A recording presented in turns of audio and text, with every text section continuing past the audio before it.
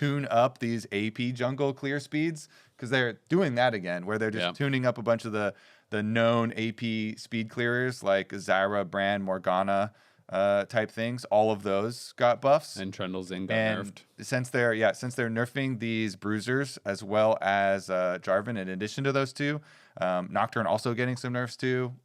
So I feel like that might be actually a bit of a shift that we could see, and this might be one of the patches that does affect Pro a lot more than some of the previous ones have. Yeah, I mean, one interesting thing with AP junglers and a pick like Kiana AD mids is that they kind of go hand in hand, where you generally don't want your jungle and mid laner to be the same damage type, because it makes like Merc Treads or Steel Caps just way too efficient for the other team in like mid game fights, so you'll just lose them.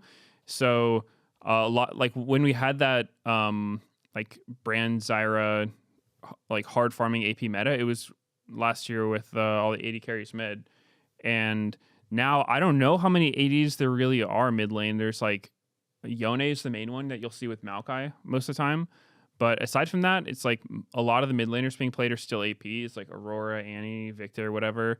So I still think we'll mostly see 80 junglers, but maybe people will try more AD stuff. Like I don't even know what 80 mids are nowadays. There's like Corki sometimes.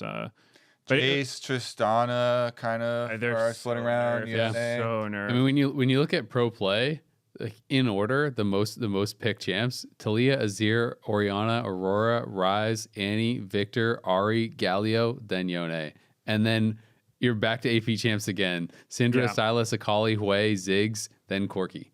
So it's like you have to go so far down the list to see any ADs, and then it's like below that there's like 9 games of Triss, 7 games of Smolder, 9 games of Yasuo, right? So like almost no plays compared to the 333 Talia games and the like 281 Azir games. Yeah, so I don't really expect to see AP junglers coming back just yet, but I do think it would be cool to see them, especially because I do know that's the normal logic, but sometimes I wonder if it's not as bad as it used to be, just because Merc Treads are so rough to buy early. They're so expensive. Yeah, before you could kind of just rush Merc Treads as any mid laner and be chilling, but nowadays, like, you can do it, but it feels pretty awful, especially if you're like a Rod of Ages champion, you're going to get it super late. So I don't know, maybe you can get away with it, but I still think ideally you don't do that. Yeah, and there's also more room because of Bloodletter's Curse being so good. So you can like shred for magic resistance for your teammates.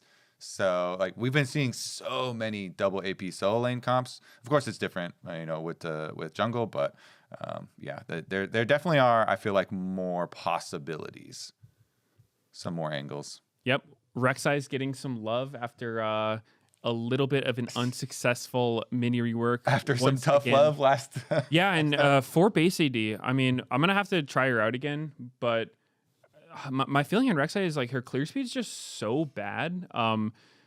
I've been following Doublelift's jungle climb because he got challenged for mid lane. Now he's going to jungle. He's actually been owning like really hard. I thought he would struggle a little bit more, but he's like, last I checked, he's like Masters 400 or 500 LP. And he has like a 70% win rate. And he says he's just full clearing every game, like no matter what. He's like, yeah, I don't feel like invading's worth it. Like I never gank top. I just like full clear, gank bot, take dragon. I'm like, that sounds about right.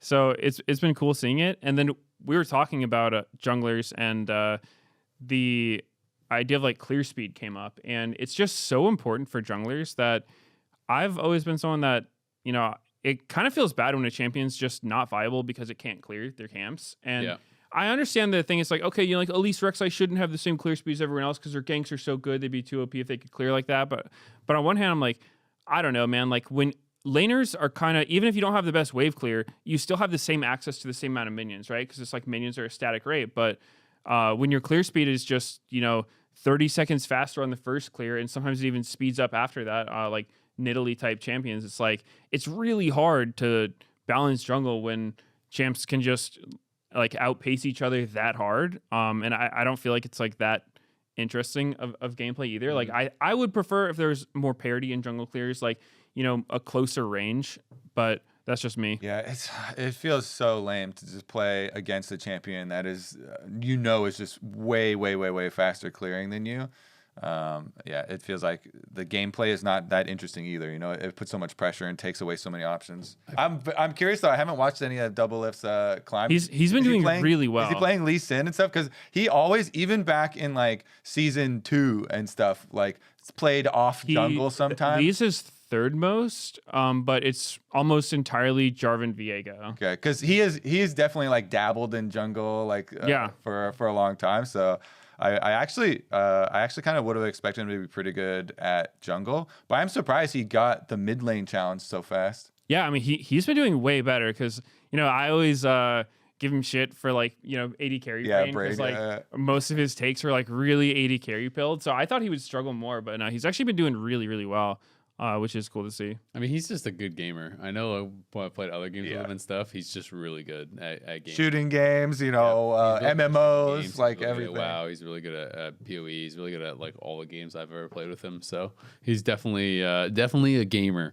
Do you think I kind of have felt like because Riot had this thing where people were getting annoyed by getting ganked, so they kind of like made farming, more effective and powerful for junglers. And I feel like there used to be more of a fair trade-off, it felt like, between the like really power ganking junglers and the power farming junglers and stuff like that. And now it just feels like League has swung so far towards just farming is more valuable and ganking is kind of too risky.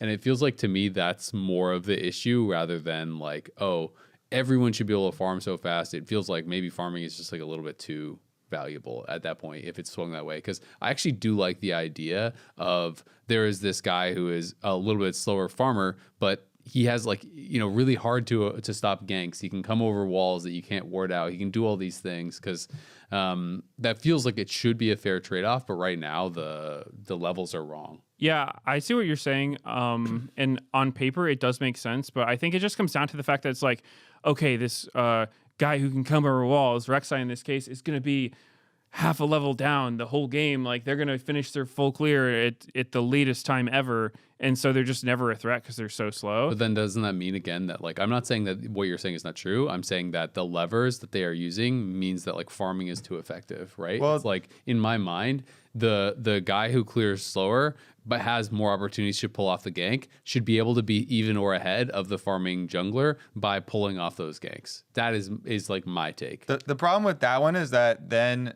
if they want to disincentivize junglers from ganking too much because then all the laners complain and laners already hate jungle. And so they have this problem with the philosophy of like, what to do with this role that is honestly, it's like hated by everyone, even junglers at times, right? It's like all of the laners hate us, and then junglers junglers don't want to have to be forced into playing this certain way. But then they're like, well, if everybody is pissed, like we can't have people spam ganking, and we can't get back to the degeneracy like we were talking about of Camille level 2 all the time and stuff like that. And so I know many times they have like, made all these little adjustments, and I'm watching them like change early kill value and experience value and all this stuff. And so it seems like they're trying to find the middle ground, but it's just,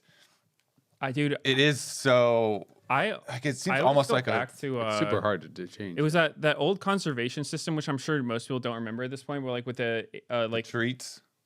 Well, I thought they were kind of doing it with the treats, but it didn't exactly land like that. Where like every minute on like the 30-second mark, you get the extra jungle treat. So it's like you get a little extra for clearing your camp. I thought that stuff was cool because it kind of like I don't want to go too far on a tangent, but like the old conservation thing was like, you built up stacks over time, and then like you start at 0 and it would go up to 80, and when you cleared a jungle camp, it would use like up to 40 of those stacks to give you more golden XP from the camp. So basically, it would help you balance only farming and only ganking, where like if you were just clearing on cooldown, you would never like get the full use of the conservation on a camp, and you get like some diminishing returns on it. But if you were never farming, you'd like 80 stacks then cap and just get like super behind. So I thought that kind of thing was really cool to incentivize, like, you kind of have to do both. You have to balance your farming and ganking. and you can't just do one or the other. But I mean, that's so long ago. Most people probably don't even remember it. I do think when I've talked to Froxon about it, and I basically just asked him, I was like, what is the goal of jungle? Like, what is it supposed to be? And he said that he feels like the role is most satisfying for like the players and everyone else if it is more farm heavy. So I think that's kind of their idea with it, is just like you said, it sucks to be a laner and get camped. Like, that feels horrible. When I've been playing top lane, like, my God, I see how people hate junglers now.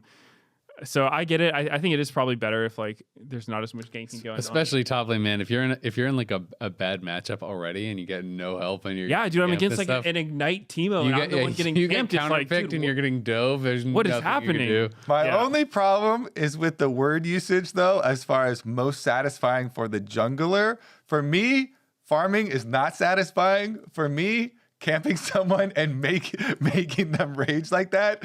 Okay, so you're a sadist. That's all right. That's all right. Not everybody is. I admitted last time around, Shaco original made that art. Shaco player, enough said. Yeah. But I mean, I really always enjoyed kind of like the information mind games of jungle. And you do get some of that with the prioritizing camps and knowing when to steal away camps and counter jungle and stuff like that, and pathing correctly. So there is enjoyment there also. But I mean, PvP combat always like takes the cake for me. So I always do really prefer heavy ganking metas, but I understand why they don't want that and why they like can't really get that to an unacceptable level, because then there's way more laners in the game. Like, only the junglers are going to be happy, and the laners don't want to be like a bunch of sheep that are out there for. Yeah. Well, it sucks as a laner when your lane just comes down to, did I get camped or not? Yeah. Right. And it's like, it should be the case that if you're getting camped, then they're giving up a lot to do that. So I think right now it kind of feels decent where it feels good if I'm getting camped as top lane and my jungler's just like Power farming or not suiciding bot lane, which you'd be surprised how often it's not the case. But if they're just playing normally and like taking objectives, so like it doesn't feel that bad. You're just like, all right, like I hate you, their top laner, and their jungler. Like, I'm having no fun, but I'm probably gonna win. I think that's at least like an okay trade-off. The worst feeling though is when you're getting camped and then you like press tab and your jungler's still like somehow down farm. And they're dragon and isn't doing. They're getting triple killed bot lane trying to dive. I'm like, all right, let's just go next. Yeah, get me out. Everyone hates. Get me out. Everyone hates junglers. I feel it all the time. Even junglers. It's fun. It's so funny when like someone on your team will die and then they start spam pinging the enemy camps and they're like, you better be getting his bottom side Krug or whatever. The funniest is when if you're jungling and someone dies during your first clear and then you start getting pinged. It's like, brother, I'm on my first buff here. Well, what are we doing? Also, when people are dying 1v1 early like that, like they don't even get ganked by the enemy jungler, and they start pinging you to do something. And you're like, I just started, bro. You just lost 1v1. Like, well, you're supposed to come because this is a losing matchup. And I'm like, it's not exactly. I have to do my camps first. That's not exactly correct. All right. Varus also getting some nerfs, which is kind of nice to see because this champion has obviously been so popular in pro for so long.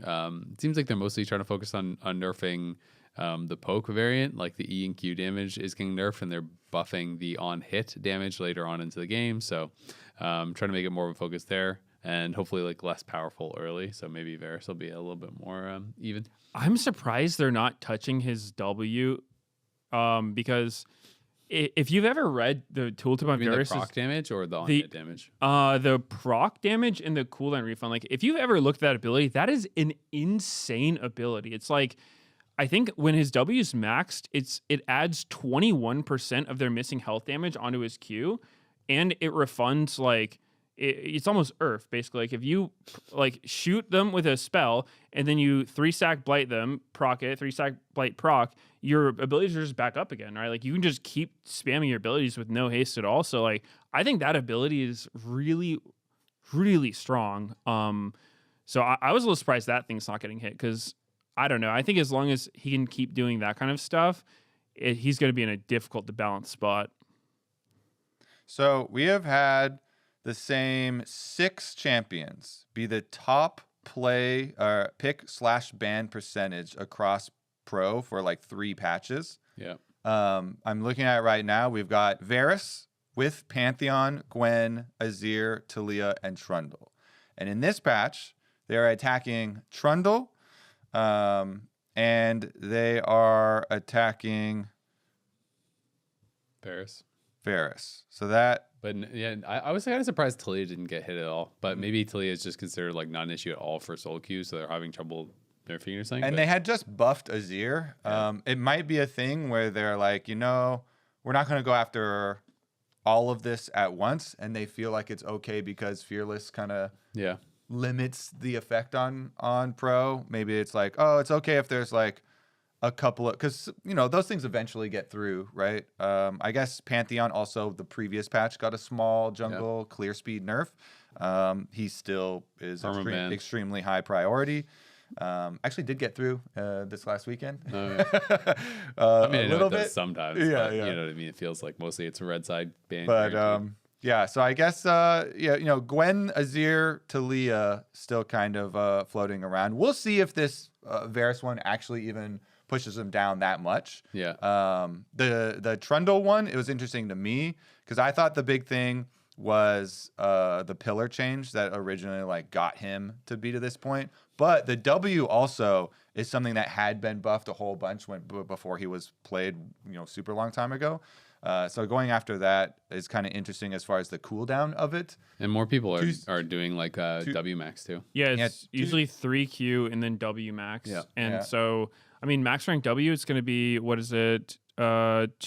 more second cooldown and 20% less attack speed. So I don't think it'll knock him out of being picked at all, but I think that's still pretty good. That's always going to, it's going to affect his tempo a lot, right? It's just like his W is what helps him clear his camps, what helps him move around the map quickly. And so it seems like a good change. I don't think he's like that egregiously out of line. Like he's definitely really strong right now, but he doesn't feel super unfair. But I think this will like be a pretty good move to get him more in check. Yeah. Cool. Well, we have the games coming up this week. It is our first week of best of fives. Do you want to just talk about the best fives that are coming up, or should we touch on any of the games that happen? I think we just look at the matchups coming up, and cool. I guess I got to give at least a shout out to DSG. They got their first win, their first series win of the year of the organization. They took down Dig. I don't think people were super surprised by this one because, at least, I mean, between the desk and the casters, I felt like about half of us predicted them. That was pretty 50-50. It felt like they had been getting better and Dig had not. And, dude, I predicted Dig, and I gotta say, after that Otacon play in game 1, I was full on hate watching Dig. That was the most offensive play I've ever seen. It's like we have the XE one. No, it was the one where they had free Otacon. They had just won a fight. Isles flash stuns the enemy AD carry and ults him away for some reason. Yeah. And then Kaney goes through a flash Azir shuffle on Vi. Oh, you're talking about the bot lane one. Yeah, it was just that like crazy. It was so crazy. It was just like, you don't want to win. Like, what are you doing? Just take the objective. It was so funny watching them just like scramble in all these different directions. It was so weird. And just seeing like the chaos ensue where they like 2 of them chase Xu into the dragon pit. Then he goes over the back, circles around. But meanwhile, Shaden went off to try and 1v1 the Kaisa. And then Shaden's dead. I'm like, Xu still has smite. He's going back in. Yeah, and then they all ended up dying there too. It's like they had just gotten feats. They were crazy. They were like 3K gold up. It was just like such a definitively won game state. And then they go and do that. I'm just like, this team doesn't want to win. That was crazy. Yeah, I actually want a full comms listen in because 2 of them kept doing Otacon. Yeah. Like, it wouldn't have been so disastrous if they just all lost their minds and went off in different directions, like chasing people. Because at least then... that's what happened. But the 2 of them stayed on the objective and kept burning it. Yeah. So that's the only reason why it was even low enough for Xu to come back and steal. I would say they're the only ones who didn't lose their mind. But you know what was actually really funny too in that series is that we had the listen in from Tomo in game 2 where he was just like yelling. He's like, slow down, like 8 times in a row. And when I heard that, I was like, wow, that was like one of the worst comms I've ever heard in game. Like if my teammate's saying that, I would be like, really freaked out. But then, given the context of what happened in the game before, I thought about it and I was like, no, you know what? he's valid for that. Like if your team's gonna play like that, you're allowed to calm like that. But that was just so wild. That Otacon, I was catching that series, and that was like. It was making me think of it was like what was it, the Renegades versus Dignitas? Crumbs dies to the Rift Herald. 2 people are tower diving bottom at the same time. No, they were trying to finish off the tower and all just died to the tower. Yeah, it was like a quad execute. It was like 2 died at tower, 2 died to Herald. Yeah, it was at the same time at opposite points of the map. Yeah. No, it reminded me of that. I mean that series was wild. I mean, definitely. I think it was it the third game that was the other, because when you said Otacon, I was thinking of the XU one where they like had the Otacon guaranteed. Shaden was playing Trundle and he had no flash and they had him like zoned out of the corner. And he said, "My people need me." Yeah. And he Jarvan ulted. Flash ults into all 5 and dies. That play was sick. That was crazy. That was awesome. Crazy. But Dignitas, they got taken down. DSG gets their first series win, so congrats to them. The series though coming up this weekend, and it's going to be best of 5s. It's the elimination phase. Basically, otherwise known as it's the LTA North playoffs, right? The official playoffs will start once it's like North versus South, but this is best of 5s. We're going into an elimination phase. We're starting in the upper bracket, so no teams can get knocked out this week. But it is going to be Shopify versus C9 and TL versus Fly. We can start with the Shopify versus C9. We had the kind of like pick your opponent ceremony.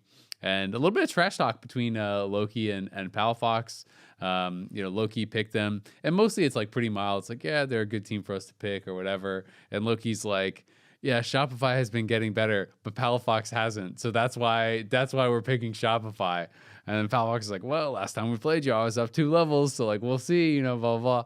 So it was seeming a little bit spicy. I didn't expect that from Loki. Yeah, I mean, I'm glad that there's some spice to the banner picking ceremony because, like you said, a lot of the previous ones have been like, they're the team that we could pick, so we picked them. They're just weaker. So I was like, all right, we got some flavor to it. Spice. Yeah, get in there, and I mean, it's definitely. I mean, it's definitely I'm still hyped for it, but I feel like Cloud9 and FlyQuest have just been so far above the rest of the league that if we're looking at this series, we kind of have to look at it from the perspective of like, okay, how are Shopify going to upset here? How are they going to craft their plan to beat Cloud9? Because coming into it, Cloud9 looked like one of the most stable teams. Actually, we showed a stat where Stats Guy tracks the percentage of time where a team has a major lead in the game, which is 1.5% over 50% of the total gold in the game. And Cloud9 were number 1, even held that over FlyQuest. So they're like this split. For this split, and so they've been like very consistent in holding those leads basically. So I feel like if you're coming in and you're trying to attack Cloud9. Obviously, your biggest boss and the biggest thing you have to come up with a plan to attack is Thanatos. Mm-hmm.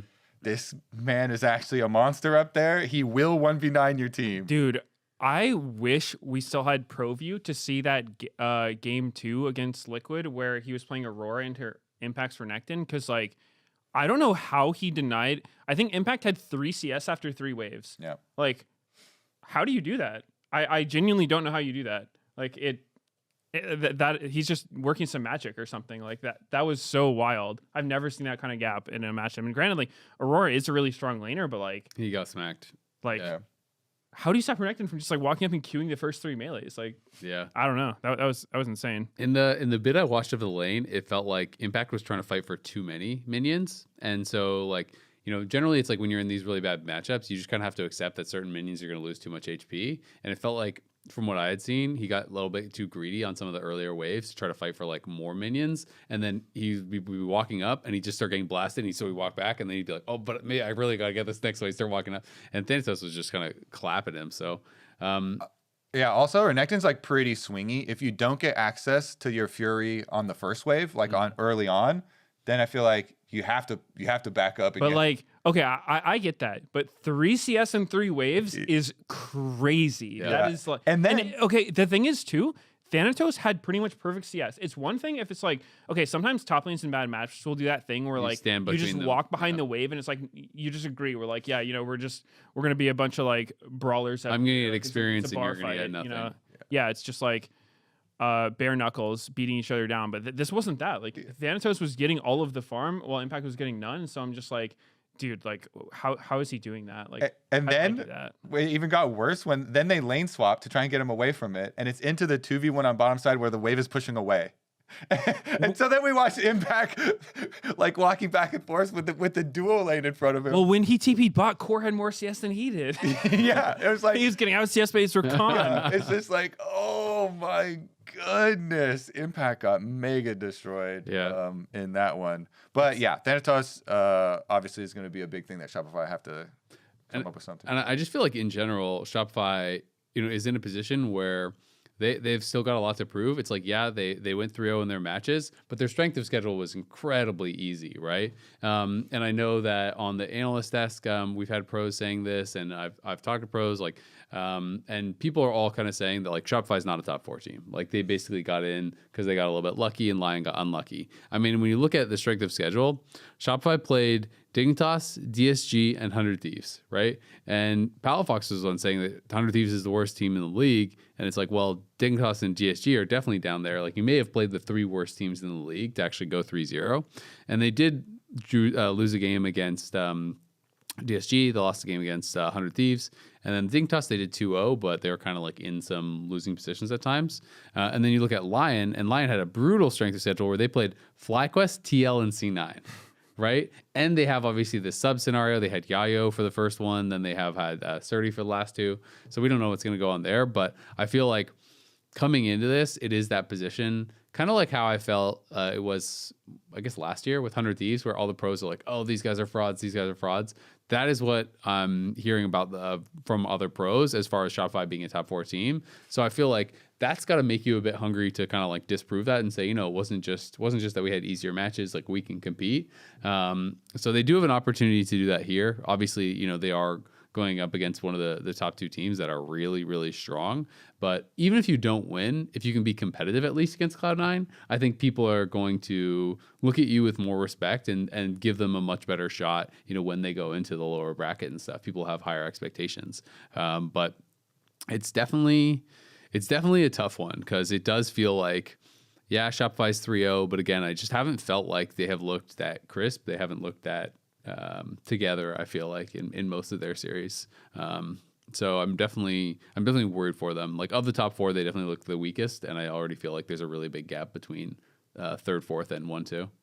Yeah, it definitely seems like that. I do think the matches this weekend were, I think it was like the most fun week we had, where I think a lot of, even the teams that were losing were like, putting up a fight, because you're talking about C9 in their, like how much they were ahead, but against Liquid, they were behind both games for at least part of it. And the first one, I thought they were doomed after what happened bot lane. The Unar game where Yon was up like 3K at 20 minutes, 15 minutes, I can't remember. Yeah, that was insane. But then Thanos just had like the most insane Rumble game I've ever seen. He made those ults look so easy, and like even fights where you're just starting the fight with a Rumble ult, like that is so hard to do. Usually when people try that, it just ends horribly. But yeah, I don't know. That guy's built diff.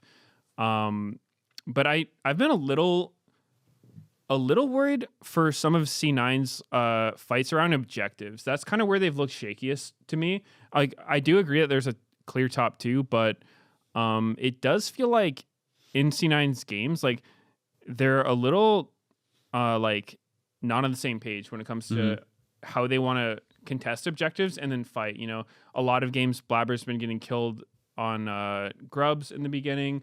A lot of their Dragon and Otacon fights, like they're not really fighting cohesively. Like they'll like go in at different angles and not together and stuff. So they are very good, but not looking unbeatable. I think that's maybe something that they might have to watch out for. So I think they'll win, but I don't know if it'll be a full-on stomp. Yeah, I mean it feels like, because you mentioned the grubs one specifically. I remember there were like a couple of grub fights where they actually like came in and they had the advantage for the setup, but then they just go in and they start grubs and they don't like have a ward back by that like curved brush that enters through the river, and then they get like collapsed on, and like Blabber has to flash out, and like one person goes down, and you're like, yeah, like they were stronger, so they should have had like a more secure setup. So I definitely can see that, like maybe that's the angle for Shopify, like get Contrax there early or something with some vision control, and they can find some sort of like surprise angle to start the fight out, even if like Cloud9 have a gold lead or something like that.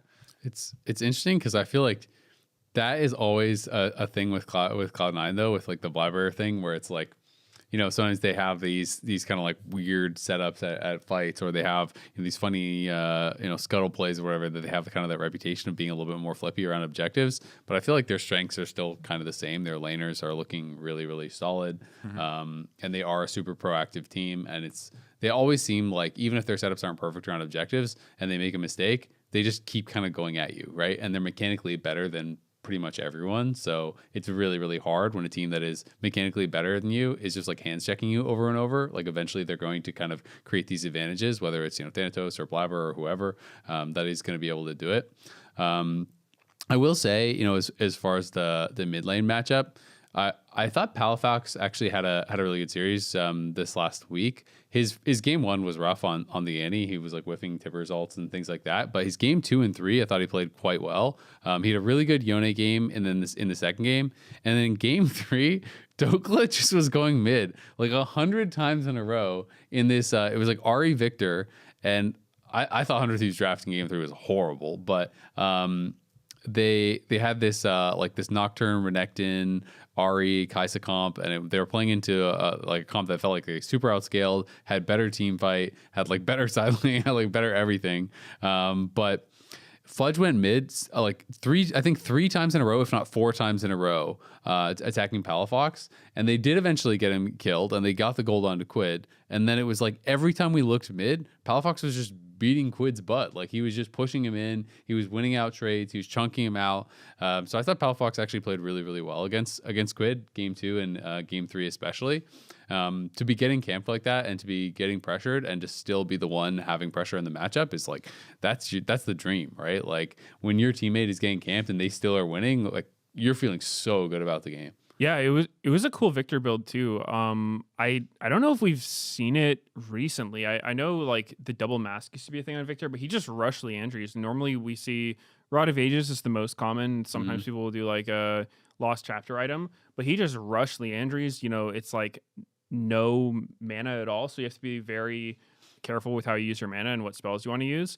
But he did great with that. I thought it was a cool build because when you're up against a comp like this, like Leona, Ari, Nocturne, and you're playing Victor, like you are actually their main target. You're a sitting duck. So I think the normal would be doing like a Rod of Ages build, which sometimes results in not doing a lot of damage, but he went for kind of like a tanky, but still does some damage variation of the build and for the expense of like not having much mana. And I thought he pulled it off really well. So that was cool.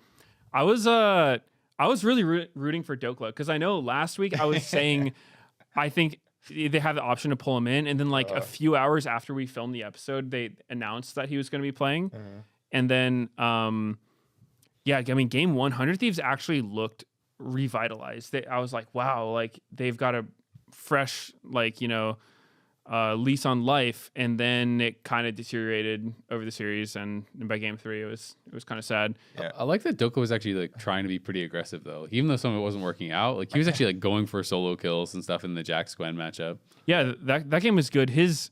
I think his second and third game he was being a little over sacrificial, which I mean, granted he's not really been playing for a while. I think he was like preparing to go back to school before he was doing the 100 Thieves coaching thing. So he had like the Scion ult, one of the worst dive attempts ever.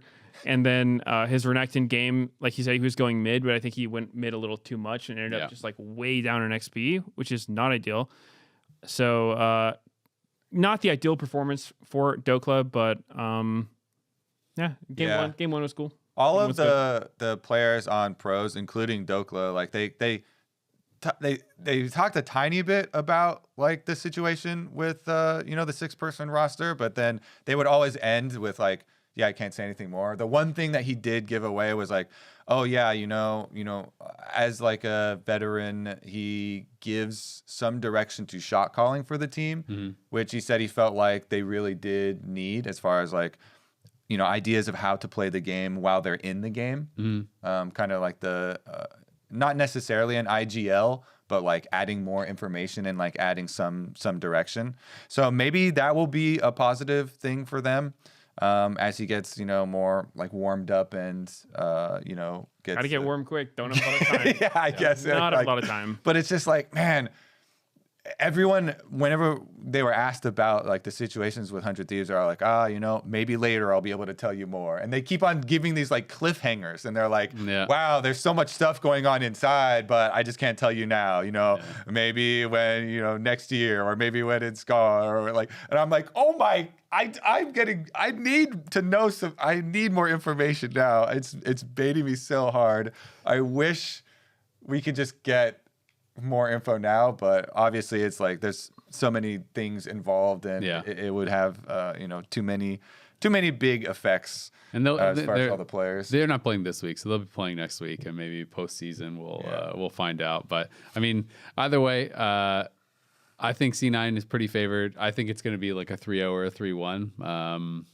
I do think I could see Shopify getting a game if they can kind of have I feel like if you can get a comp that fits you well, and you can maybe punish C9 being a little bit overzealous, like maybe you can snowball a game and get yourself into a good position. Because I do think, I feel like individually Shopify has some strong players. I'm pretty worried because I feel like this split, they, as a cohesive unit, have not looked that good, even against the level of competition that they're playing against. Like if I had to put money on it, I would probably say 3-0. I do think that C9 is a pretty big step above. And even historically, I was looking up, Blabber historically is 25-12 against Contrax, which obviously is quite good. But I felt like this split, it has looked more disparate between the strength of the teams, than in the past.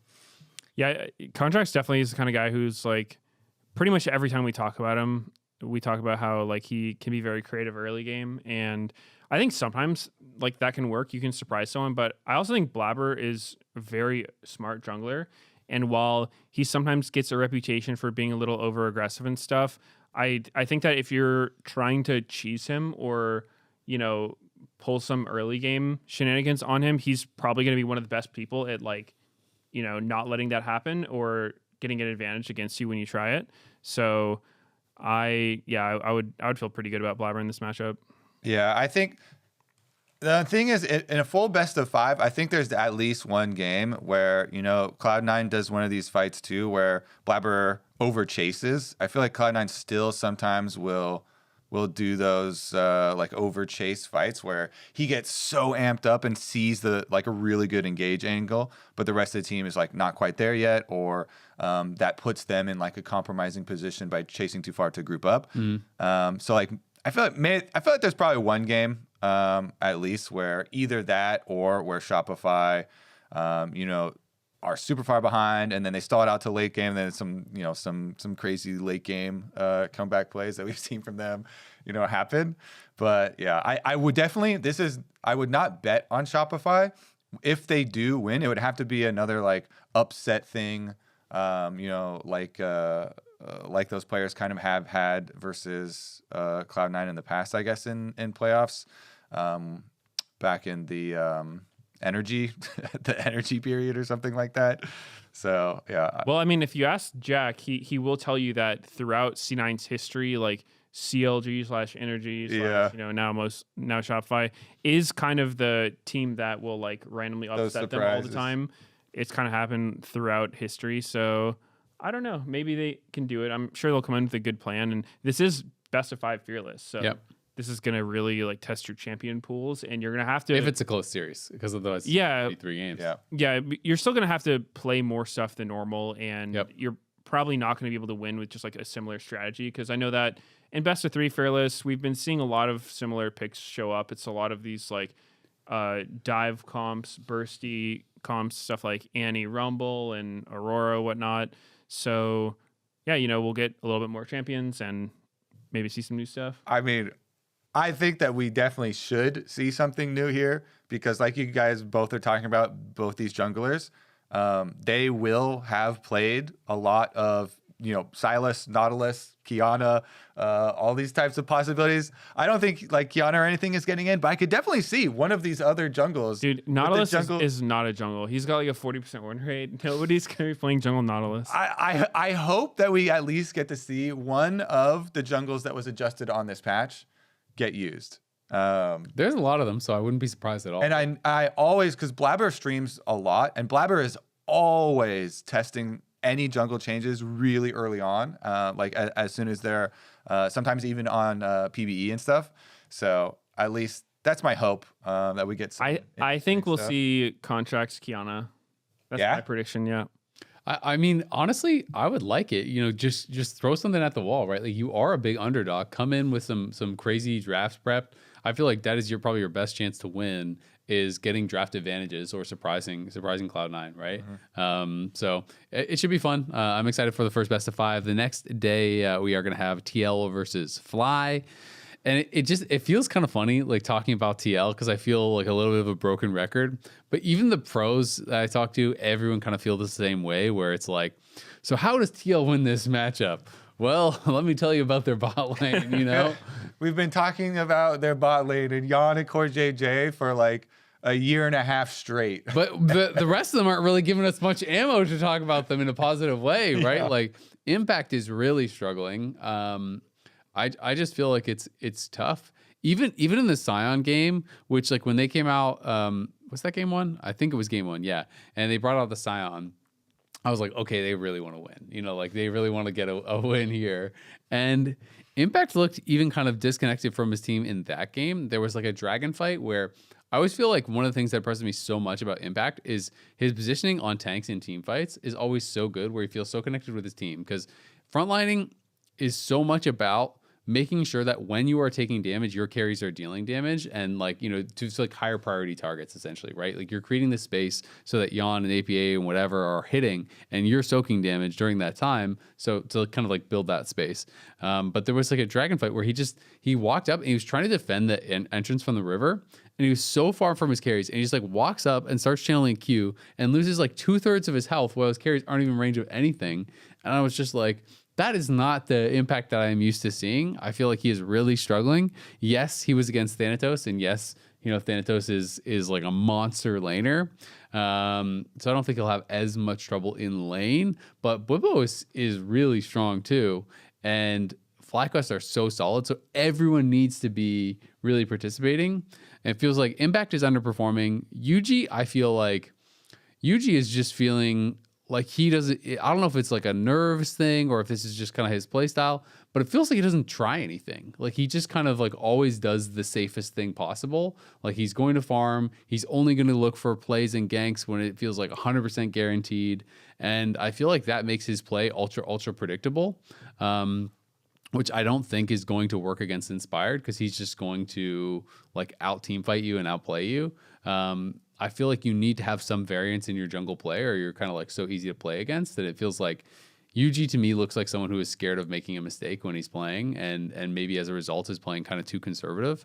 And then APA, I think, is just maybe not playing that great either. And it's interesting when I talk to some people, and I think Sven said this as well on, maybe it was the analyst desk. He was saying that he felt like, or I don't want to misquote, so maybe it wasn't Sven, but it was Upro was saying that they felt like APA is just giving up too much for their bot lane, and that is like what is wrong with him right now, which I thought was interesting. That like even in scrims I'd heard that like oftentimes he'll just be like dropping waves to try to get advantages for bot, and maybe putting himself in a position not to succeed.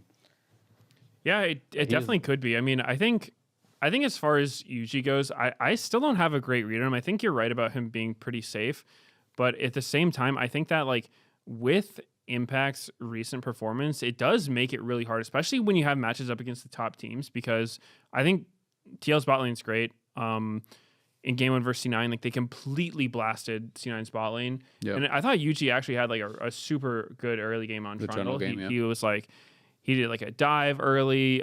He got like 3 kills for his team super early on, got the feats, and he was just playing very solid. I think like Blabber was 0-3-0 like super late into the game.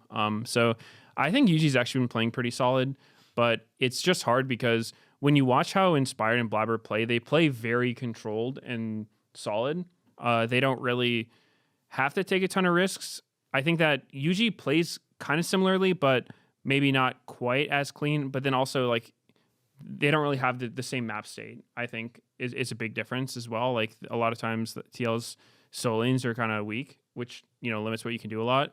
Especially if TL starts like if they're losing trust in top and they start feeling like, okay, the only way we can win is through bot, then that's actually a big problem for a team because all of a sudden like the game is a huge game of push and pull, right? It's like when the enemy team does something, you have to respond a certain way and it can get different people ahead. So ideally, when you have a team like FlyQuest, right, it's like I think anybody who gets ahead on this team can probably carry, right? Like Bwipo obviously can carry, their bot lane carries all the time, Inspired does, but with TL, it feels like they only win if it's through bot. So if the other team just keeps putting you in situations where your bot can't get ahead, like a really neutralizing matchup, you're just like constantly camping them, not letting them breathe. It's if you play that way, it's up to the rest of TL to carry. But if they just aren't confident doing that, then you have a big problem on your hands because how do you win? Yeah, how are you going to be unpredictable if everyone already knows exactly what you're going to do and you need Yon to carry? When you were talking about the Trundle game, that's what I was going to bring up too, because I actually felt at the beginning of this game and the beginning of the series, I was pretty optimistic for TL's chances because it felt like they really came in with such a clear game plan, because that was the one where they also had Yon on Yunara, and Yuji goes full clear into the dive bottom lane. They push off the enemy bottom lane. Yon gets like this big lead. They get a kill, and then they immediately reset Yuji and Core JJ, and they go immediately out of Fountain straight to gank topside 2 and get a successful play there. Then they lane swap, and then they gank again, and they get another one, and you're like, whoa! This is just how they drew it all up, like 3 successful moves in a row, and Yon got a 3,000 gold lead on Yunara, like individual gold lead over the enemy AD carry, and they still lost.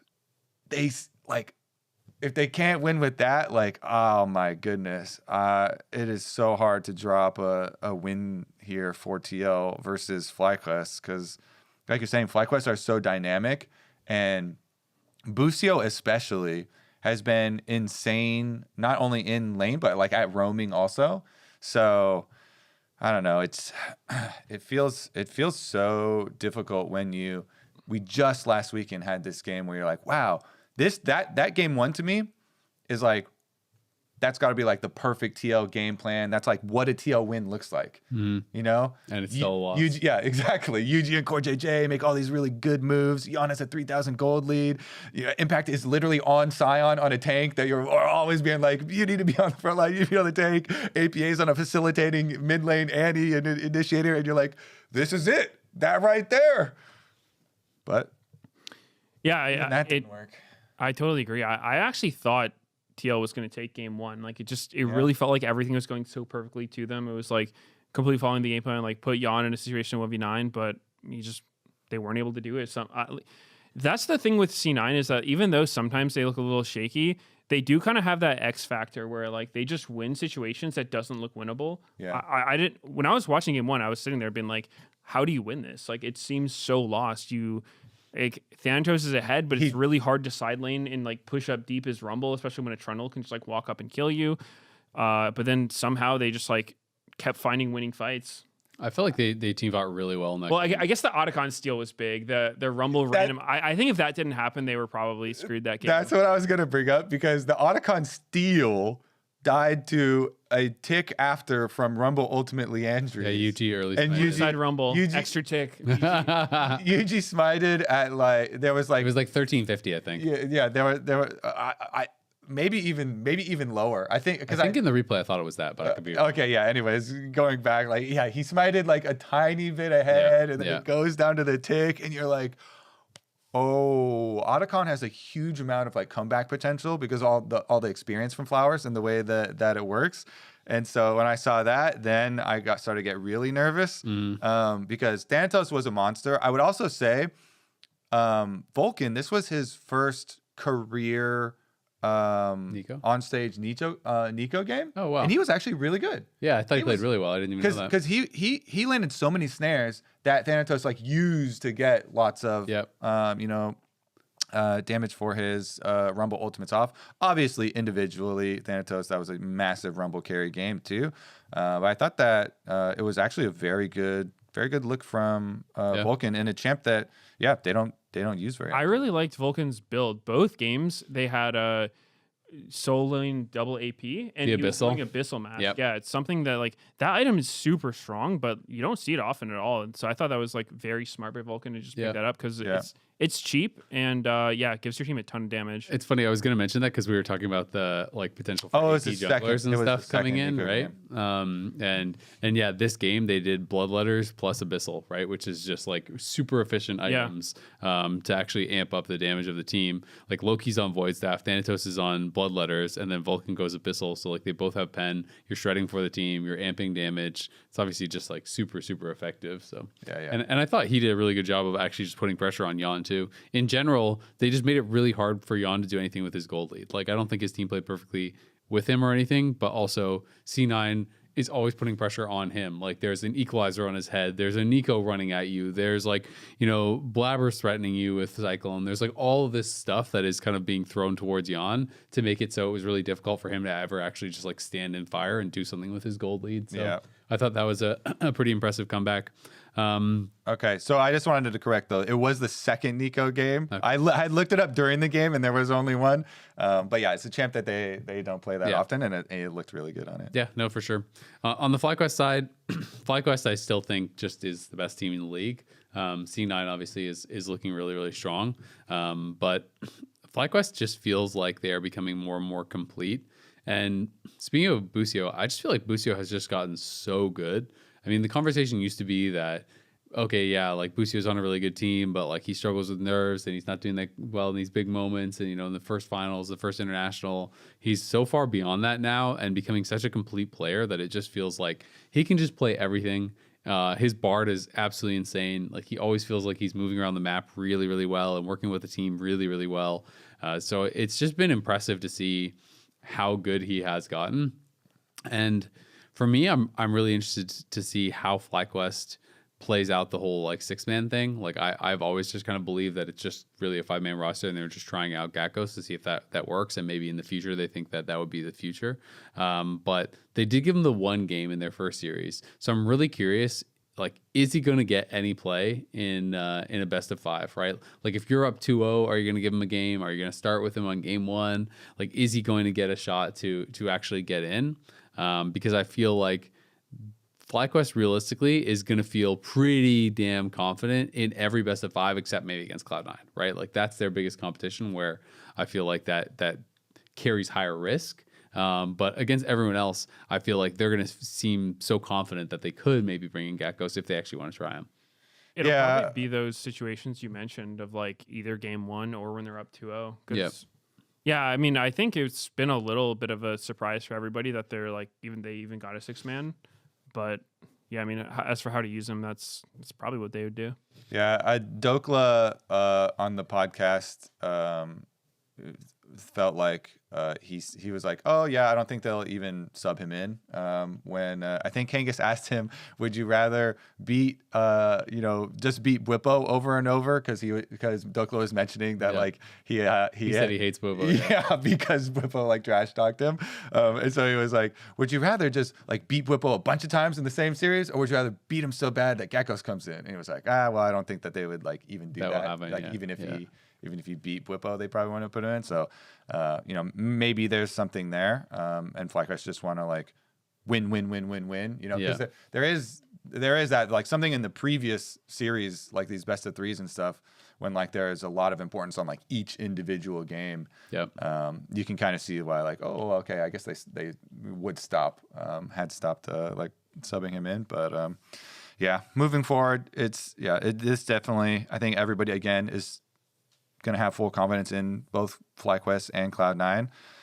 So I feel like this one, at least for me, I think this one, I'm just debating between like 3-0 FlyQuest or 3-1. Mm-hmm. And I honestly feel like Team Liquid have less like wild card factors, especially now that they don't have Umpty, who used to like, make some crazy plays sometimes.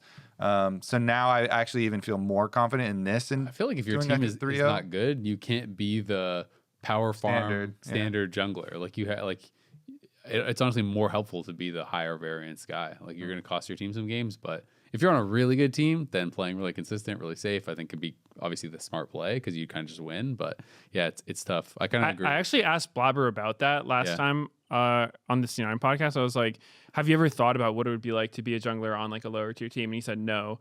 and I was like, well, do you think you could play the same way? And he said like, no, I don't think I could. Yeah. Because he's been on C9 pretty much his whole career and they've always been good. So it is interesting to think because it's like, well, you can't play the optimal way because like you don't have like as strong of teams, and it's just like, how do you win? You just have to cheese people or what? Since League is kind of a game where it's like, all right, well, how do you win when all your laners are outmatched? It's like, well, you either have to like really headshot them in draft or super swing the matchups with ganks and stuff. Yeah, I mean, just some massive. But I mean, there's a reason why, like, when you watch Gen G or like these top teams, like they don't just perma gank everything because there's a huge cost to it. If it doesn't work, then you might just like get run over in the jungle the whole game. Yep. So it's tough. It's definitely not an easy fix. Yeah. Well, we don't have a lot of time, so we should get into the other matchups too. Dignitas. That's the week after. Oh, okay. We're not going to talk. Got 2 matchups. We're not going to talk about the. We'll talk about them next week. We'll talk about them next week. Okay. Yeah, we'll leave that for next week. Yeah, we can talk about it for next week because that'll be our content for next week's episode. True. Don't want to eat. Don't want to eat everything now. Yeah, exactly. Even though we already know the matchups that are coming. No, those are going to be the lower bracket matchups that are going to be starting, and those will be elimination matchups. But that will, of course, not be this weekend. It will be the weekend after. I think there's still some tickets left if you guys want to come watch some best of fives here at the Riot Games Arena. It should be a lot of fun. I'm excited for it. Best of fives, always a good time, especially with Fearless. Hopefully we'll get some good competitive series. And, if these series are one-sided, we have C9 Fly coming up pretty soon. I think the lower bracket's going to be really spicy, so it should be a lot of fun. And then, of course, we will have LTA North versus South later on as we head in towards the championship. Mm-hmm. And honestly, with the South team looking pretty competitive against G2 at MSI and looking a lot better, that's made me a bit more nervous for that. So I'm kind of more excited for it than I thought I would be, to be honest. Before MSI, I was literally 0% nervous. Yeah. So yeah, I am more than 0% nervous. I'm with you. I'm still confident. Our boys are gonna get it done. Yeah. But maybe not. But it should be a lot of fun. So thanks everyone for tuning in to this episode of The Dive, driven by Kia. If you're watching us on YouTube, hit the subscribe button so you don't miss an episode of The Dive. You can also check us out on Spotify, Apple Podcasts, everywhere else. The LTA returns this Saturday, August 16th at 1 p.m. Pacific. It's Shopify versus Cloud9. We'll see you there.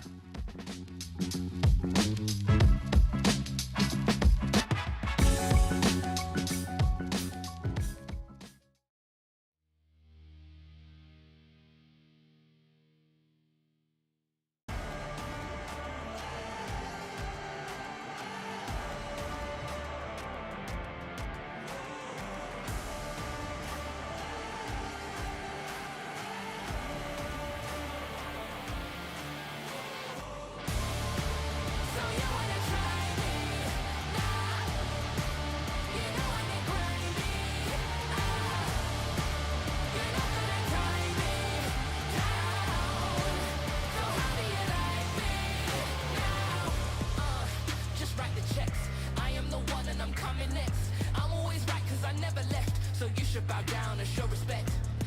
Stacking the weight, mounting the pressure enough on my plate.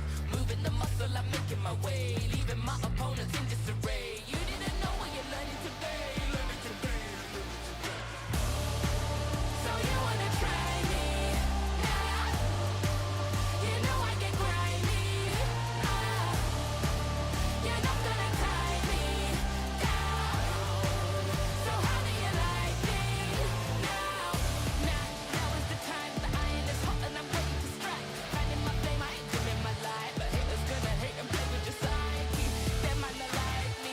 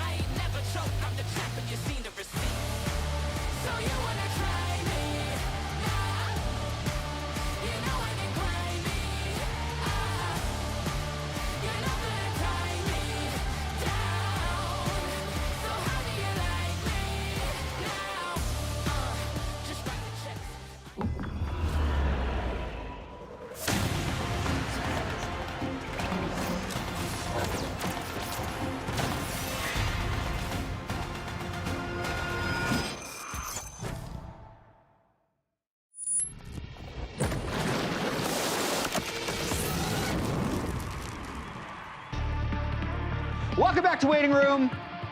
We're back. Camera. Oh, there's a camera. It's moving. It's the same camera every time. Yeah, I was like, what? It's right there. I didn't know. I thought it Well, was maybe gonna this is the time the camera will change. be- Maybe. I Never thought know. so. I was wrong. Tragic. How was your week, Raz? Next week. How was your week? Oh, how was my Yeah, that's my answer. Next week will be better. No, my week was great. Go again. Yeah. Ball up top. I discovered twice. I did it. Wait, the group that's Yep. been around for You years. discovered them, I right? Yeah. discovered Raz them. has Wow. uncovered this Yep, new Wow. I have This found new them hot This group. twice. No one else knows they're an underground group. Okay. Found their songs. I thought you would have Welcome. like talked. You know, I played on the new patch. I played a little. Yeah, bit. there was I some played fun while stuff. listening to twice. Yeah. Yes, While listening I to found twice. ironically He put on his spamming. twice playlist. While like playing games. Amazing. But I've been playing top lane, so not really impacting me. I thought you were playing 80 No carry. wonder it's such a Yeah, bad same. week. Yeah, top lane's misery, man. Sadly, Why would tragically. you do that to yourself? You need to play a few weeks of top lane so you can appreciate other roles every once in a while. That is true. Because then at least you're not playing top lane. I will hate my jungler most of the time. That's what it is. So now I get to understand their grief as the patch changes. I've directly impacted the jungle. So I guess the question is like, which one is the most impactful changes since it's a bit of a bonanza? Yeah, I mean, I've had a bone to pick with Oh. patch notes that they haven't changed much. Oh, But there's enough yeah. Oh, I was changes. gonna say. I think I'm calling it a jungle bonanza. Jungle Bonanza. what do I win? Freak wanted to mix things up on us with the jungle bonanza. Okay. And they changed a lot of champions. We got Yeah. the jungle bonanza up on the board. Okay. So Who's going first? Who are you I'm talking gonna about? start. Yeah. the way that I'm told this game has is we get to move these guys around. So they Oh change my things. God. So either they're in the middle and they're bad, or they're good. Okay, that's cool. Yeah. I like that. So I'm going to start with one of the boring ones so we can build up. I like Okay. it. Okay, Yeah, the to more ramp exciting. up is great. I think this guy is bad. Okay, we are immediately disagreeing with you on that one. People were blind picking this champion. Yeah. You should not be blind picking this champion, especially when there's certain ranged options available, when there's more enchanters available, when he's more kiteable, because he also got nerfed on his W and his E. So I think he was already questionable. Now I think he's just bad. Okay, well, Yeah. all right. Get up here. All right, let me get Yeah. You know what? I think there are degrees to this. I wouldn't put him dead center on the poop tier list because I think he's like solid poop, I would say. He's not like, Is that better or worse? Poop is a lot Wait, better what? in my mind. I've had some late night tacos, they didn't hit well. So Oh it's my God. We're moving off of poop. Anyways, Yeah. moving away from it, I would say that Kiana, look, people are thinking this champion is real, especially There's after no the way. changes. I mean, I'm going to move closer to the poop. You Closer can to It is really good in solo hold on. queue. This Yeah. champion is cheap in solo Hold on. queue. Is I'll leave it to you then. Is Kiana harder or softer poop? What's better? Harder is better. Wait, you just said we're off of it. Yeah, Why are we right. back Brought on it it? back. Well, now Brought we're it back. ranking it like But that. I'm going to just move Zyra over here. I'm going to move Zyra Wait, over you here. took my chip. Okay, fine, I'll move Brand. He took my I'll move chip, Brand. I'll move Brand. And you know what? Raz is just taking everyone's. No, chip. he's not a jungler. Nar is not a jungler, Raz. But he's Get good, out he of got He's here. not part of the jungle bonanza. Thanatos is playing today. Okay, it's the bonanza. I'll put him Yeah. right in the Yeah. bonanza, right next Okay. to All it. right. Yeah, I was gonna say I think Zyra and Brand are both better now. I'm not sure if you'd put them all the way here, but like for teams that want a 80 mid and then bring back these, ignore the fact that they were played in LEC and I believe PCS and lost. Ignore that. Yeah. I think even though he received some nerfs, I'm pretty sure people are still gonna play Xin. The big thing for me is Nautilus. All the Where is he? pre-top patch was in Nautilus. In solo queue, he's here. In pro, I don't know. I'm undecided. I You feel know like what? You someone have to could decide. sell it For a out. flex, for a It's flex. like in the middle. I am mixed on Nautilus because I looked at his play rate and it like went up 50x. So he was 42, 42% Yeah, and then win his rate. win rate 42% win rate. went down. What if it's just solo the queue. noobs that are playing it? Exactly. Ruining the win rate. Literally nobody played this guy. It's climbed to So 45. my thing So is I'm he's actually still- kind of I he's can like see as a here. pro flex. Yeah. I think he's there. He's still a little slow walking. Yeah. Not clear. That's why he has No- his queue. Yes, exactly. So if you want to talk about solo queue, I think Kiana is way over here. Kiana went way up in win rate, and so this is definitely under the radar, but Rumble we know had the red side, blue side patch fixes. Rumble I saw is up over 55% win rate on this patch now in jungle. Ooh. So I do wonder if there's an angle for Rumble jungle. I don't think we're going to see it, anytime soon because no one's really playing it even in solo queue. Yeah. But Rumble jungle used to be a pro special. True. So I feel like, when you're talking about pro, you always have to talk about flex picks, and these champions here, flexes could be pretty powerful. What potentially. about Silas? Yeah, I was gonna say I have a really quick question Bugged. for Professor Azale. It's dead. It's No, dead. the bug is Riot dead. Games took him out. I'm happy about that For one. anyone that saw that inspired clip. Oh no, he cleared it all. I didn't What? know it cleared those. We're done. That's fine. Moving It's on. gone. We're moving It's gone. on. But I will Yeah. say, to your point, guess who's playing today? Coach of Shopify Rebellion, Tanner DeMonte Williams, the Kiana and Rumble Rumble Kiana, specialist. yeah. So just putting that out there into the Where's ether. Hooney when you need him? That's a good question. I was gonna ask chat what we missed, but the producer telling us What to did- move on. Well, I was what having did chat I was having think? fun with the banana. Yeah. Chat said Silas, Producers and then one say- guy said York Jungle. Bad news, we didn't have York Jungle on the list, and no one believes in York Jungle. So that is Even when what it it was is. super OP from solo queue, it didn't get played. Yeah. In pro, so. Yeah, Yeah, that's Blabber true. actually was gonna play it, and then they nerfed it the patch before he was able to play. So Yeah. that's Rip. old. That's the old Unlucky. bonanza. This is the new. And bonanza. legit, the design says Azale's eyes pog. So that's Yeah, have you noticed his eyes are more visible today? I'm not wearing glasses. I didn't think people My would notice. surprise. glasses prescription Yeah. didn't need to change, so they're like, well, you could use your health insurance on contacts. I was like, okay. Why not? I'll try. Nice. Yeah. And here he is, clear as day. Look at that. He can Does see Your Chat all. eyes think are Azale beautiful, Azale. should wear glasses ever again? We don't need to open it up. That's a great Chat. conversation topic. Okay, on to the topics at hand. Pick and play is now over, so let's take a look at where everybody landed after they picked their opponents before we move into the elimination phase. Crowded at the top. FlyQuest, C9, and Shopify all were undefeated in series, but everyone moved on, so the top four are in upper bracket, bottom four are in lower bracket. This weekend, we're playing the upper bracket games of the elimination phase, so nobody's going to be eliminated this week. Next week, they will be when DSG, Dig, and Lyon and 100 Thieves play against each other. So we got Shopify Rebellion and C9 as the game today. Yeah, I mean, I'm still looking directly at Lyon versus 100 Thieves, but we have to look at the Are oncoming they gonna do card. So something Sven cool? promised us that he's always going to do something Yeah. entertaining. I think he forgot. I hope no. My bet he's at, three. There you Oh, go. that's, There we that's go. a good one. Okay. He's doing He his did own something. thing.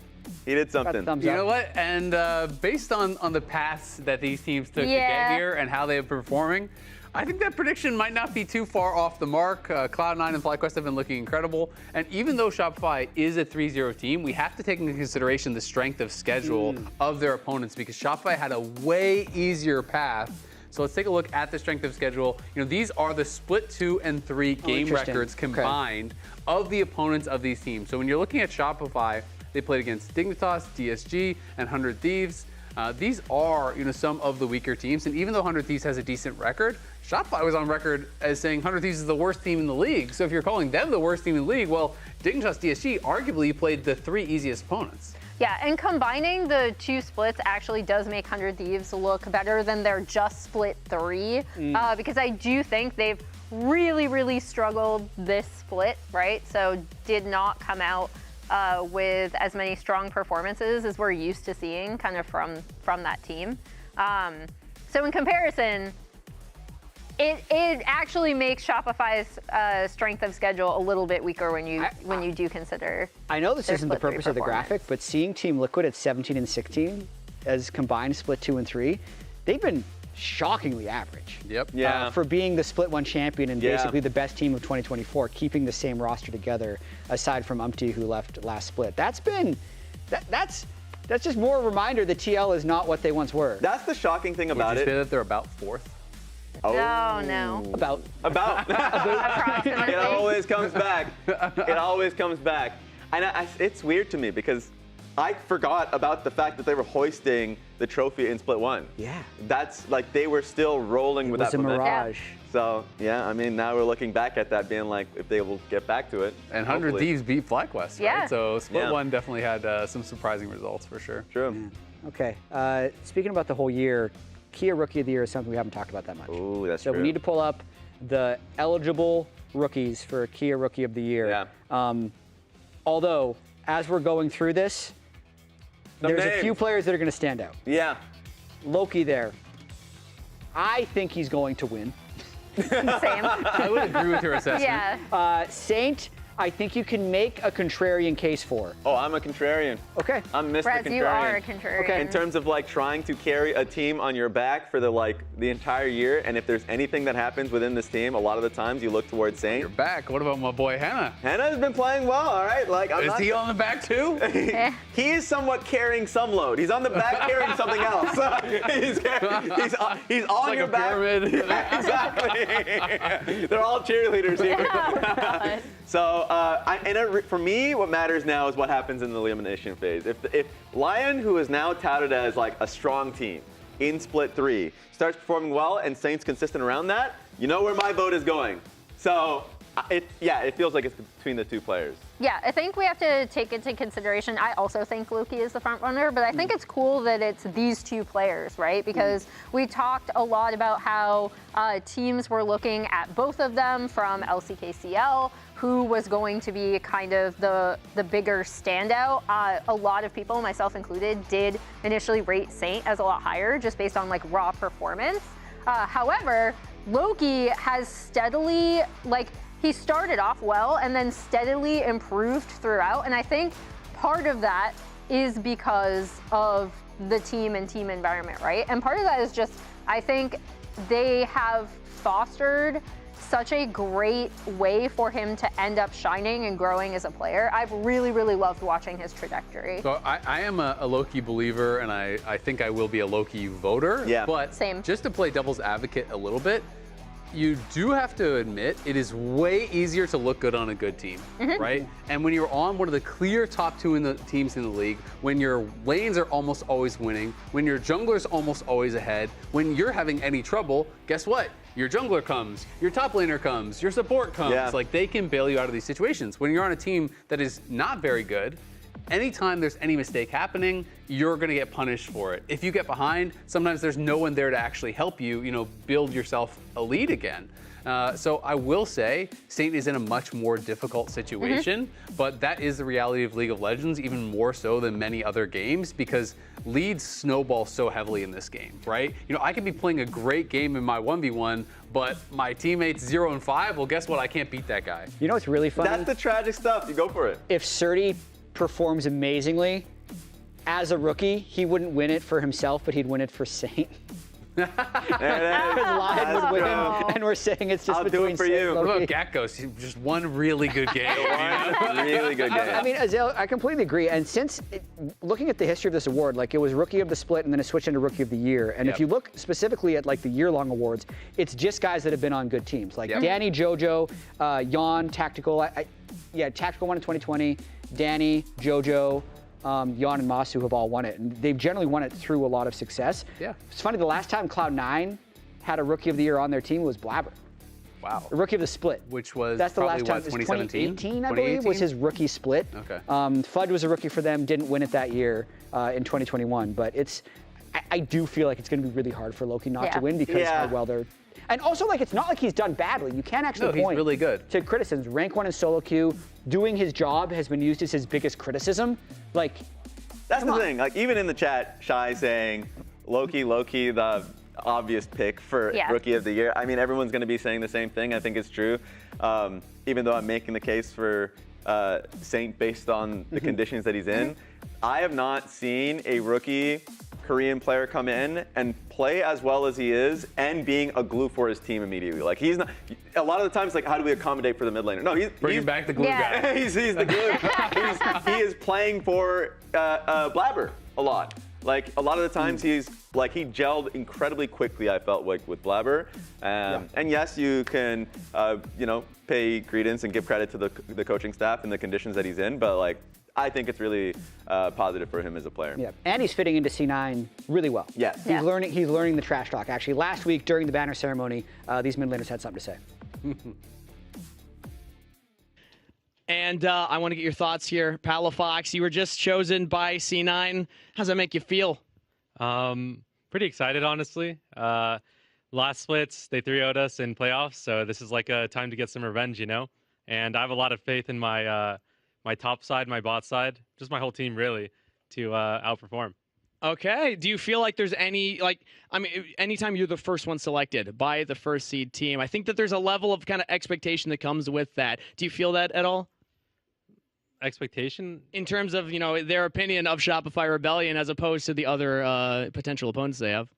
I mean, it's kind of good for us, because like if they think we're worse than we actually are, usually it's like pretty good opportunity for us. So you like being on the underdogs. I know. I know from the team. All right. Well, I want to get your thoughts on Loki. Why'd you pick Shopify Rebellion? I feel like SR is getting better than before from split to playoffs, but Palafox is not getting better than before, so that's why I chose SR. Our thoughts? I mean, even last playoffs, there was a match we had where I was up 2 levels, so we'll see how it goes. I'm a bit better than before. Thank you. Here, so we just watched you and Loki going at it. There's a lot of talk about Loki being the rookie of the split. How do you see your individual matchup versus him, and how have your games versus him in the past gone? Games in the past have been a little rough, and I do think he would be rookie of the split. He's been playing pretty well this split, but I think today he'll just be better mid-wins, so... There you go. Better mid-wins. Well, actually, you and Contrax have some good history with Cloud9. 2023, you upset them, of course, to make it to Worlds. Is this going to be a repeat of that type of series, or is this going to go a different way? Last split was like the warm-up, This split is going to be the fruit of our labors. So hoping for an upset, yeah. Well, you said as well in the podcast this last week that you play a little bit better when you are slightly angry. What is your anger level right now from 0 to 10? From 0 to 10, probably like a 5. It's just like average. I don't know. That's medium angry. Okay. Is that slightly angry or? I mean, like obviously like a 0 is the norm, right? But I don't know. I just want to play well. I think what Loki said is made it worth it for me, during the banner interview. So, all right, he is slightly angry. Just take it away, Lounge. You'll like it when I'm slightly angry. What I want to know is what happens when he gets really angry. Then you'll like it again. Yeah, you'll like it. Yeah. It's ridiculous. That's a ridiculous scale. Yeah. Like 0's normal in your anger? I feel like 0's happy. 0's happy? Yeah. Yeah. I feel like I'm quite happy if I'm at 0. In fairness, most people's default anger level is probably low. I don't know. Like a 3? Yeah, I don't know. There's like little annoyances throughout the day. Interesting. If you ever drive to work, it's never a 0. No. Anyway, we're talking about the top lane now. We have Fudge and Thanatos in this matchup. To me, Thanatos is an incredible player, but I don't think Fudge necessarily gets enough credit. No, I mean, I actually thought that Fudge got robbed from All-Pro last split. To me, he was third best top laner in the league. I think Impact won because he's Impact, and he kind of has that name recognition that if people aren't sure who to vote for, they kind of just vote for Impact. That's funny. I agree with you, and I accidentally voted him first team. Fudge. There you go. There you have it. Leapfrogged Fudge into first tier when I didn't intend to, but it still didn't get it. Yeah, no, he still didn't get it, but I feel like he has a really good shot of getting it this time. I feel like he's been really big for Shopify ever since last split. He improved a lot and did have a rough start. People were, flaming him. There's this whole Whippo thing, but I think he's been playing great overall and has been a big contributor for Shopify. And he's definitely owned his mistakes. So last week he was just so locked in to the Cho'Gath 1v1 that he was just not eating minions. And then when he did decide to eat minions, he missed one on the cannon. He just owned it afterwards. Yeah, he was completely honest. Way more honest than I would be. I would be lying quite a bit. But the man was like, yeah, I forgot, which is understandable because he was still playing well. I mean, yeah, like he was still winning. I'm a Fudge defender. No, when you're playing well. That's the whole Cho'Gath thing. But that's when you tell the truth is when you're playing well. You don't notice I'm lying. For 15 minutes, you don't notice that why am I so small?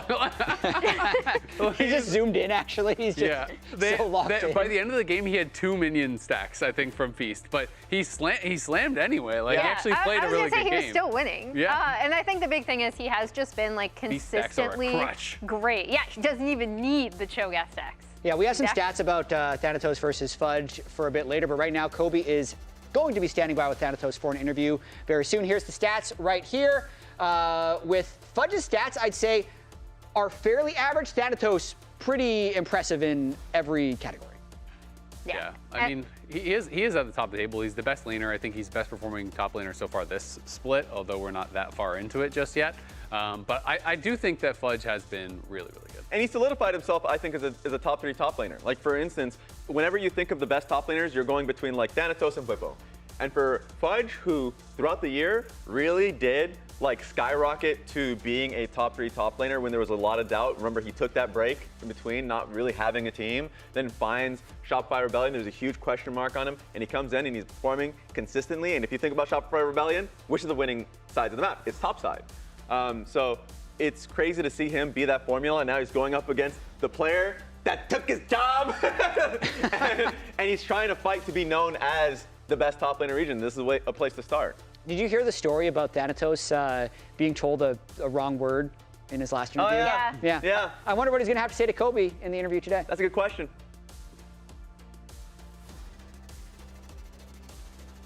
Hello, Thanatos. So, Cloud9, this organization, their players have a long history of teaching other players very bad words.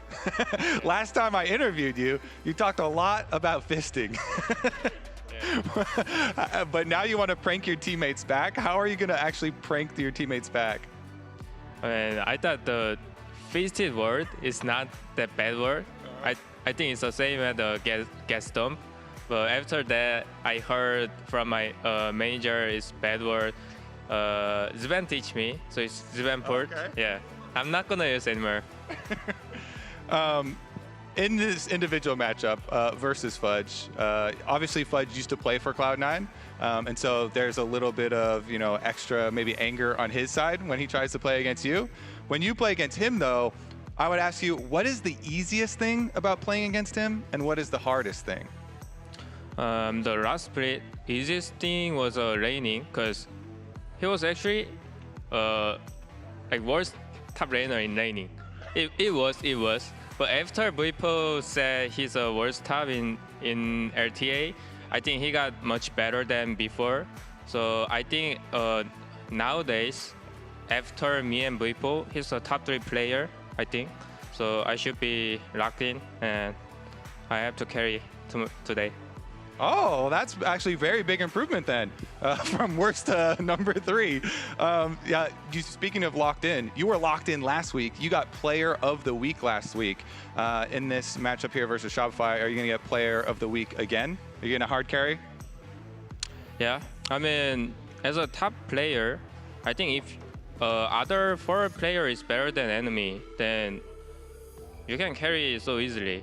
So maybe I'm going to carry today as well. All right, thank you, Thanatos. Good luck in your matchup. We're going to send it back to the lounge. Thanks, Kobe. The highlight play for me last week with Thanatos was this Rumble Dragon fight, and I want to get right into it where just imagine what Thanatos is focusing on in this fight. So it begins with Yuji and Blabber fighting down on the bottom side, and that pulls Thanatos this way, where he's actually going to flash to help support this fight. And if I back it up, think about how quickly his focus changes from the fight down here to landing a perfect Rumble ult up here. And just try to imagine how you can get locked into focusing on one thing, but still land the perfect ultimate on the other side. So I'm going to roll this clip through once or twice. He flashes, and then as Yuji flashes away, Thanatos immediately redirects for the perfect 3-man Rumble ult when he's all the way down here. To me, this was just such an impressive play, being able to hit that angle. And I asked him about it in the interview afterwards, and he just joked about having 10 eyes so he can watch every brush at once. And it's just this guy. Look at all those eyes. Not only can he see the entire map at once, but he's also getting a pretty good personality.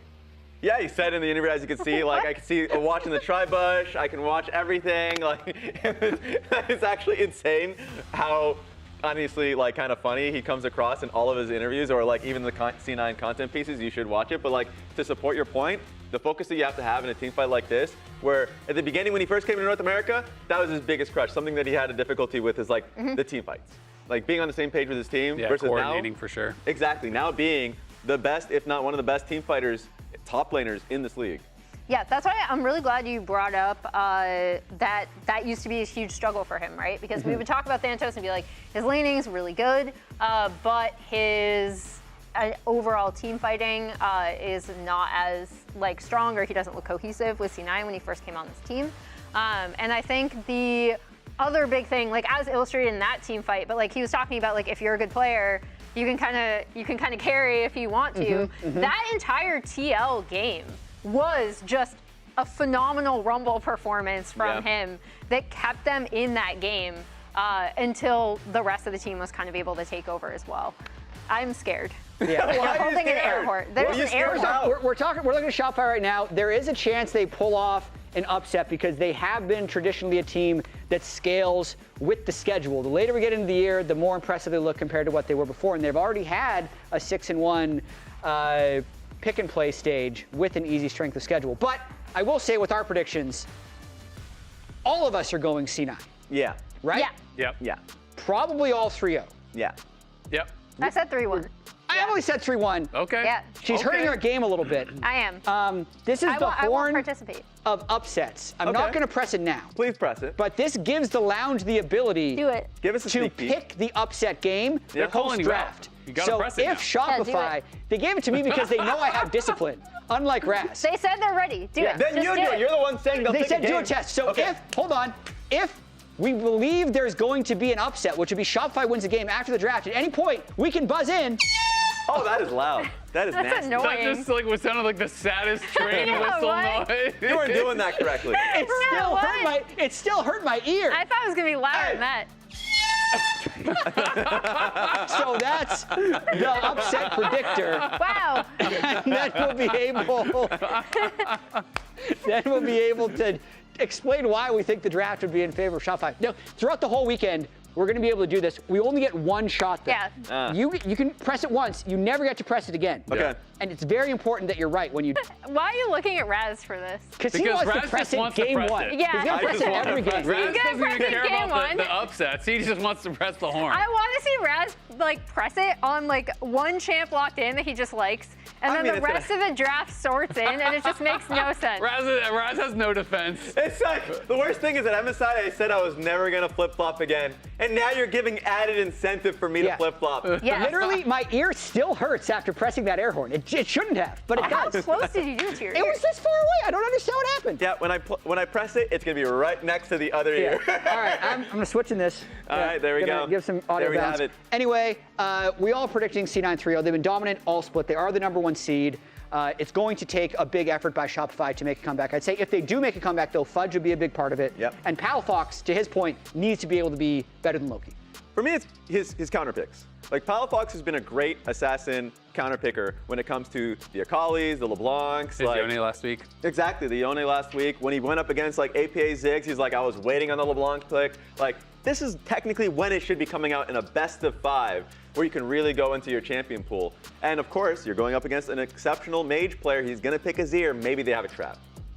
Yeah. I was going to say that might be where some of maybe the patch changes come through. If they want to go 80 mids, maybe Contrax can go something like the Brand or Zyra. He is one of the junglers who I think would be the most likely to pick something slightly off the wall. He's been known for practicing those picks. So if there's an upset coming, that's how I'd see it.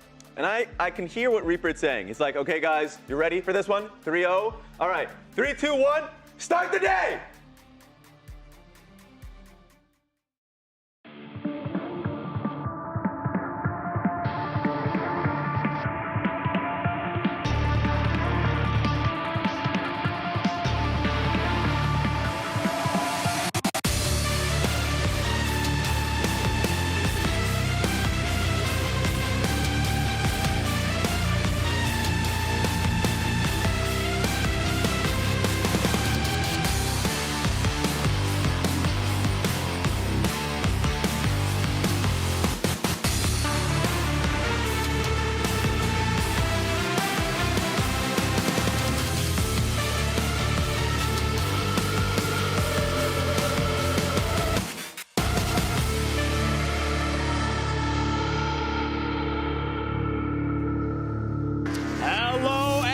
Welcome to the Riot Games Arena for the the start of the Split 3 Elimination Phase and the beginning of Fearless Best of Fives. To kick things off, Shopify Rebellion continue their Split 2 momentum with an undefeated pick and play phase. Question on everyone's minds is, was it just their strength of schedule, or can they compete with the best in the league? Their opponents today on Cloud9 with a chip on their shoulder after missing MSI. Now coming into Elimination Phase as the first seed, they look to continue their dominance on their way through the bracket. Shopify Rebellion versus Cloud9 starts right now.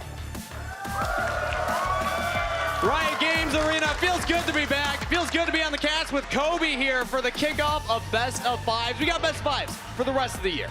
Very fun, Fearless Best of Fives. Let's get into the draft here. Palafox said he is, okay, see, he said 5 on a scale of 0 to 10. Okay. I thought that's more than slightly angry. So I feel like he definitely has something, to prove here versus Loki. That's the sweet zone. Coming Slightly in versus Cloud9. And then, of course, we've got the Fudge Grudge versus Cloud9.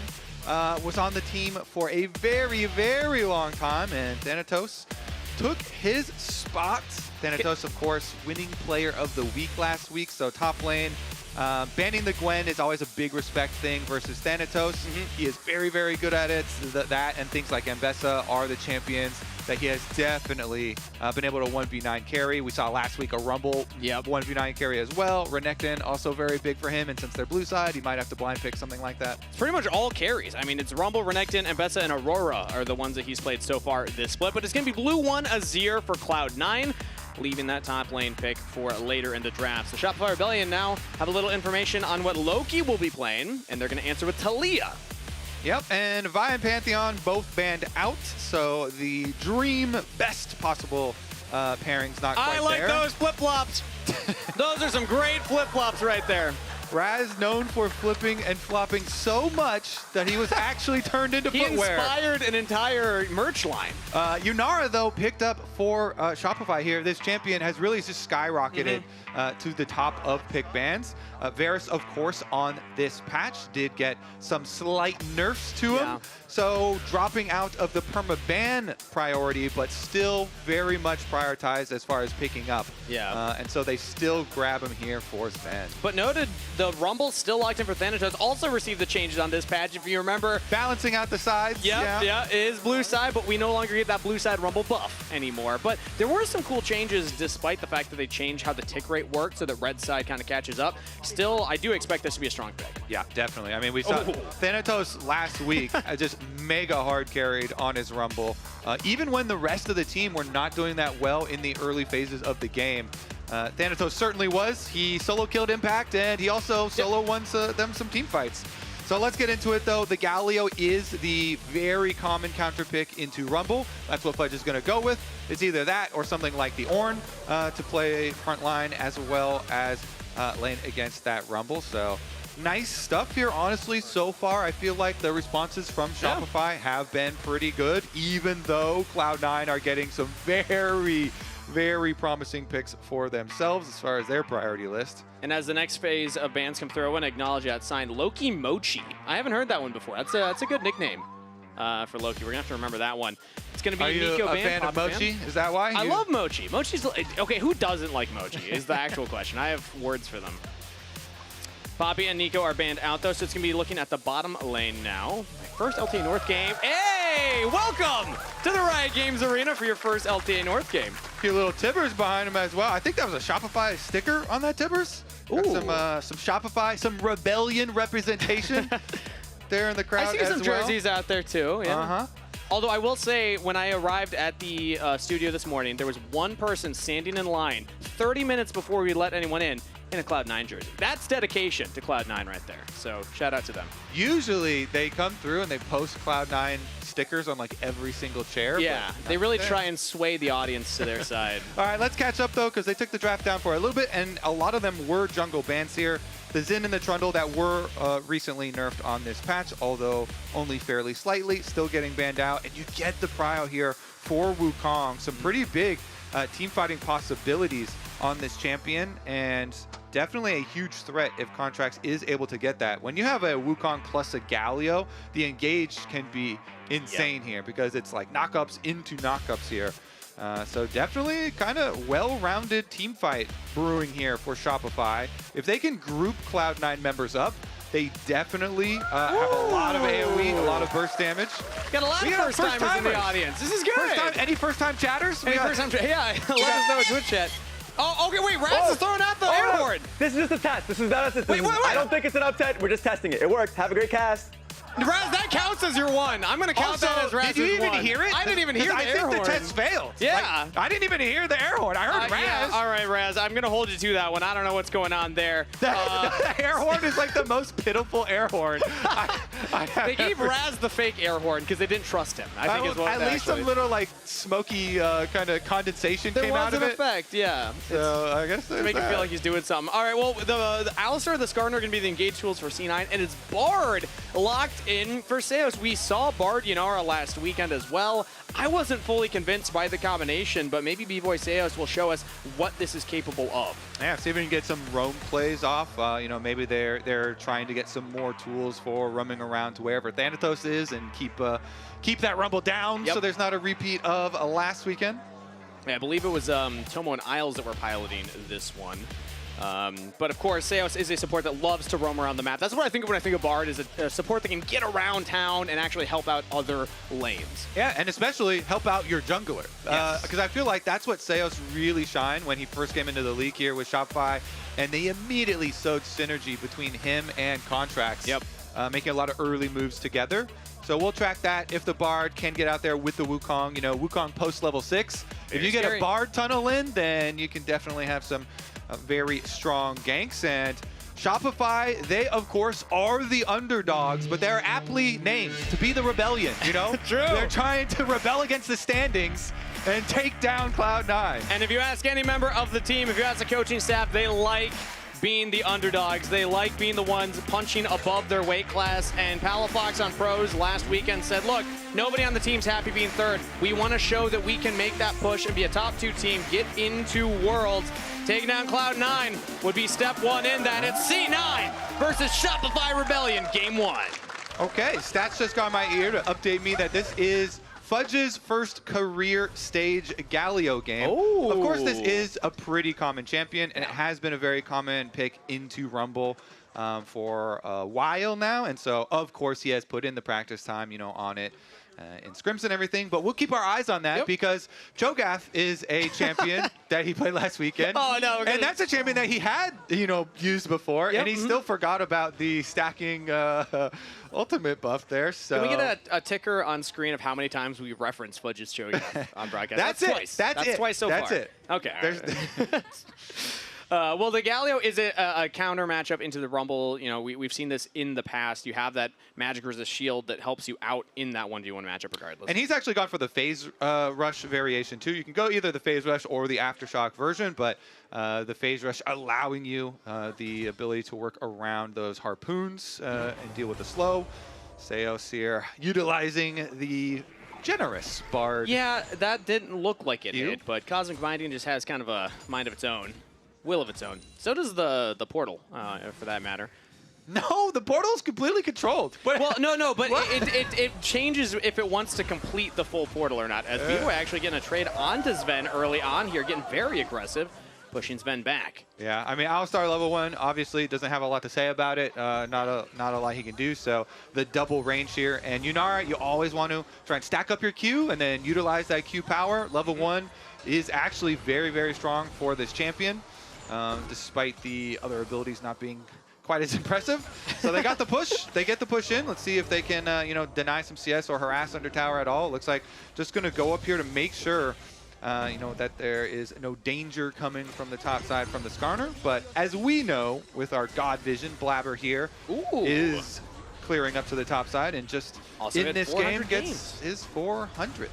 That's nice round number. That is a nice round number. 20th player, though. That's actually a lot of players that have reached that number as well, but Blabber's been in the league for quite a while. Contrax going for an invade right now. Blabber spots it and actually decides to walk away. Yeah, because Fudge here was able to push in, use the Galio matchup there to get some priority and allow Contrax to safely steal away the blue. Looks like Palafox teleporting back out. Was going to teleport out anyway and just does so a little bit closer to the rest of the invade.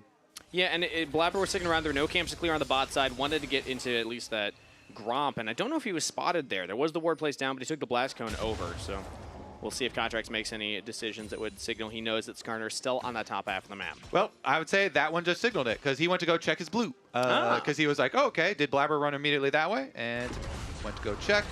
Now he knows. Meanwhile, the Scorpion up here after the top crab, looking for a sneak around, but not going to be anything available to him. Good start for Contrax, able to get in and take away a buff and still have all of his available to him on the bottom side here. So Blabber's just going to have to go for the reset and try and get to the bottom camps as they respawn. Yeah, the side brush ward there, so Palafox is going to go look to make sure that Skarner was not lurking around to stay around for his Raptors. Although interesting, yeah, Contrax is going for the Raptors, meaning he didn't go for the buff right away. He did have the steal, so he doesn't need to pick it up right now. Yeah, he's just going to make sure that there's no extra. Flash from Loki, solo kill, first blood to C9's mid laner. Okay, Loki, he's making a good case for his Rookie of the Year application right here. Loki, a solo kill for Azir is massive. So he has his bow, so he's got all this extra attack speed with the recurve bow, and just that is the confidence to go for the all-in. I love that from him. I mean, we usually talk about completed item power spikes, but attack speed for Azir early on here is quite powerful. So when Palafox moves up for the harassment, Loki's like, I'm not going to take any of that. Yeah. He slides really nicely on past Palafox, and then able to flash over the seismic shove, of course, to make sure that he can follow. And not only that, but also Palafox trades his flash afterwards 1-for-1. So it is just the best of all worlds for Loki. Massive, massive lead here for Loki, getting the solo kill. Flashes being traded as well might mean that there are some jungler attacks here. Of course, Palafox has a ward here that does see Blabber again. Level 5 on the Skarner, so hasn't hit that level 6 yet. But I'm looking at the inventory of Loki. He picked up a Blasting Wand as well. Palafox is still on boots and a tier. Loki is actually so much stronger than Palafox right now. Certainly is. The strong point on the map. Blabber, of course, really recovering and figuring out his jungle camps no problem after the blue buff steal away. So he should be pretty even as far as trying to get to that level 6 point. Meanwhile, bottom lane as well, bounce right back as for themselves. This ward, though, has provided quite a bit of value for Shopify. Finally, Blabber will find it and kill it. Palafox, though, because he sees Blabber up there, is hovering on the bottom side right now as Loki's making sure that he can't walk up onto the minions. Yeah, being pretty annoying there.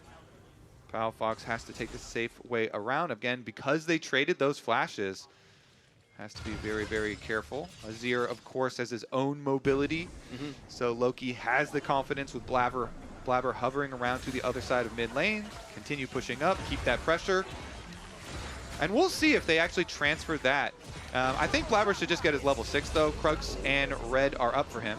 Thanatos stacking up the Conqueror, though, in the 1v1, doing well there. So Fudge has to back off. Doesn't have TP, so might still stick around. But we also see the Contrax trying to race at level 6 before he does much. He is still 2 camps ahead of Blabber, as he's going to be passing towards his top side. So even though Fudge is in trouble. Oh, he just hit 6. So Contrax is actually hovering mid lane now. Loki no flash from the earlier play. So if Palafox can hit a seismic shove, maybe that's a play. It would only work if they kind of like try and bait the Azir to dash first. So it would have to be something where you kind of like, you're acting a little bit, but then that could get dangerous because if Blabber is also there, then Shopify might just lose the 2-on-2 if you're baiting and exposing yourself to the shuffle. So they're like, I don't really want to bait that hard because then if Skarner is here, then we probably just lose anyway. So they decided to call off the play. I think that's actually wise. You don't want to try too hard. It's mostly like a cover from Contrax. So if Cloud9 started out the gank, then they would be able to respond. They don't want to like try and bait it themselves and get themselves into a bad spot. Well, as both junglers are now level 6, they could make action happen. There's 2 different objectives on the Rift to look at as the Void Mites just spawned. So do we go top side or do we go bot side? Loki actually went aggressive right there, maybe looking for the shuffle play onto Palafox, but the Unraveled Earth stops him in his tracks. And now here's Seos. Tempered Fate lands. Can they commit onto Loki? Emperor's Divide buys him a lot of space. Flash forward from Contrax, looking for the second Cyclone. Can't quite get onto Loki, but he gets flicked back. Stun doesn't land onto Blabber. In comes Fudge. The Impale lands onto 2, but Shopify Rebellion almost takes out Blabber. Flashes to safety. He's out of there. Cloud9's jungler gets out. Oh my goodness. Blabber lives with a sliver of HP. Will Vulcan be so lucky? Oh, he pops the Alistair ultimate. Flash headbutt Fudge back onto the turn. Fudge goes down. C9 will trade their support for it 1-for-1. Okay, the action continues. A bunch of extra flashes invested actually in this. In the end, Shopify will get the grubs because Blabber is so low, even though he did not die. The teleport is coming back out to lane here. And it is going to be Loki with his completed Nashers. Big spike here as he teleports up towards the Might. Shopify Rebellion were able to take one of them. Can they get a second one? They have the Smite available and the Bard Portal, but it was dropped early, and they do take it. So that is 2 Mites over to Shopify Rebellion. Okay, so they do get the credit towards the feats for the objective there, although Cloud9 will deny the extra might. I'd say one of the big things, though, Loki with the teleport back out is farming a turret plate up here. So not only did Loki get the other kill in that trade of kills, he also was able to get a turret plate on top side. He got top minion wave. This Azir, to me, is going to be such a huge story for this game. Loki has been a really, really strong Azir player individually, and with his own play, plus this kind of little skirmish in mid lane, has got himself into a very good position. So this look like here, the big thing is the seismic shove doesn't get full distance because he gets knocked up there by the Wukong ultimate as well. And so Loki actually gets out safe. Blabber just barely with his shield. He flashes away with the shield. He survives. Fudge then flashes out, but we get a little bit extra spicy here. As you know, there's a part 2, Kangas. Electric Boogaloo. They see Vulcan, they think they can get him. Yeah, they go in, but he says, you know what? I will flash to trade 1-for-1 for the top laner. He also used his ultimate, and everybody having a little giggle about the skirmish. But in the end, 1 extra grub over to Shopify's side, but I think the big danger and the big worry is all this extra money onto the Azir. Yeah, 2-0-0 for Loki. Yes, Palafox picked up 1 of the kills, the one onto Vulcan there, but is still behind, has not finished an item, just went for the Lucidity Boots for the cooldown as opposed to Loki having that full item. So in a straight 1v1, we already saw Loki get a solo kill. Palafox has to play very respectfully in this lane. Yeah, Thanatos as well gets a turret plate off the top plate, that the top tower that they had softened up, so every little turret plate here meaning a lot for these solo laners for Cloud9. And solo laners have definitely been a very, very big part of this C9 lineup. So both Thanatos and Loki getting fed is definitely a good sign for them. We'll see for Shopify, though, because, again, a lot of flashes were used in the mid lane skirmish. I guess Blabbers is actually coming up in fairly timely manner, and since nobody's contesting this dragon, means I don't think he's actually going to be in danger until it comes back up anyways, and Vulcan has Hex Flash, so not really a big deal there. So look, Shopify, I guess first order of business for them will be try and blow Sven's Flash, like maybe with just a raw Bard ult setup or something, but the Varus is really the one with low mobility that you want to like try and take advantage of. And so if they can do step 1 of burning Sven's Flash while he's in mid lane with some sort of, gank setup or Bard ultimate or something coming through, then they can kind of open up an area for them to actually win one of their fights with like a Wukong and Galio all in or something. Whenever I hear something like that, I immediately look to a player like Palafox with a Weaver's Wall, because that's another way that you can like lock off the Varus escape path, funnel you into a Cyclone or the Bard ultimate. Even if it's just a fish for that flash, still can be useful for that. But right now, Palafox in the bottom side up against Thanatos, and it's actually Fudge that was in the lane that Loki was running up towards. Again, he's building magic resist, so he's happy in either lane. And speaking of Fudge here, reminder that it's actually, he's had quite a career. Most of the time has been on C9. If you look at that, in 2024, he wasn't fully active on the roster, but you see only 1 year now, not on Cloud9. And fun fact, the last time they won, he was actually on Cloud9. Last time Cloud9 won, rather.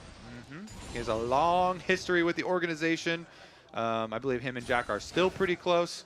And we're definitely going to continue tracking that ascent. I would say Fudge also, just in his time on Shopify, he was a really big part of Shopify's kind of rise. Last split when they actually made pretty big improvements was a lot of him and Contrax, I feel like. Thanatos even mentioned it. He was like, after Whippo trash talk Fudge and called him the worst player in the league, then Fudge got a lot better. You know, if you play a little angry. Yeah, Thanatos said that Fudge now went from being, theoretically one of the worst players in the league to the 3rd best top laner. He put him right below himself and Whippo.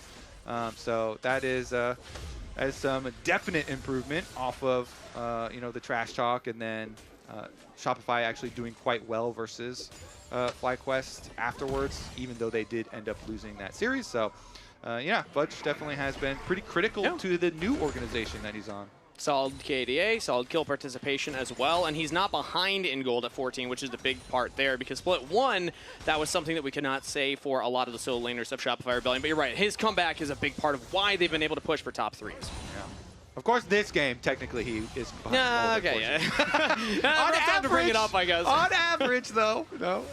But yeah, Galio gonna be just fine. As you mentioned, it's decent into both solo laners, both AP solo laners, and we'll see about the next Galio Ultimate, if this one will be impactful. Because, again, there's so many ways for Shopify to actually get people into position to have good Galio ults, namely Wukong on there. But if you have Bard facilitating the engage, that's really what Shopify are going to be looking for. Because even though the Azir did have a very good early start, it's definitely not uncontrollable yet. Shopify very well could have this big explosive team fight where they get a lot of members with the engage. One of my favorite parts about Bard as a champion is his non-committal engage. He looks for one there, but okay. Sven with a nice little sidestep does not have to burn flash. Yeah, and of course Sven does have Boots of Swiftness and a Ghost Blade. True. So everyone's like, oh man, it is a really bad Bard ult. Nah, well, I mean, he's really fast too. Yeah. With Ghost Blade and average. With Boots of Swiftness, you are very speedy, and it's pretty hard to hit those anyway. So good job there from Sven. And good job from Cloud9. Kangas, it is just straightforward, by the book. Take the dragons, take the Rift Herald here, group up, take your objectives. They lost 2 grubs. That's all you can count against C9. They're up in kills, they're up in gold, they're up in overall objectives now, with the dragon and the herald taken. Next dragon in under a minute, so they could just go for that feat of monster slain very quickly, as Vulcan will spot out Contrax in the jungle while he's trying to get wards down around the area. This is when we start to look who has their summoner spells, who has their ultimates. Right now, everybody has everything. You know what's really sad? Is that you would have loved the Bard ultimate there. True. Because there's no way that you can miss or mess up denying a Rift Herald charge, because the tower doesn't move. It can't, the tower has away. 0 move speed. So you can always hit the tower with your Bard ult to deny Rift Herald charges. But that one there does get value. They got the mid tower down, and that is going to lead into the next dragon. Only 7 seconds away here on the arrival of that next dragon. So Sven even teleports back out to mid lane to get here ahead of time. He wants to push the mid lane, then rotate over to the objective setup, and once again, by the book here for Cloud9. They have the important ward here. Love this ward. The most important brush in, well, almost the game to me. The one up by Baron's a little bit more important later in the game. Okay, yeah, but at this point, it's the most important. That's my favorite one, and they're just going to take the dragon again? Yeah, Shopify just were, I think, a little slow. They were sending Fudge up topside to catch a wave.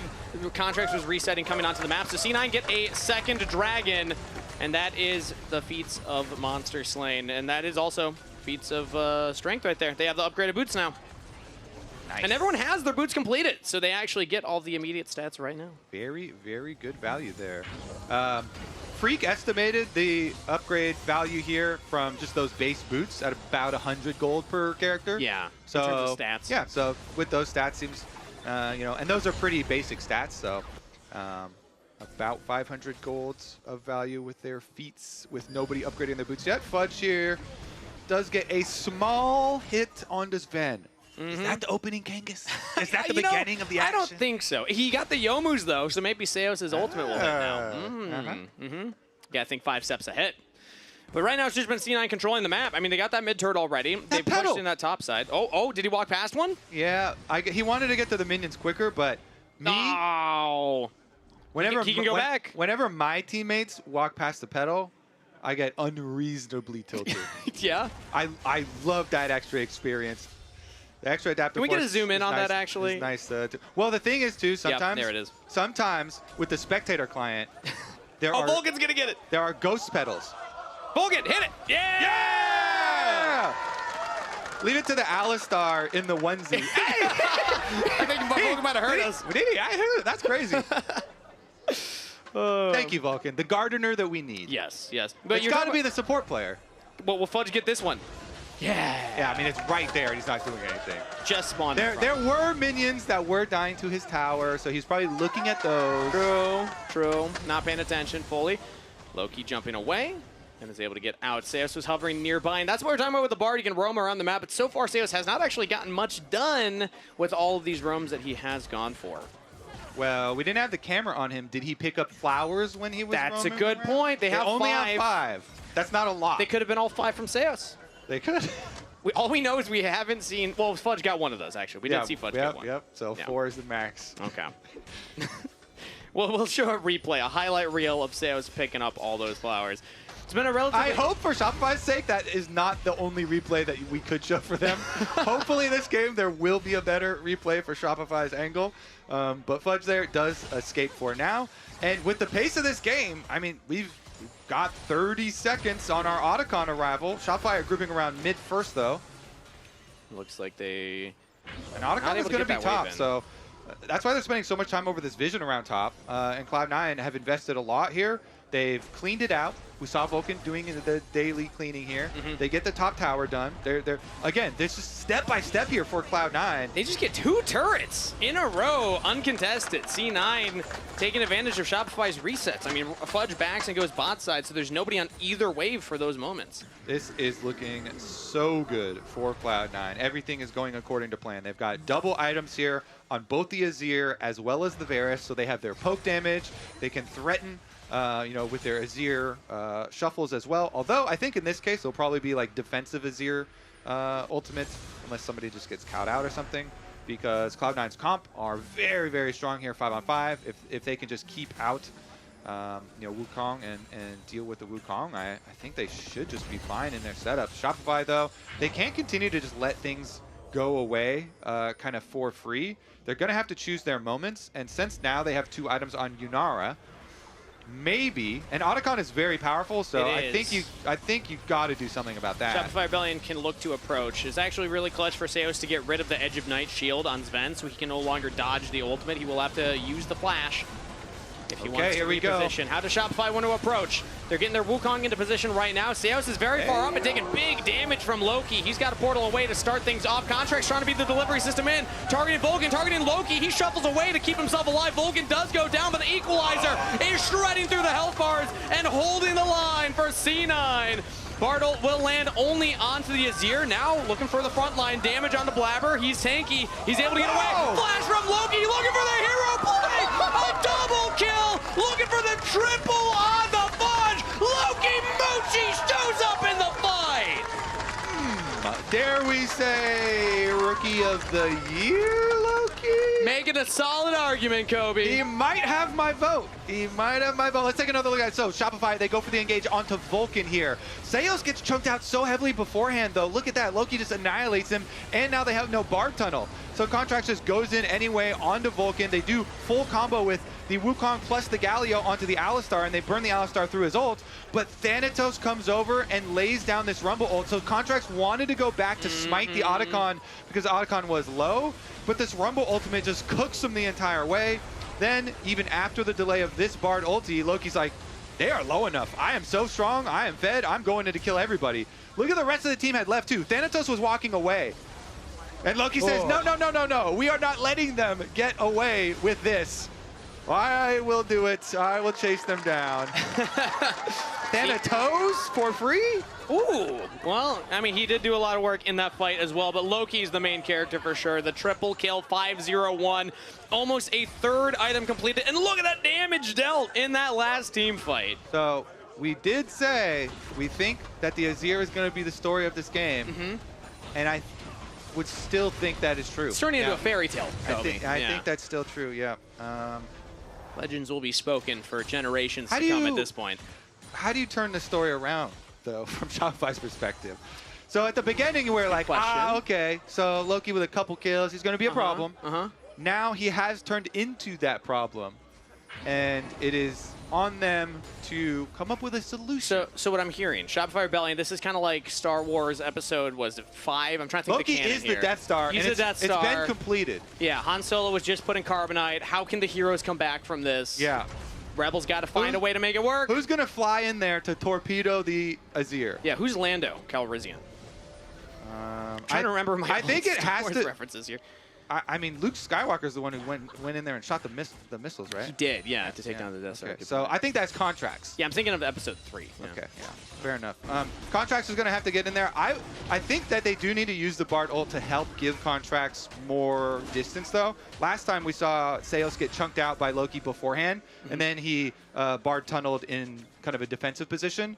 Maybe if you give the Wukong the extra travel distance of a Bard ult, so that then you can use your clone jump for like better positioning towards the Azir with no flash. Maybe that's your hope, but that flash is coming back off cooldown like pretty quickly, and I feel like once he gets his flash back, your hopes drop already from fairly low at killing him to really low. You could say they'll need a new hope at that point.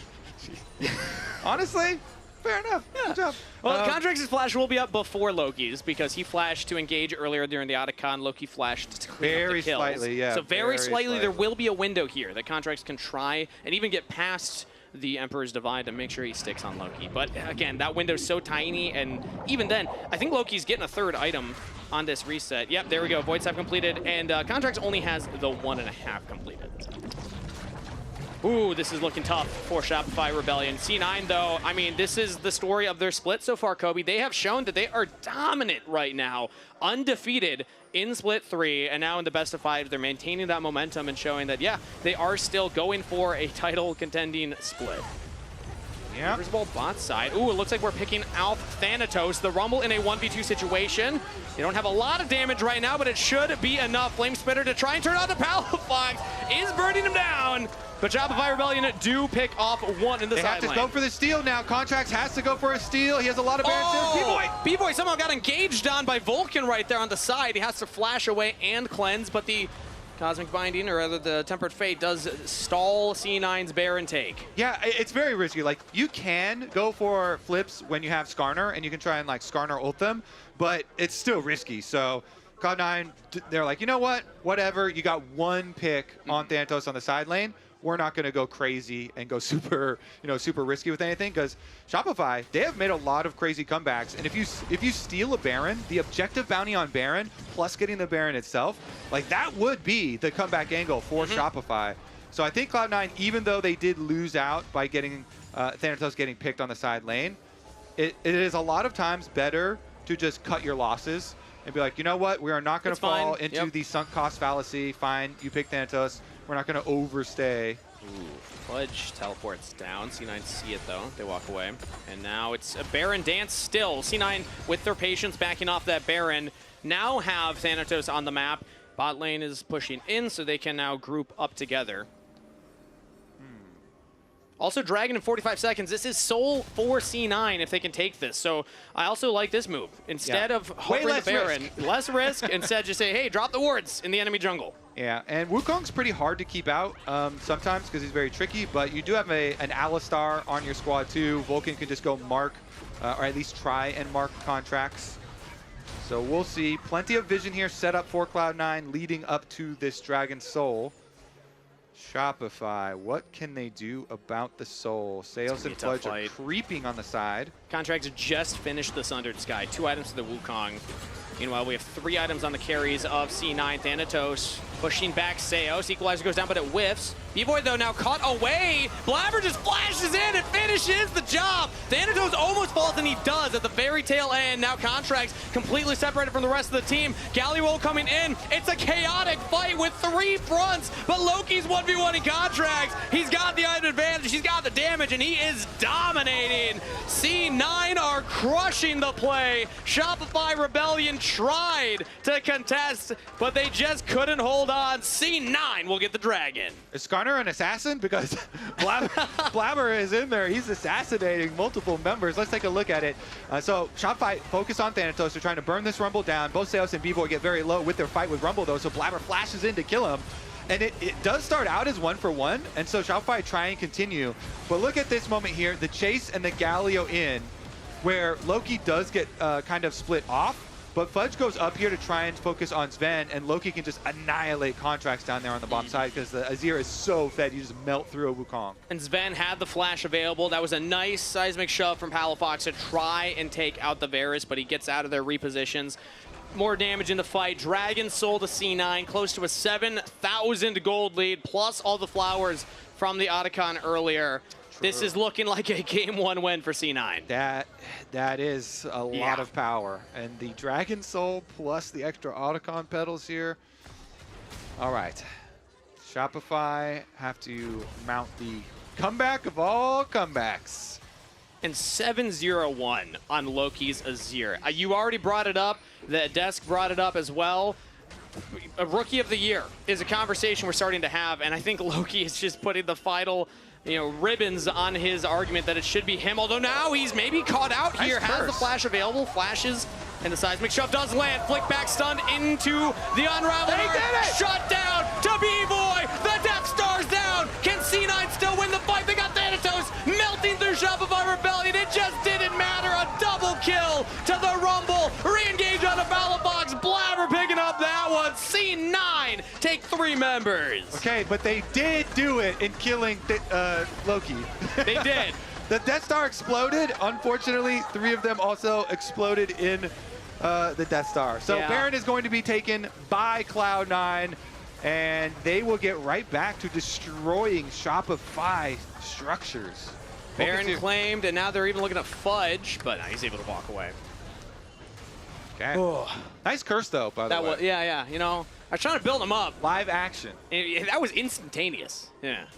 Good Bard ult there from Seos, to start it out. They got good positioning on him. Good follow-up from Shopify as well. They didn't utilize their spells too early. Right as soon as he got out of the Bard ultimate and then used his flash to gain distance, they still were able to shove him back. So nicely done. So we'll take a look at it here, how they do it. So just barely there, Theos was able to nail him. And then after the flash, they saved the seismic shove. So they get him after the flash. And B-Boy got the shutdown too. So it was actually like dream start. But then he goes in and Alistar, he got into range for Alistar knockup. And B-Boy got kind of roasted there. He got super hypey. He was like, I got the huge shutdown. We're going in. We're going to win. But went right in there next to Alistar. And then Alistar knock up. Thanatos ultimate from Rumble. So Cloud9 still got to respond. Yeah, sometimes that does happen. The Bard ultimate is tricky because the closer it is, the faster it moves. So when he's that close to you, it's actually pretty hard to dodge away from that. So Loki had the confidence he could shuffle away. Did not. No flash available now, but still has the Seeker's Arm Guard completed. So C9 are walking up with his bottom wave shoved in, taking away the tier 2 turret with the Baron empowered push. Don't think it's going to stop there either. They've got the Azir behind them. 4-1 split push. Thanatos pushing up mid. So the siege here should last a long time from Cloud9. And Fudge is going back to base for a Zhonya's completion. Okay. I mean, maybe that can cause a headache for C9 in a fight, but when you have a 10,000 gold lead plus the Dragon Soul, it's almost impossible to lose fights at this point. And Vulcan just says, we're just going to start right now. Flash, Pulverize, gets on the Palafox. Talia's out. Blabber now hooks around on the Fudge. Take down the solo laners. Loki 1v2 onto Contrax, and Seos takes down 1. Sven with the kill credit. C9 with a mountain of a gold lead. Just walk it, Shopify in their base. Almost a clean ace, as Seos is the only member left alive, but Loki, he was offended by that statement. Cosmic Gladney will keep him alive for a moment, but not that long. C9 made quick work as Shopify Rebellion in game number 1. That was pretty dominant, Angus. That was a very, very solid opening game from Cloud9. Just kind of demolishing them there. since Loki had such a good early game, starts out, he gets his own solo kill, he goes flash for flash, and Cloud9 are then able to just leisurely chain objective into objective into objective for the setup. It made the game very smooth for them. It felt like Shopify Rebellion just didn't want to go for contests after at least the grubs where they were able to take 2 and then jump away. C9 got the 3 turrets. Like you said, they just got objective after objective after objective and just got this big natural gold lead by how they played the map. I can't wait to hear what the lounge has to think about that. Thought you never Are you asked, sure Angus. about that? Yeah, I thought you never asked. I mean, Cloud9 just looks so stable. Yeah. They just like took over the game. Yeah, well, we did predict a lot of sweeps. Yeah. Raz, you're upset. Raz, You tested your this is upset. your I tested upset. So, I mean, do not press it again. Yeah. Okay, We're a little too close to you. Calm down. I'm just checking to see if there's still some juice in there. Okay. I'm flash it. Guys, I'm looking more. Okay. Turn. Yeah, no flash yet. They look at me. Careful, you know. I'm healing you, brother. Yeah. I'm looking. Come on, 3 seconds. Keep going. Final flash. Not there, the flash. So broken. It's on. I wanted to look at the overall game from Loki and I'm going to go through the solo kill and what led to it. So actually just watching the early laning phase here between Palafox and Loki, pay attention to the experience that these guys are getting from minions. So they're basically just all getting max experience the first few waves, and Palafox is the one who takes the first recall as he shadows for this invade. He teleports back here, but watch this one minion. It gets focused by Palafox's wave, it dies, so he's lost the experience of literally that one minion. Now pay attention to Loki's minions for the rest of this sequence. As he's clearing the wave, he gets every single minion, recalls. Watch the minion wave from Palafox. This minion doesn't end up dying. Palafox cleared the wave fast. The minions didn't kill. Loki doesn't miss a single minion of experience. So if Palafox is looking at his experience bar, thinking he got most of the minions, he's looking to just shove this in. But Loki, because he hasn't missed a single minion and Palafox has, hits level 5 first. Palafox is too deep, can't escape before the end of the solo kill. That's how that happened. But Loki then, throughout the rest of the game, kept the control, got extremely fed before this Otacon fight. And just to go over how C9 played this Otacon fight out very well, they kind of just set up a wall. I would say this Rumble ult is honorable mention. Thanatos had a 10 for sure, as it hits almost everyone. And I wanted to toggle the Fog of War for Loki here and the confidence he needed to make this play. So this is his vision as he's chasing in. Keep in mind, there's 4 people live on Shopify right now. He gets a brief glimpse of them, but then has to go into the rest of this fight kind of blind. Flashes forward, is able to get the kills before anyone else can clean him out. At the end of this fight, he ends up being 5-0-1. Cloud9 has total control of the game, but it did actually start from that extra minion of experience he was able to get that led to the solo kill on Palafox. We're going out for that minion. No. Gotta manage the waves. Yeah. Wait, rate that Thanatos Rumble ulti. He just did. Thanatos had a 10. Okay, yeah. Maybe I'm just bad. That's the new skill. Yeah. My earpiece is on the wrong ear. You used the horn a few too many times, Yeah. brother. That's true, guys. I can't hear you too well. I mean, it was a great game 1 from Cloud9. They looked super in control. It never really felt like this was the style of gameplay that I think Shopify would need to have to actually challenge them. To me, they need to kind of draw Cloud9 into a brawl, right? I think they need to have a high variance game if they're actually going to be able to take a win here against Cloud9. Cloud9 played it slow, steady, we're in control the whole time. They are better at playing the map. They're better at playing out these kind of situations. I think Shopify needs to take more chances, be more risky. Yeah, I think there was that one mid lane fight kind of early around like 8:30, I think. That was the closest chance it felt like Shopify had to kind of drawing C9 into this chaos.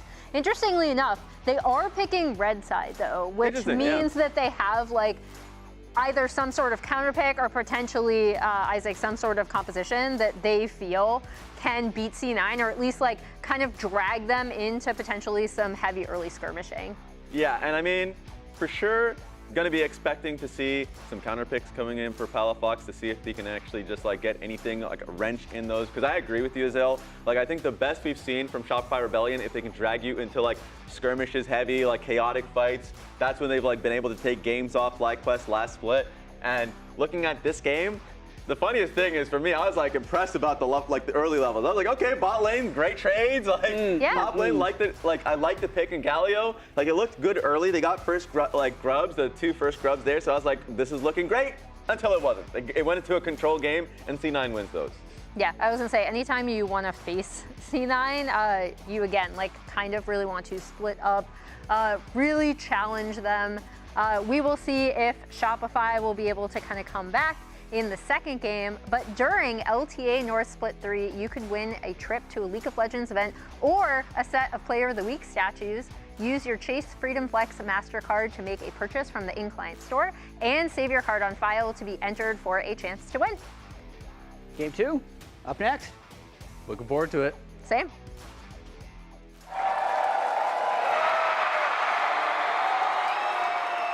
Red Bull gives you wings. Ready, set, go!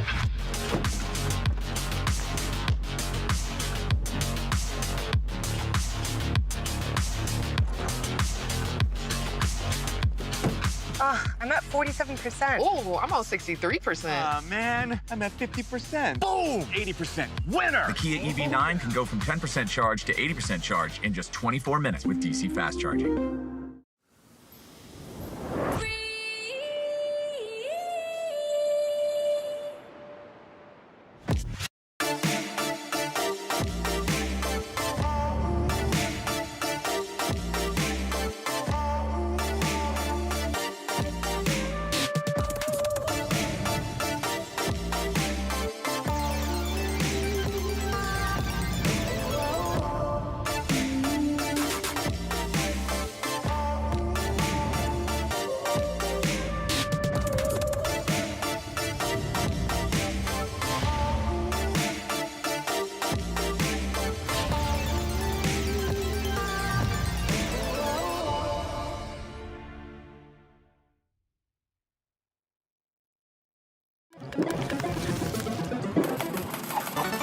Red Bull gives you wings. Rich in the ground before Dub can even get there. In time to try to knock out as Impact gets bursted. Don't feed. Knocks him down. Get fed. Scan the QR code for LTA deals only on Uber Eats.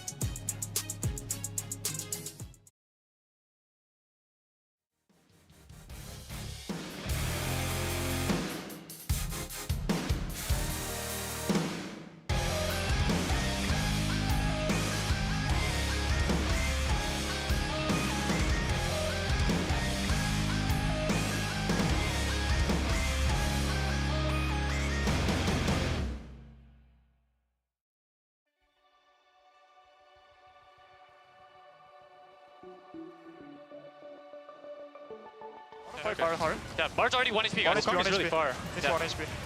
We're coming in. Yeah, Look who comes first.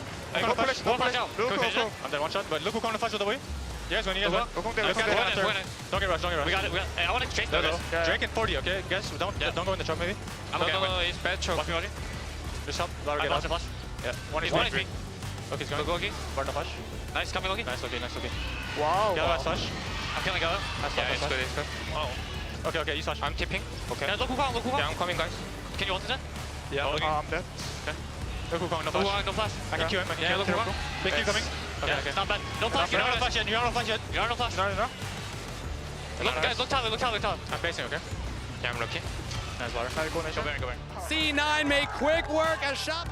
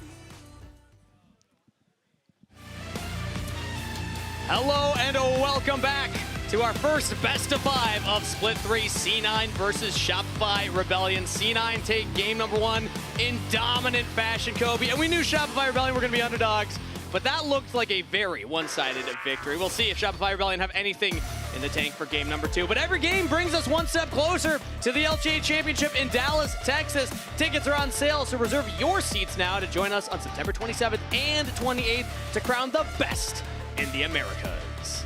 Can't wait that long, though. We're back here in the Riot Games Arena next weekend. Our top 4 teams will be playing in the first round of our elimination phase. Follow the link on the screen or scan that QR code to purchase your tickets right now. Go get your tickets.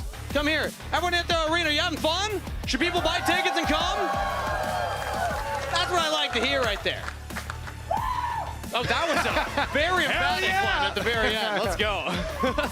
All right, well, Shopify, unfortunately, weren't having that much fun. They got to have a little bit, though. There's a couple moments. I personally, on this patch, though, there are so many fun things in the jungle that were changed. To me, the biggest ones are Qiyana and Zyra, the biggest winners. A couple of them, because like Zyra was already, there are some spots where you can use the champ, but they buffed a bunch of the AP champs. You know, like brand believer and stuff as well. Not so much. I think Zyra is just does it a bit better. Sure. But there's not every spot is a good spot for that champion. Meanwhile, like there's some fun ones. Silas is very fun. Probably not nearly as good, but we'll see if there's any sort of fun stuff as far as the deeper we get into Fearless, because if Shopify continue to lose more games, or one more game, then they would really want to up their risk tolerance and just like pick one of the new things that just got changed and see if they can finagle a win there. I really do think Qiyana is in a very good spot, and you don't even have to play her in jungle. Really? Yeah, exactly. Mid lane, you think it Palafox? Yeah, I don't think that Palafox has played it very recently much at all, and that is definitely a champion that you do need to practice a decent amount to have good snappy combos. Yeah. So I think the likelihood is very low, but you do need some like surprise tools if you're looking for an upset, if you start to get desperate, if you continue to lose games. Regardless of that fact, though, in this one, we mentioned in game number 1 possibilities of blue, blind pick Renegades for Thanatos, and that's what they've gone with. Yeah, for the classic carry top lane for C9, let's see what they want to lock in for mid lane now, as it's a Victor hover currently. The last point I'll say on the Qiyana, the last pro player I remember being known for it, Damonte, technically coach of Palafox right now. Maybe we see it. Back in those clutch days. Back in the clutch gaming days. That was Qiyana plus Rumble. They had this patented comp, and Rumble was used in the first game. So unfortunately, they can't combine it with the Rumble. But you can combine it with other nice AoE things and go for like kind of similar ideas there. Regardless, Cloud9, they remain very standard in their pick ban. Wait, Kobe, where is it? Where's this Bring back this or that. I've been saying that for years. Yeah. I've been saying that for years. That's my favorite show. Also, Masterminds. That was a fun one too. Yeah, this or that. This or that, Kangas. Cloud9 or Shopify in this game? Well, I'm going Cloud9 so far. Yeah. Well, okay, well, let's see what the third pick is. But the upset possibilities here. All right, Fudge with Scion here. I think that's a pretty good answer as far as bringing really good team fight and some front line here to play in front of the Orianna. I believe that is Fudge's first Scion of the split, though, so interesting that he is pulling out more of a tank here, focus now against C9 for game number 2, allowing, instead B-Boy, allowing Palafox to be those primary carries, primary engages. There we go, the classic J4. You know, Kobe, are you aware that this man right there, I've seen it, he's shown me the proof, #1 smite stealer in the world? According to the I did, client, but I only learned that last weekend. Okay, nice. But I did know that, and it is very impressive. So here's here's my pitch for Spice, though. So Scion, you think that is a normal tank Scion, right?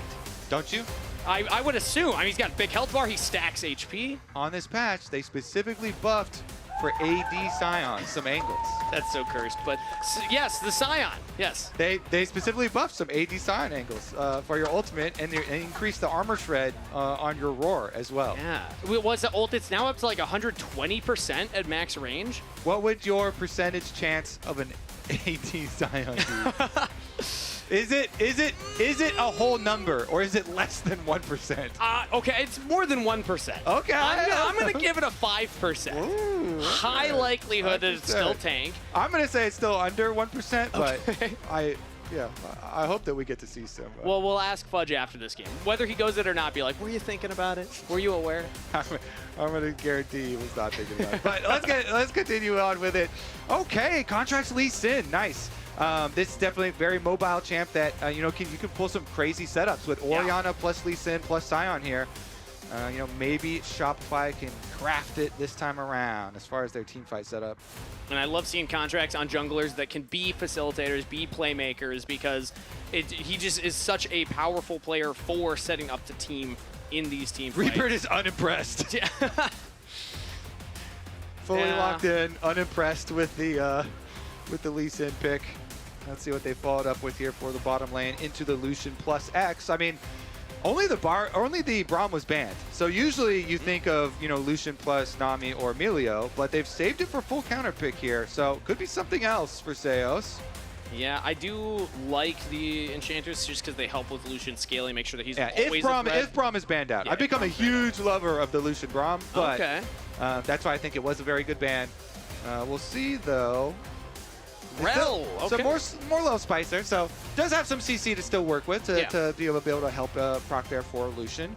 And the big AoE, they're dreaming of these big Rel ults and shockwaves and possibilities here for themselves. Maybe they can actually bring it to fruition within the game this time around. That's a good point. They have two ultimates that will, suck everybody into one center point. That 80 Scion, think about that Q, how much damage that would do, Kobe. Oh. That would be crazy. And they don't ult. Yeah. They have Rel the front line. They don't need Scion to go full tank. Very unnecessary, is what I would say. Okay. If that happened. You don't think they need a third AD threat, But when I look at C9's composition, I actually still think it's going to be hard for someone like a Lee Sin to fully execute. Whenever I see Renekton, that point-and-click stun, it can be really tough for Lee Sin to actually get in there. Yeah. Also, we're memeing on the buffs, but if you just build a Titanic Hydra or you just build any little bit of AD was buffed on this Feels patch better. for Sion, right? So it doesn't have to be a troll lethality, full AD Sion. If you get a little splash there. We're going to leave the Baus tech to over in the Los Vicones. But here we go. Game number 2. I don't even got to tell the crowd to make some noise. They're ready for it. C9 versus Shopify Rebellion, game number 2. Game 1 was a walk in the park for C9. They were very easily able to dismantle Shopify Rebellion, but now the Rebels with a new composition hope to turn that narrative on its head. And we're into it. So when I'm looking at these compositions, the Lee Sin obviously pulls a lot of eyes towards it because it can make action happen. So can the J4. As opposed to the last junglers, the Skarn and Wukong, I wait till level 6. I set a timer on my phone and say check in on them once they have their ultimates. These two can actually make action happen a little earlier. So what do you think the percentage chance of that is, Kobe? 100%. I'm all in. I'm like full porting. Hey, full porting to action. Well, it's going to depend on which lanes they want to look at first here. Currently, Contrax looks to be starting on the top half of the map. Blabber will get that ward down to spot out where Contrax is going to start the pathing, because if you want to go towards that bot side, play towards the Lucian, play towards the Rel engage setup. I don't hate that angle here for Contrax. There we go. Some thumbs up. Loki definitely, I would say a bigger thumbs up, because he absolutely demolished. He did. Somebody said nerf Loki. They had a sign in the audience saying that. Where's the hotfix on that Loki? That Loki is way too powerful last game. That's some blue side rumble Loki right there. Oh, that stat doesn't exist anymore. I'm going to miss that one now that we learned about it and it's gone. It's like you don't know what you had until it's gone. Yeah, well, we had it for 8 years. We had it for a long time. And it's good that it's gone. True. So we did talk about this. I asked actually in the pregame interview. He's turning green. Because he's getting a little angry. Palafox said in the podcast that he plays better when he is a little bit angry. And here we go. He should be a little bit angry after the last game because Loki stole the show. Yeah. Got the solo kill and was just able to scale much stronger than Palafox was. Would you be a little angry after that, Kobe? Yeah, I mean, I'll be a little sensitive because, your teammates might be all looking at Loki and being like, what the heck? This Azir got out of control. Let's see where the junglers go, though. So Contrax is pathing down towards bottom lane, and Jarvan here heading up towards the Scion Renekton lane. There's a lot more skirmishing on bottom side. Yeah, we saw this in game 1 as well. B-Boy and Seos able to walk away with slightly more health, although that one little auto there does land onto Seos, and now has to pop the potion. And with Contrax pathing towards bot side, I do like B-Boy and Seos playing aggressive here because it just means that they can set up the gank, but instead it's Vulcan going for the engage. Seos uses the heal early. Vulcan as well used his. Luckily for Shopify, they're the ones with the bottom pathing jungler. See, Wave is pushing towards them as well, but Seos feels like that was just too much health loss and goes for the early recall. With the Wave pushing towards them, of course, it's just safe for B-Boy. B-Boy can just farm up here. But you can tell from Cloud9's positioning, since they know that their own jungler is pathing away from them, regardless of what just happened, they're like, you know what, we have to play this very safe. So Vulcan was on the back foot here. They're not looking for anything, even though they only see B-Boy at the time. So they may still fall victim to a Contrax move here, though. Timing works out. Seos is able to get back. He's going to go over the back of Dragon Pit. Ooh, no ward in the Tri-Brush, but C9 got the wave in. Yeah, Seos could hold, though. I don't think they're going to stop these backs. Let's see if Shopify Rebellion can stop it for them. And the crash down into the pit blind. C9 might just lose their support. Flash from Vulcan very early. B-Boy cannot get in range to do damage. So it's just a summoner spell. Contrax needs to get away so he can get his recall off now. He didn't lose much time. And he wants to be able to go re-clear pretty efficiently. So he stuck around, like cancel the recall to get a Nautilus flash. It's a pretty low value flash, but I think he's still going to get back to his Krugs about when they respawn. So the timing window doesn't really cost him. And it's a pretty efficient burn. So yeah, Krugs are up for like a couple extra seconds. There is a ward down, though, so C9 will see now he's getting back to the Krugs. Yeah. Blabber will be slightly ahead in that regard. But the Hex Flash on Vulcan means that C9 can still look to be aggressive on the bot side, regardless of losing that flash. It's just if they get caught now, they're in more danger. Exactly. You just take away your defensive power.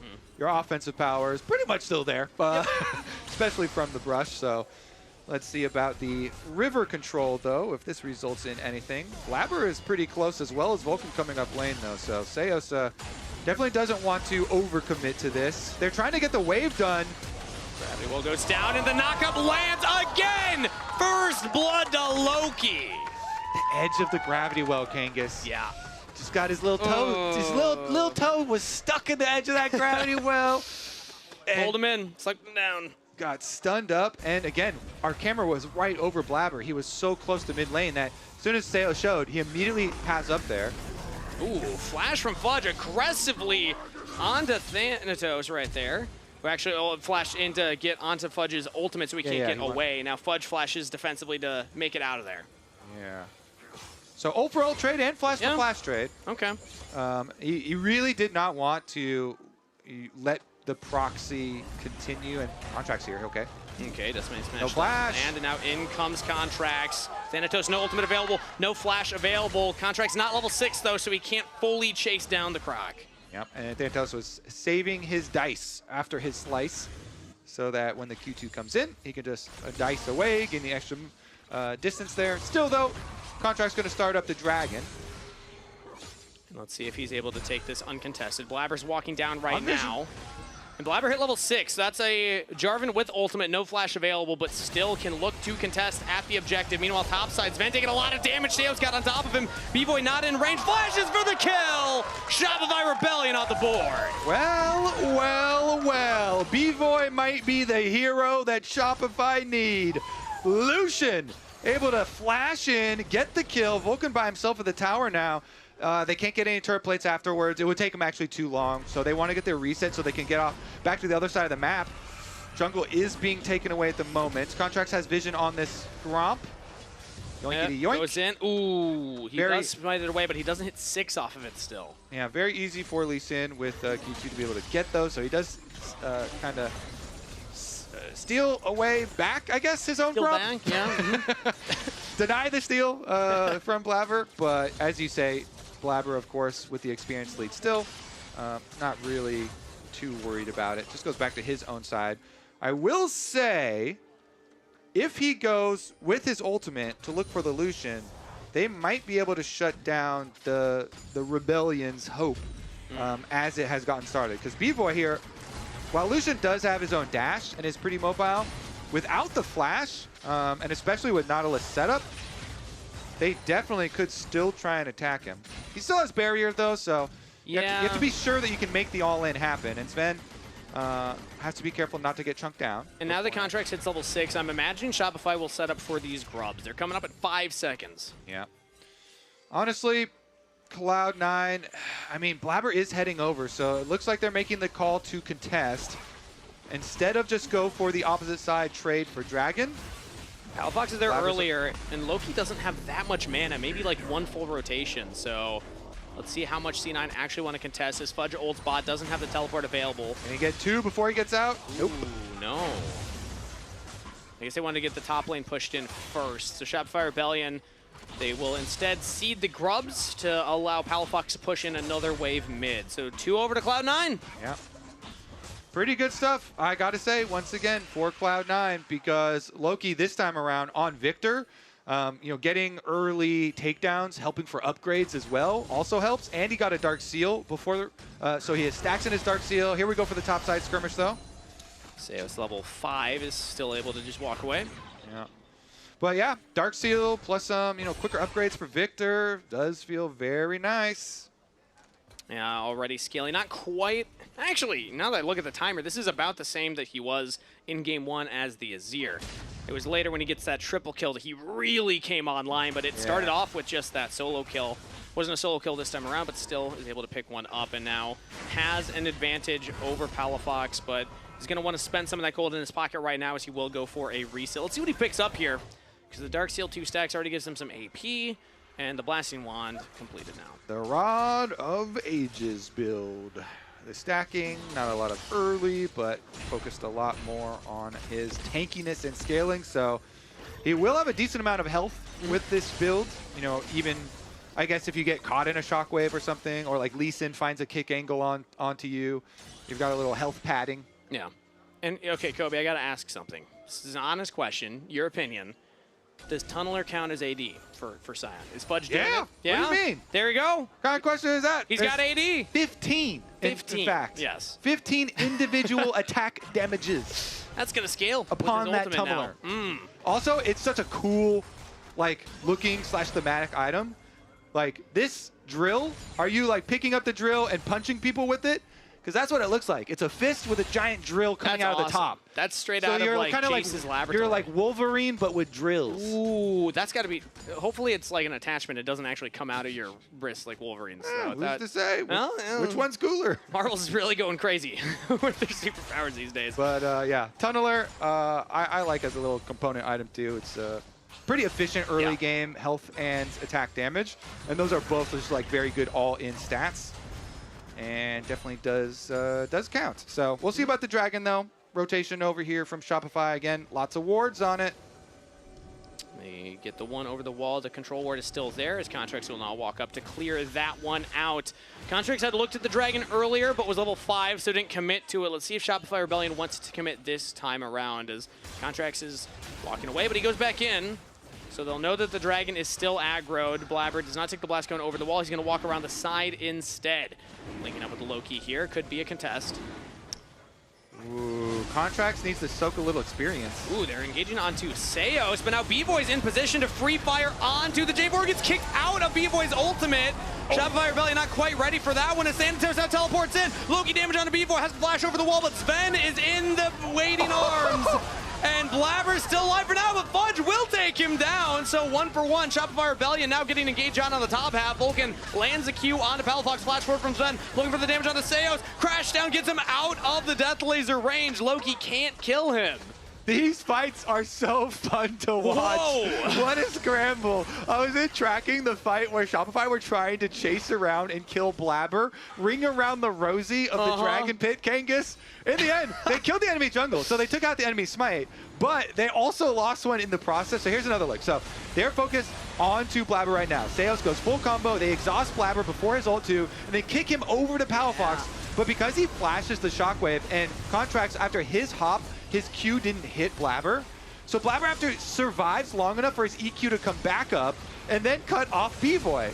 So it's only Fudge's flash over that ends up going to even it here. It means the Dragon should still be alive when we get back to the live gameplay. But that means there's no flash on Fudge or Palafox after this. And I believe Loki still doesn't have his. Let's see who has their flashes. Everybody Nobody's burned them got all. flash. Okay, nobody has flashes at all for the return fight. What a chaotic moment in League of Legends right there. Nobody gets the Dragon still. We're 13 minutes in, and nobody has actually claimed that objective. Surpasses Ooh, POB. Shout out to Popes. Notorious POB. 1464. That's a lot of kills. Yeah. 8th in NA. Well done, Sven. Let's see if he can keep that track record going here. He did flash for even more. Wasn't able to get to that one on Seos, though. So now, with all these flashes down, I'm curious if either team is going to feel confident enough to still go for that Dragon again. I feel like Cloud9 might. You know, Trinity Force Spike for Corki is really, really nice. I mean, Essence Reaver for Lucian is fine, but Sven here looks pretty powerful on the bottom side, and they've got Blabber moving through bottom side with him and Vulcan. Vulcan's getting very aggressive right now, walking all the way up into the enemy jungle as now Contrax sees Loki. Doesn't get stunned up and is able to walk out of that one. Yeah, taking away the vision too, so it becomes a little scary for Shopify if they want to check, and they're making moves at Loki here, but I mean, Loki has safety is fine just at his tower, so. Also with Rod of Ages, it's going to be hard to actually kill him. You're going to be on him for quite a while before he goes down. At least not just a full Lee Sin combo going to threaten that out. Dragon is now started up here by C9. Blabber's nearby. They engage here over the wall onto Contrax, locking him down. Blabber goes in, but Contrax is out. Onto the grub to try and heal up. Calling from B-Boy, not canceled this time. Feet of Warfare claimed by Shopify Rebellion as Loki's trying to take down Seos, but B-Boy's getting aggressive. In onto Sven. Valkyrie's away. Sven takes the fight on the B-Boy. Trinity Force wins those. B-Boy, or Sven here. Okay, it's fine. Yeah, Contrax, if he's able to hit that Q, maybe can threaten something, but barrier available on Sven, I think he's just fine.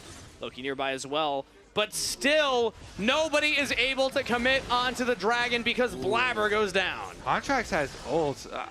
If one of those Qs had hit, I think Contrax full sends with his ult. But he did not, so we don't get a continuation of the action. And our Dragon Kangas is going to continue to lure more Cloud9 and Shopify members over here. It's the loneliest Dragon I've ever seen. Actually, maybe not even that lonely. It's at a couple of parties at this point. I was going to say. It's a very popular Dragon. It is a very popular Dragon. Top side, Popular Crocodile looking to finish this while Seos is wrapping around. Okay, can he take the turret fast enough? Two more autos should have it, and there we go. No turret to help out, but Orianna damage plus a Rel, and the dice fails over the wall. Dominus Pop to try and turn the fight, now heal up. They just don't have enough DPS. Palafox is looking for it, but here comes Blabber. Thanatos with a sliver of a health bar. He's healing through it. He's drain tanking up. He trades it back. 1 for 1 as Thanatos will claim one as he goes down. They get an extra flash out of Blabber here, who had to escape from Fudge's ulti, so that might mean Shopify actually get the Rift Herald in the aftermath. Loki is bottom side with no teleport, so that 100% means they get the Rift Herald. The question is, how much damage can Loki actually do to the tower on bottom side while this is happening? As the victor. Let's see, as the Herald will maybe meet another turret, but instead it's Contrax getting caught out right now. Blabber has the ultimate available. Flash out from Contrax now as Fudge just keeps Sven away. Nice shockwave lands. Do they have more damage to follow up? Not enough with only the Orianna. Now teleport coming in. Depth charge lands from Vulcan. Palafox should be in a world of hurt. Flash for the auto route. They're chasing down the Orianna, who also has flash available. Do you get over the wall? Might just hold it here because Thanatos is straight on top of him. Gets the kill as another dredge line lands. C9 are looking for everything as Loki is able to avoid the engaged bot side. Yeah, even though they lose the Rift Herald, the chase down from Cloud9 gets them a bunch of money back. Revenge of Thanatos with his teleport is justified there, able to get the extra money. And bottom side, they did get the whole tower. So Loki had to blow his flash on the Victor. Maybe Victor now is a target. Maybe will be vulnerable. But got a bunch of extra money in doing so. So Thanatos here with the 1.6k gold lead now on the Renekton. when he can get to his second item here, the Sterix for Renekton, you can just become a beastly team fighter here. That plus a Black Cleaver, you can shred your opponents. You have plenty of health here. And the shield ends up being quite big. Oh, it's the Sojin instead. He goes for the more damage option. Yeah, he wants to scrap. The Bwipo option is he loves going for his second item Sterix for team fights. But Thanatos here going for the extra damage with the Spear of Sojin.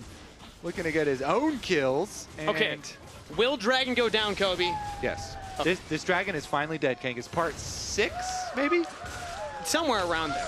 That was a whole, like, narrative arc for that Dragon. I feel like that was kind of an anticlimactic way to claim it, though. There's no fight. There's no, like, big payoff. They just get it. In the end, they get the Dragon. And Shopify, it's a lot of health left on that tower, so can't really stick around to get that either. And Cloud9 have their pretty comfortable 3K gold lead in addition to the extra objectives here. And our feats, though, is going to come down. Actually, we're delayed on it so much because of the delay on the Dragons. And we do have to wait a while, but Cloud9, if they get one more, since they got 2 of the grubs plus the Dragon. Sven getting confident on the B-Boy. The Culling doesn't even trade half of the damage that Sven was able to inflict onto B-Boy. Yeah, that Corki burst damage is very respectable at the moment. Steal? Nope. Nice little look from Blabber, though. He's able to take away the Krugs, and this is what C9 do. Once they get a lead, once they have that gold on their side, they just make it suffocating for the enemy team as Blabber will look to invade over and over again, and they're just going to keep pushing these waves in. C9 with control of the map is a scary team to be against. Yeah, I definitely concur, especially wherever Sven goes. Oh, he flashes! Nice. Yeah, he was really worried about the kick here from Contrax. So Contrax actually pretty valuable, very, very valuable. Get Sven's flash. We were just talking about how powerful the burst damage for Corki can possibly be. Maybe that is their real target now. No flash on Sven, no flash on Loki. Shopify still have a hope burning inside them. It's Otacon that is the kind of window they can force something. It's actually Thanatos that they can maybe pick off here. Slices over the wall and gets to a Vulcan. Dredge lane soaked by Seos, but Thanatos is out of there. It's just Operation Get our top laner to safety. I'm looking at that Otacon, though, because in the timer that Loki has flash, Dragon will be up by the time that Loki's able to use that summoner spell again. So Otacon's really the only thing that Shopify can try and force right now while they have the summoner spell advantage. But instead, it's Vulcan going for the engage here onto Seos. Loki just does so much damage with one laser. That's definitely a really good chunk, though. Seos, see what they can do. You're talking about Otacon vision. They definitely need to at least keep their vision up as far as the pathway to Otacon. It's a pretty risky objective to just start up yourself and you know, try and burn down. But as long as you have vision around it, you can go look for those flips to try and contest if your opponent gets a little bit risky with it. 2-item power spike for B-Boy as well, though, and crits can come through. Pretty big Infinity Edge power spike for him. We'll see, because at the very beginning, when they got their first kill, we were like, oh, maybe B-Boy is it for Shopify. Maybe he'll be the hope, but 2-item power spikes coming in for both their carries here. Him and Palafox will be ready for the next fight. Unfortunately, B-Boy has not been able to chain that one early kill into much more after the fact. Yeah. 2-item power spike feels good, and there is a window here where Sven hasn't fully stacked his Muramana, so yes, Shopify do, like, again, have a window to try something. They drop the Herald mid, but it doesn't look like they're going to get anything done before Loki's flash is off cooldown right now, as C9 will even just stop the Herald from getting onto the mid turret. Unceremonious death for Shelly here, as C9 will commit time towards it. Our Shopify starting up the Otacon. They're in the neighborhood, but no, they just can't commit to it. Every time a Shelly dies without getting her charge off, it reminds me of all the baby turtles that die along the way when they're trying to get to the water. That is a pretty chaotic way to be born, think about it. Thankfully, we don't have to go through that with our advanced medical technology. There was a WoW quest that did this to me, and that's why I always think of it. They made you play a turtle? Yeah, Wait, what? and there's a line in the quest where you're literally trying to defend them because all the seagulls are coming and like eating up the baby turtles. And then okay. You aren't physically the turtle. But then when the baby turtle makes it to the water, it goes, yay, another turtle has made it to the water. See, this is why I couldn't play a game like that, because I would spend all day, every day trying to save those turtles. I would never move on to another quest. But then you would spend all day, like not all of them make it, Kangas. No! So every day you would be sad. I can't save them all. You'd be sad. Yeah. I'm just not going to play that game. We'll stick to League of Legends. Save my solo queue teammates instead. Yeah, nobody was able to save that Rift Herald either. No. Shelly did not make it to the tower. Unfortunate, as that was one of the things Shopify Rebellion had in their toolbox to try and make something happen to get the gold on their side. It's still favor for C9 as Blabber is very far forward, but Shopify Rebellion don't fully pull the trigger. Flash from CS now just completely whips the engage. Loki flash dodge well-timed from C9's mid laner. As now the re-engage comes through. Fudge wants to commit onto it, gets the kill into Vulcan, and Blabber goes deep into enemy territory. Contrax will fall. A double kill to Loki. 2 for 2 as Thanatos flanking behind the turret, looking for Palafox, who flashes to safety. A 2 for 2 trade at the end of the day, but maybe one more as Fudge barely gets tagged right there and will fall. Sven on a rampage. C9 win the fight. Okay, how much more can they get? The dragon is up and available. Seems like they just burn this one down. No junglers around, doesn't really matter since nobody's going to be able to contest it. But yeah, I mean, that was... Loki saw the engage coming the entire time. He was ready. His finger was like on his flash. He was ready. So as soon as Seos goes for it, Loki instantly already here with the flash. Here's another look at it. So he can tell, yeah, this guy's headed right at me. So good response there from Loki. As soon as the Rel is charging at him, he's able to flash away. Still though, Shopify made it look good as far as Fudge is engaged. The counter there with Fudge was actually quite strong to get their answer. And then inside of Blabber's ultimate, he left up the Cataclysm on the way out, so it was a double kill for Loki. Back to the Otacon, though. We have Otacon coming up, and that's a TP flank from Fudge on the side, immediately engaged by Blabber, but that means no jungler on the Otacon. Shopify can either go for the pick or go for the objective. They're going to take down Blabber. The J4 caught out of position there, as now they turn back onto the objective. C9, their damage dealers are trying to take down Fudge. Otacon falls secured by Contrax. Shopify Rebellion fight their way back into this game as they get flash out of Sven. Still looking for a little more. Fudge will be sacrificed for it. Maybe he can get one though. Loki slowed down. Loki's going down. AD Scion goes bop onto the victor as C9 crumble during the fight. Shopify Rebellion hurting them under this turret. How bad do they want the dive? They want it, but they're not going to get it. Cloud9, they get out. Shopify are like, hey, calm down. We are fairly low health. We don't want to overplay our hand because they just got a massive comeback. This is huge for the Rebellion. Shopify, they teleport in. They're going to fight on this, and it's all about Blabber, Kangas. They teleport in on Blabber, and Fudge just gets his Q charge up. Yeah. So they immediately jump on him, destroy the Cloud9 jungler, and then the rest of Cloud9 here, you saw Vulcan and Thanos actually got shredded by Otacon. So as they turn back around, I got kind of worried for Fudge. I thought Fudge was actually going to just give back the extra kill when he goes in, but he stops his ultimate, and he gains enough distance that Loki walking up got shock-waved in. Palafox hit his little Orianna ball there by the dying Scion and shock-waved Loki in, which was critical. We should reset. We are greedy. Yeah, C9, they realize it. As they're saying, they're a little greedy to go for that kind of play. That was a big shutdown that Fudge just picked up on Loki. Yeah, I guess we should go back and look at like the golden inventory too from the Cloud9 members to see about that reset. Yeah, because they're the ones that that called for that, and it is Shopify, the ones that answered the call. Even though the gold lead is still here for Cloud9, Otacon is such a good like comeback mechanic. Because it does give proportionally more to teams that are behind.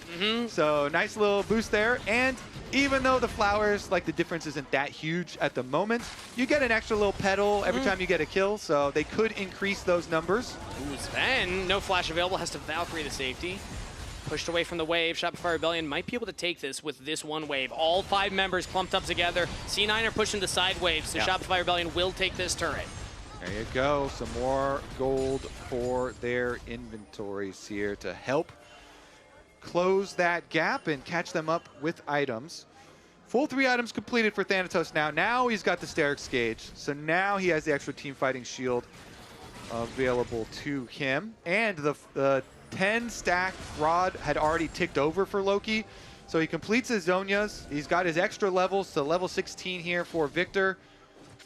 See what they can do. Just some wards though down around Baron. Nobody gonna overextend. 5 stacks of Dark Seal as well for Loki. He does do a lot of damage at this point in time, but still going for the tankier build with all this HP stacking, the armor from the Zonias. So that 4th item most likely going to be that death cap. That's when he's really in that one-shot territory for somebody like B-Boy. Yep. But for right now, Shopify Rebellion do still have, again, a window. It's gold in favor of C9, but Shopify Rebellion are really fighting back here in this game too and showing why they were 3rd seed coming in. Fudge now looking for the engage onto Sven. Still no flash available. Shut down to B-Boy. Fudge! Oh my goodness! He just hits him with a train! That's that 80 buffs right there on the Scion Ultimate, baby. They just ran him over, and they're going to use that to start Baron Shopify. Can the comeback continue? No rocket poke from the Corki available. It's got to be Loki or maybe a steal from Blabber. C9 are approaching. Seos is on the flank right now, but he's marked by Vulcan. Cannot find the engage. Shopify Rebellion are a little split right now. C9 have 4 core together. Seos takes a blast cone away. Baron is still aggroed. Loki walking up, landing these lasers. It's only hitting the front line for right now. Now we're engaging here onto Thanatos, who just straight up 1v3 and might just take down Palafox. Flash from the Orianna, shut down for B-Boy. Thanatos is down, but so is Contrax. No juggler for Shopify Rebellion. C9 in a 4v5 are actually going to take it. Are you kidding me? Blabber almost goes down. One more Southern Sky heal, but he does fall. B-Boy, the line for Shopify, but Loki is just hitting him with laser after laser. Shopify Rebellion are gonna have to back off, try and get away. Palafox teleports back into the fight. If they can kill Loki, this is it for Shopify. They got him. Mid laner down for C9. They got Sven. Shopify Rebellion win the fight. That's gonna be the Baron. Shopify are doing it. They want to push us to even up the series. Look at that comeback. Okay, let's take a look at this fight. So, look at Contrax goes all the way around the world to kick Loki towards Fudge, but it wasn't enough time to charge up the knockup on Fudge's Q, so Loki was able to survive. He wraps around, kills off Contrax, then the fight continues with the Victor ultimate trying to charge up. The Baron still damaging Seos, but they actually couldn't finish him off, and they heal for B-Boy so well. Fudge was able to gain enough space. B-Boy just pops off here on the Lucian. He's able to slide back with the frontlining from Fudge. They kept B-Boy safe, and then when Palafox teleported in, he wraps around through the fog of war of Baron. Sven went over towards Seos over there for a quick second, but Seos does this weird like jump over. He flashes in to use his ult to suck Sven back in so they can finish off the last kill, and then they get the Baron, and Devontae's losing his mind. And a handshake. There's the one time, just as we planned. The one time that Revan is not losing his mind. That is the. Ooh. That was the most calm I've ever seen Revan in any of the reaction plays. They must have rehearsed that one. Yeah. He was like, okay, now I'm going to be the crazy one and you be the calm one. I think Revan's craziness scales with his hair length. Yeah, B-Boy though, B-Boy scales with crits. Lucian, we talked about the Lucian as soon as he got his Infinity Edge. You know, after the first kill of the game, we were kind of looking at him. Mid-game, it didn't really happen, but now in the comeback, Kangas, he is just skyrocketed up to 4 items. It is basically the core Lucian build here. He's got his armor penetration, he has healing cut as well. So let's see if Shopify can realize this full comeback with Baron buff. They have an opportunity to get some more tower gold. And Loki's not even building towards that death cap right now, instead going for more magic pen here as, ooh, Contrax takes the Q on a Blabber. Blast Cone carries Blabber to safety. Shopify Rebellion for the first time now have that gold lead. Calling on this Fed. Is this it? B-Boy almost makes magic happen on his own. Flash out from the Corki and the mid turret. And that is magic in itself. Sven back to base. They get the tower. No flash on the Corki either. That's 2 towers worth of gold. Kangas, the Shopify onslaught here really continues. They're making the most out of this Baron. This is a very good Baron comeback already. If they could get another tower with it, this would be massive for them. Already over 4,000 gold. This is going to put it over 5,000, the Baron comeback. And this doesn't even count all the kills that they got, because all the kills were all before taking the Baron. So if we also take into account the 6 kills, since Ven died first with the pick and then came back, and then died one more time. So 6 kills plus this Baron power play. This is just such a huge swing for Shopify. And this is the thing when people always talk about Shopify and their upsets and their like wild card potential. These are the type of games that they are talking about where they have these big comeback team fights and Barons. And there you go, the gold graph. It was up to almost 5K for C9. And then back-to-back plays for Shopify. I believe that first little blip where gold comes back to Shopify's favor, or at least getting more towards their side of the line, was on that bottom play. And now with the Baron play as well, they are in firm control of game. And the gold graph doesn't even show Otacon either. So you're mentioning the bottom side play. True. That was good for gold for them. It was also amazing because of the Otacon, the pedal power. And since they got all these extra kills afterwards, that number has been pumped up from those rookie numbers of 13. When we last looked at it. They doubled those rookie numbers. They pumped it up, and they're feeling very good now. And yeah, the Otacon fight, you know, it was good to kill Blabber off, but then also they got the shockwave. Palafox hit that shockwave onto Loki that was able to get the shutdown. Yep. And I think that money actually went to Fudge's zombie. It did, yeah. The zombie Scion. 4 items on Scion now. That Scion kind of punched him down. So that was such a comeback kind of fight for Shopify. I feel like there's so many of these times where we've had games hinge on Otacons. Otacon is such a great kind of comeback. It's a fun one, yeah. It is a fun one. Teams ahead feel confident to take it, and then teams behind say, oh, you just shredded 40 armor and magic resist? Sweet. Yeah. We'll take the fight. Let's flip. Yeah, as Shopify Rebellion now find themselves in a position they were not able to close out. Last time they were in a best 5 versus C9. They got swept 3-0 by C9 in Split 2 in the playoffs. Now here, they have the driver's seat. Can they close out the game with the win? Contrax is on a deep flank right now as C9 are grouped up. All members hanging around here in the mid lane as the shockwave lands on the Vulcan. The dredge line doesn't hit the wall. He's got to flash away. And now Blabber gets chunked out as well. So 2 members of C9's front line heavily hurt as Thanatos looks for the 1v1 versus Contrax, keeping the Lee Sin away from the full flank. Now Sven, he's exhausted up. He's pulled back. Sven's the one to go down as B-Boy's dominating. Shopify Rebellion pick the 80 carry. Yo, low-key, Fudge is mega smurfing with this Scion, I feel like. He's had some really big, impactful team plays for them, and they're just gonna run straight through this tower. And a flash engage comes in from Seos. They're under the turrets, but they don't care. Shopify Rebellion want to close it right here, right now. Double kill to B-Boy as he dives in, a little past the rest of the team. He does go down, shut down, picked up by Thanatos. C9 will deny the game end. Even I was right there with you, Kangas. I'm super hyped too. Holy, pop it up. And Thanatos chops him down. Yeah. He jumped right through the crocodile jaws. He did, but unfortunately, there was a laser on the other side of those jaws. Shucks. Yeah. Okay, so anyways, we got more excitement coming your way. There is a dragon plus a Baron right on the way. It's going to be delivered to the Rift very shortly here, so we'll return to the action. Let's get a look at that replay, though, because this looked like Shopify had the angle to end it. Yeah, it's so hype. You know, Seos jumped for it. He got Loki's flash. He got 2 of them sucked in, and boom, 1 kill. They got the Otacon explosion on it, too. Boom, they kill Blabber. And B-Boy's like, all right, Loki's mine. His flash is down, but Thanatos says, my flash is up. And Thanatos, very good uses of his flash to go flash stun B-Boy on the side. B-Boy got a Guardian Angel afterwards, though, and so did Contrax. So they've got 7 lives on Shopify's side. These are the items you build when you know one more fight could close out the entire game. Not the most gold efficient, but that passive revive can turn an entire play. C9 cannot commit to the Baron right now. Shopify are nearby. They're also going to push this mid wave here, so C9 are going to have to find a way to catch that low. The Shopify Rebellion can now walk in and establish their own control. They're going to deny C9 access to the wave. Yeah, they're going to run straight through mid lane here. This tower's already chunked to 50%, so they can just burn this one down as well. B-Boy, okay, they don't want to risk it. They back off from the hook.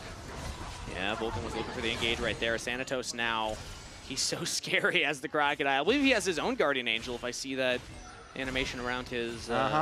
He's a Galaxy Renekton right now with some rotating stars. Yeah. Thematic as Shopify Rebellion now currently on the Baron buff.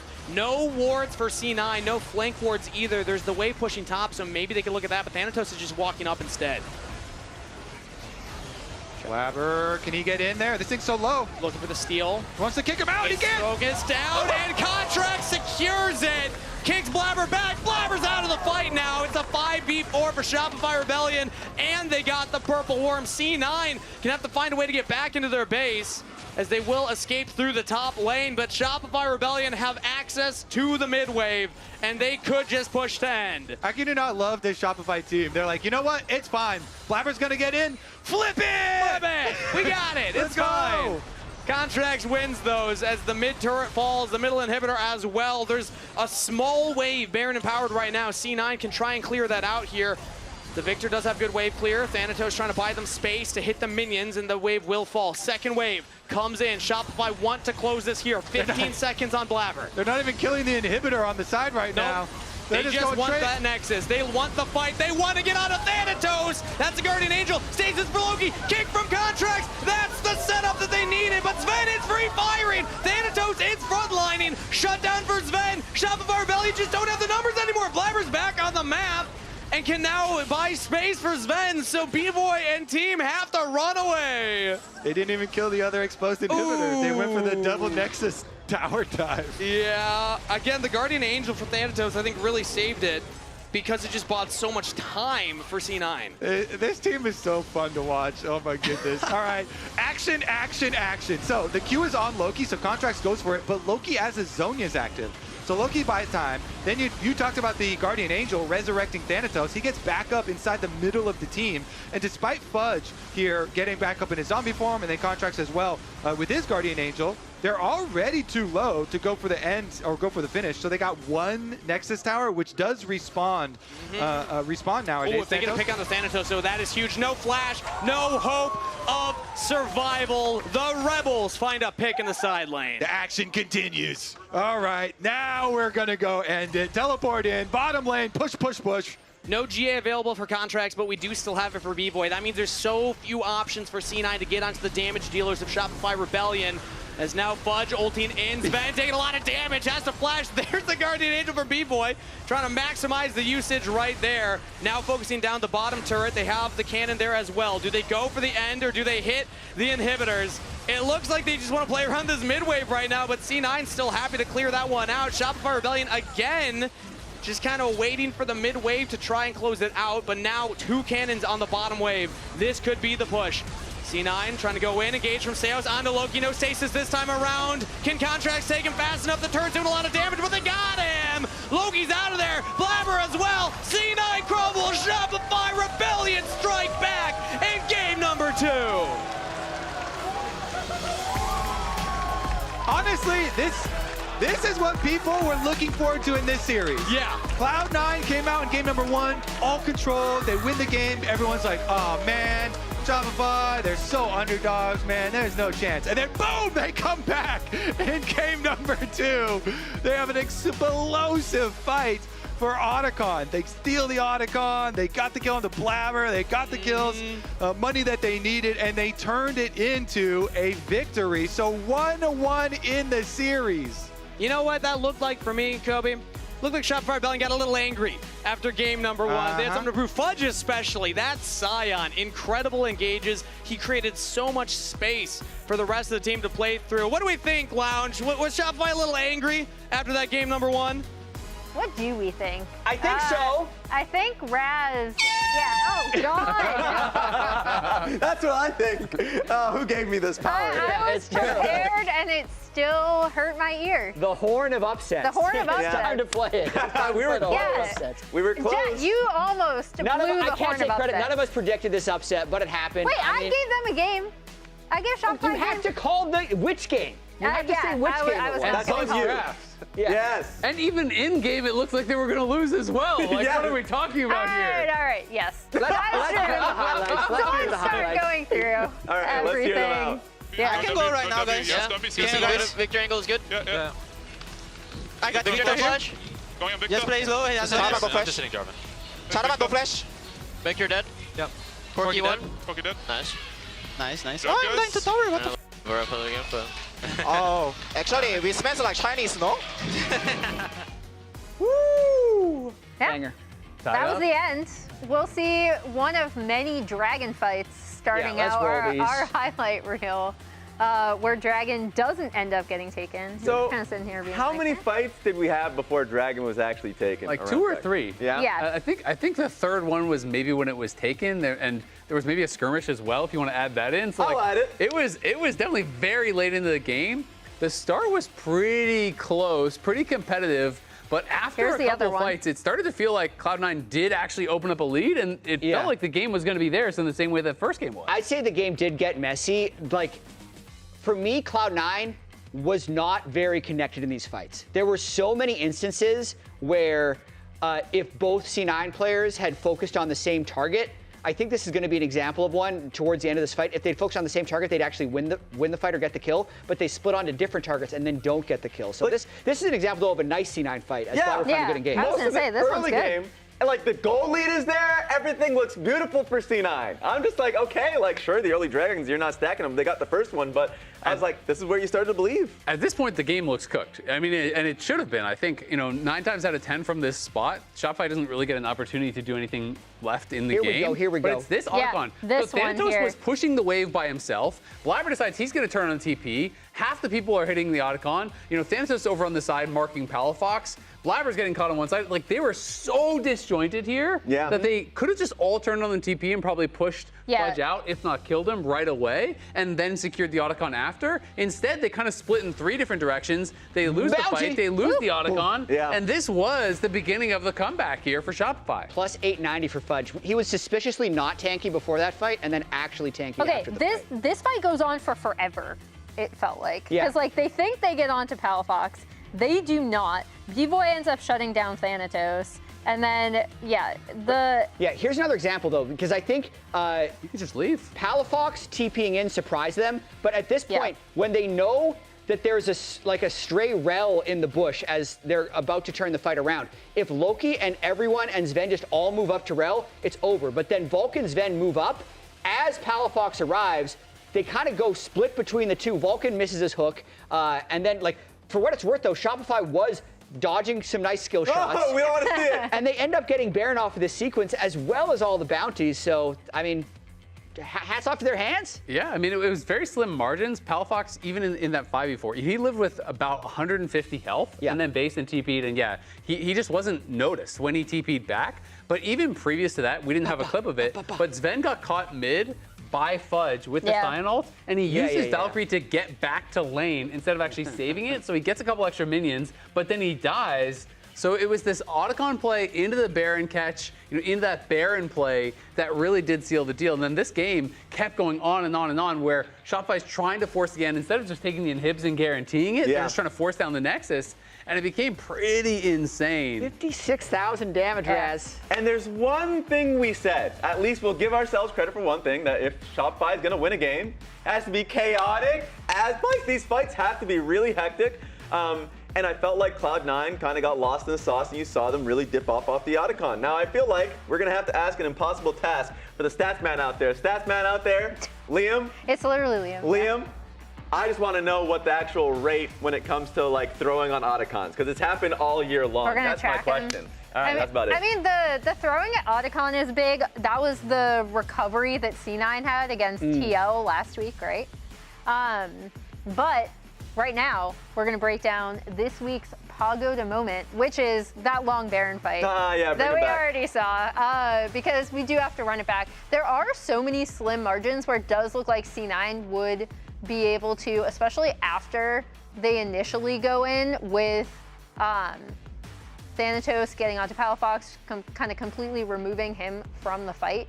And then they take Contrax out. This is the place that you said you can back away. You can continue to win the fight, though, because Loki's incredibly strong. Like, at this point, he thinks he can't lose the fight. Baron ends up spraying him with a little bit of damage. Blabber, I think, goes in too deep. If they had played this slower, it also would have been fine, because they have Sven on the way, and I genuinely believe they did completely lose track of Palafox. Yeah, absolutely. I mean, it was very slim margins. C9 obviously is not thinking about Palafox, but is thinking Sven is coming, so, we can win the fight. They get caught off guard. But if you see a Pagoda moment, that is worthy of calling out, let us know by spamming the Pagoda emote in chat.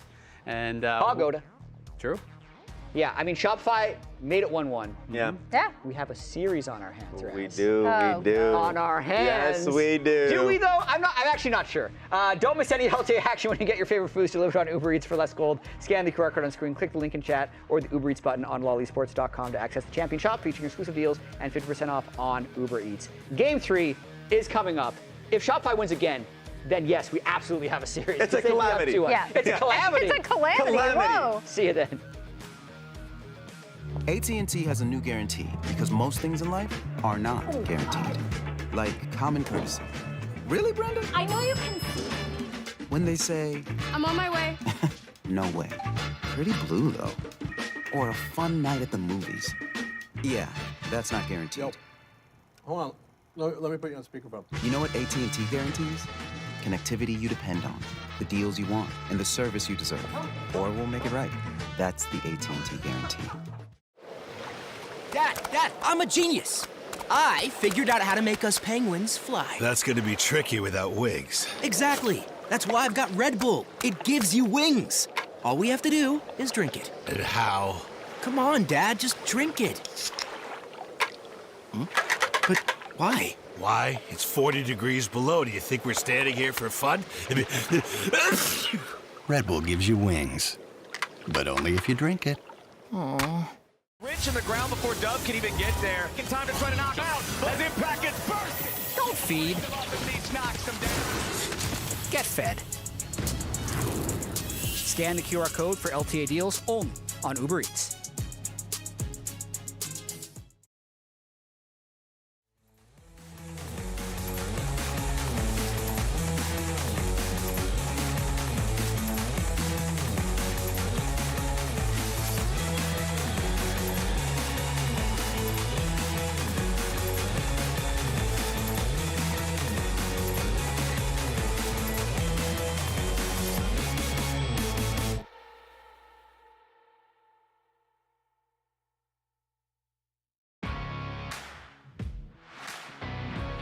Looking? I mean, it's Rental, no flash, rental, no flash. Yeah, Guys, rental. I'm hitting Renegade. I have W, I'm fine. I'm fine as well. I'm fine as well. I must space. The fight is losing. If they go in, we win. Victor has everything. I have TP soon. Jarvan no flash, kite out. Corki soon. I'm TPing far. Jarvan? Yeah. Jarvan dead. I'm Corki. Yeah, I'm on HP. Kite up. Up. I still have to go here, by the way. Don't tell us no flash, okay? Looking Victor. Victor slow. Has flash. I will queue him. Okay. No flash. I'm looking. Okay. 2 seconds. Yeah. Careful. I'm shielding him. C9 Crumble, Shopify Rebellion strike back in game number 2.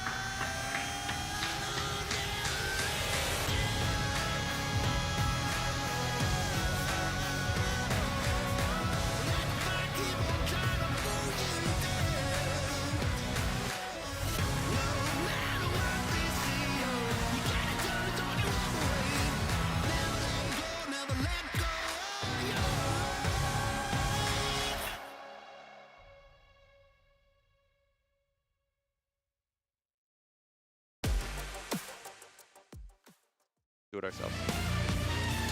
Hello and welcome back to the LTA for our first best of 5 of Split 3, and it's getting exciting, Kobe. Shopify Rebellion strike back in game 2 and even up the series 1-1. I bet everybody was getting a little worried there at the second game. They're like, uh-oh. First game was all Cloud9. Second game, Also, Cloud9 looking really good. Is there going to be a real series? Yes, there is. Everybody in the audience was getting worried that they weren't going to get their full, money's worth of the tickets. But now we're in for a full series here. Well, we'll see if it goes to the 5 games or not.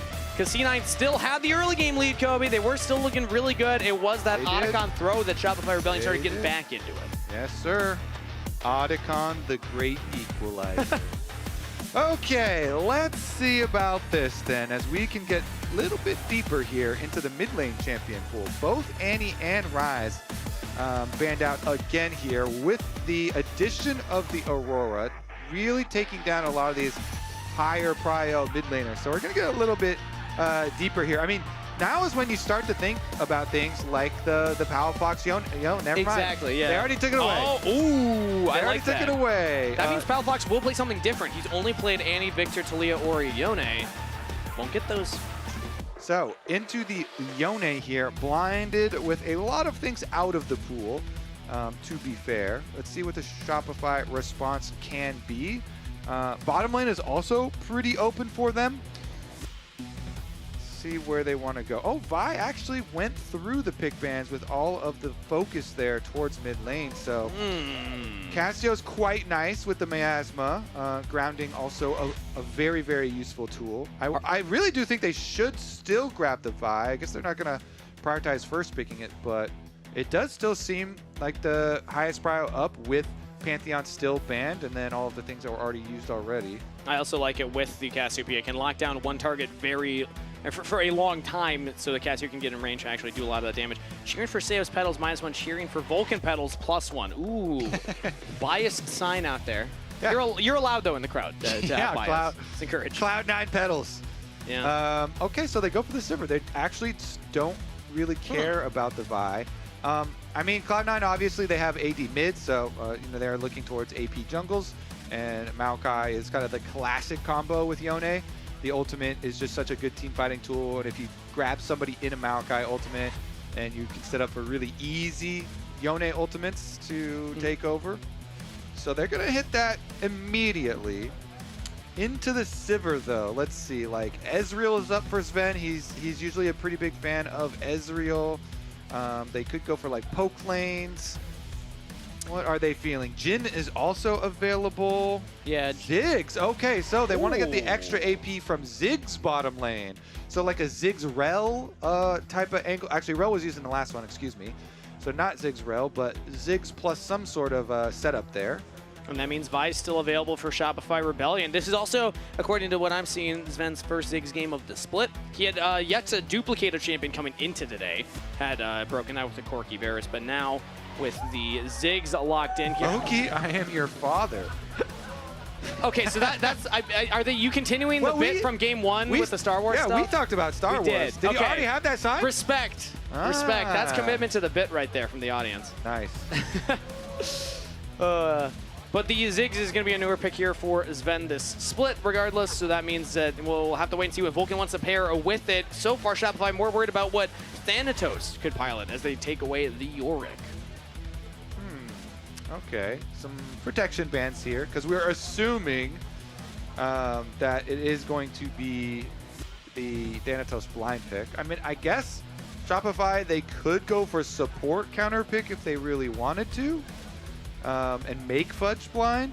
Maybe that's what they're setting up for here with banning away, because Fudge has been fine to play tanks, so maybe they're just banning out Yorick and some protection stuff here to allow him to do that. Oh, the Gnar. Even though Gnar isn't like super meta right now, Thanatos is a really good Gnar. The boomerang just got buffed. It's a good, yeah, it did. Cooldown. And it's been one of Thanatos' really strong champs, so I like that target ban. Yeah, so far Thanatos has played Rumble, Renekton, and Bessa Aurora coming into this series, so we'll not have access to any of those. We will see something new from Thanatos.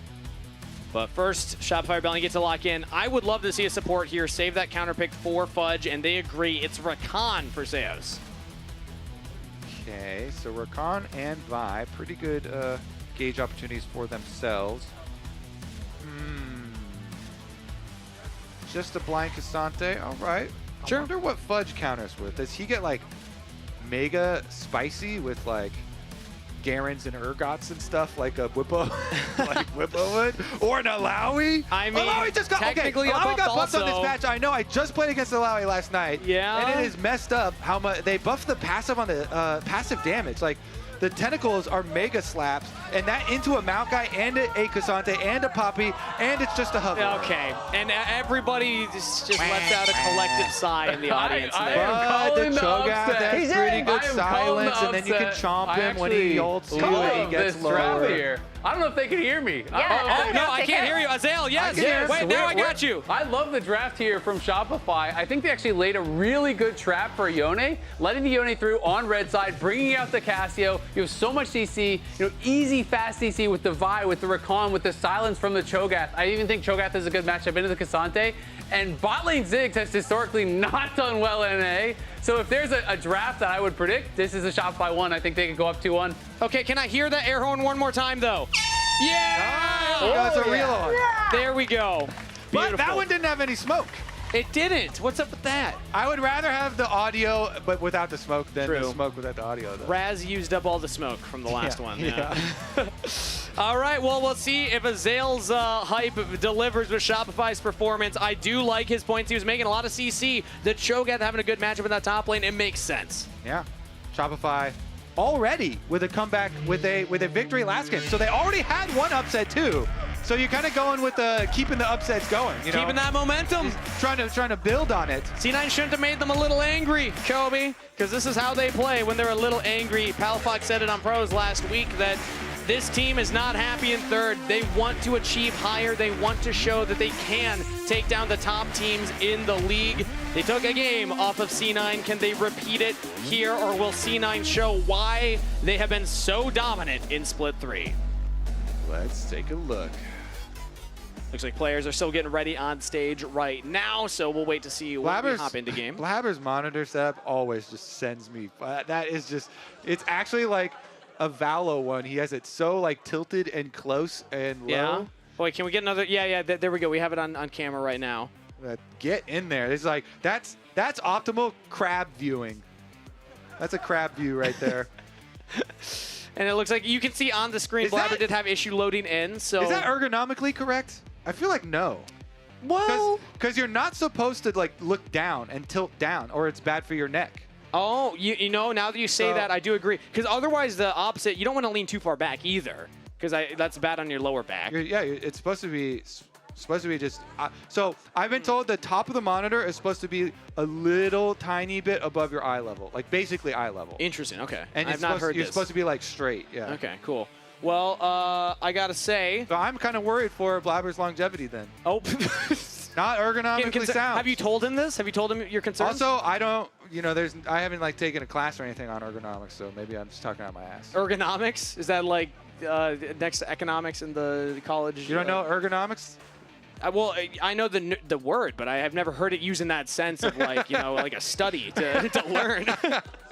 But yes, you see Blabber did not load into the game, so we're waiting on reset the PC or whatever is going to be required on his. Oh, I see something on the monitor.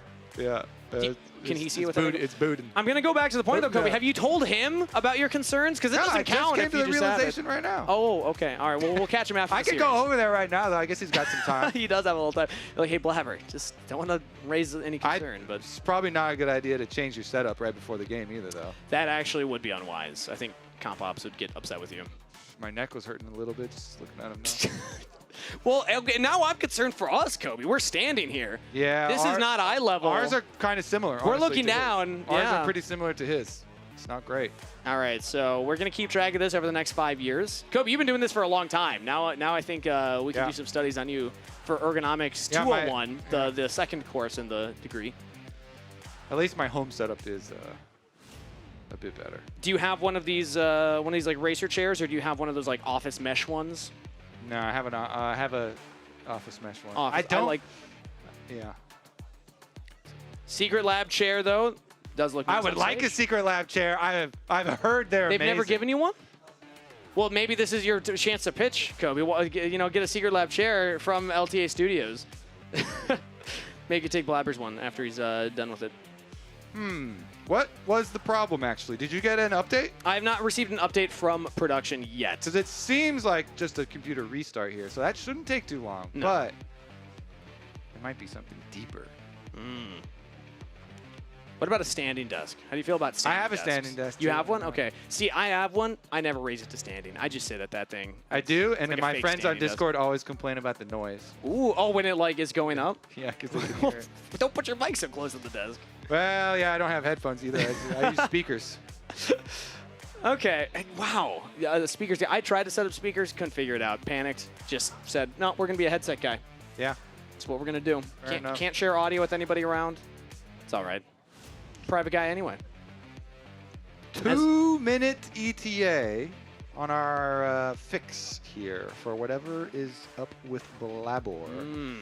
Honestly, we're coming into this one on even footing, Kangas. Even though Cloud9 had the advantage in the beginning of that game too, Shopify was actually winning it here and evening up the series 1-1.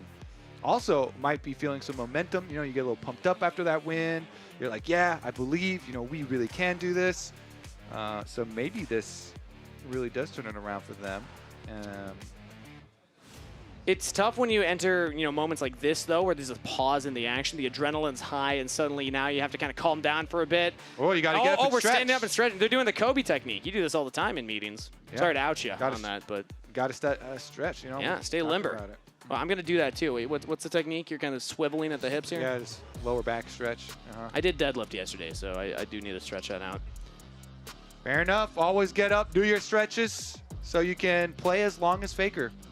He's been playing for a long time as well. Yeah. Do you think he's got the same monitor setup that Blabber has? No, because I've seen it. We always get zoom-ins of Faker's monitor at internationals because everyone's like, oh my god, how does he do it? What does Faker do to warm up? Recreated. Yeah, I love all the edits of him alt-tabbing to like 7 different games. Wow, have you ever tried that? Ready. I remember trying that the first time I saw it, and I was like, I'm going to see if I can do it. I'm going to try and play Bard. Okay, I'm lying. I actually do. Like, because if you have like an MMO or like some like grinding game that you're like playing on the side, okay, you definitely have moments where you can do that, like where you're waiting champ select or something like that. Yeah. I tried it with Minesweeper. Although I'm also notoriously bad at Minesweeper, so it did not work out. So you can lose 2 games at once. I can lose, exactly, You can lose League while you lose. Wow, you called me out on it as well. How'd you know? How did you know, Kobe? Yeah, you just have that look. It shows. It's in my demeanor, just my general presence. Well, it is 1-1 in the series, though, so already a couple of those predictions were wrong. Most people had C9 3-0 coming into today, but I see a lot of Shopify Rebellion jerseys out there in the audience. Let's get a quick vibe check. Make some noise if you're cheering Shopify Rebellion. Oh, okay. This pack right here. This pack right here is very close. They're loud and close. Yeah, they pick up in the mic. Okay, now we're going to do the other. Okay. No pressure, C9 fans. That was a lot of noise. Make some noise if you're rooting for C9. I think that was louder. good. That was good. There's more people, so it's not really fair, but I think it was a little louder. Yes, I think the Shopify what really about helped this out Golden Guardians guy? I see a Golden Guardians jersey. That doesn't even exist anymore. Yeah, how are you feeling? Well, how are Golden Guardians' chances in this series? Pretty good?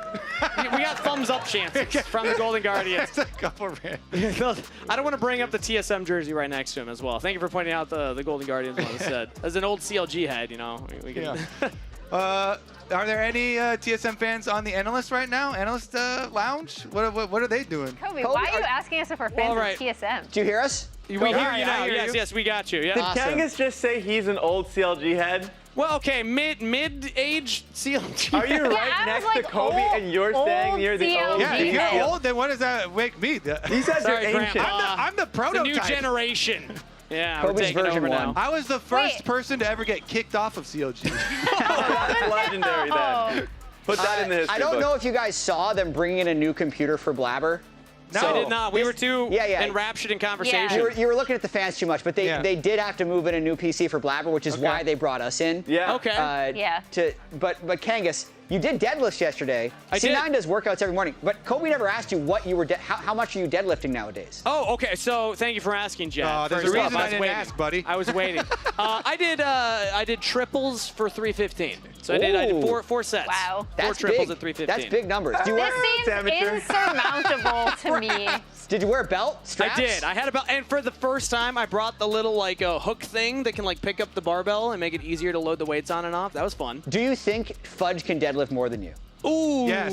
that's a good question. I do. Kobe, wow, Fudge is big, man. he is, but come on, man, you gotta back up your co. You know what? I got you, Kangas. All right, you can all do right. it. You can do it. Inconclusive, Jet, but maybe we can get some cameras on us at some point. We'll do the me versus Fudge deadlift off. I don't know. I Eventually, think you have to Fudge face me first, buddy.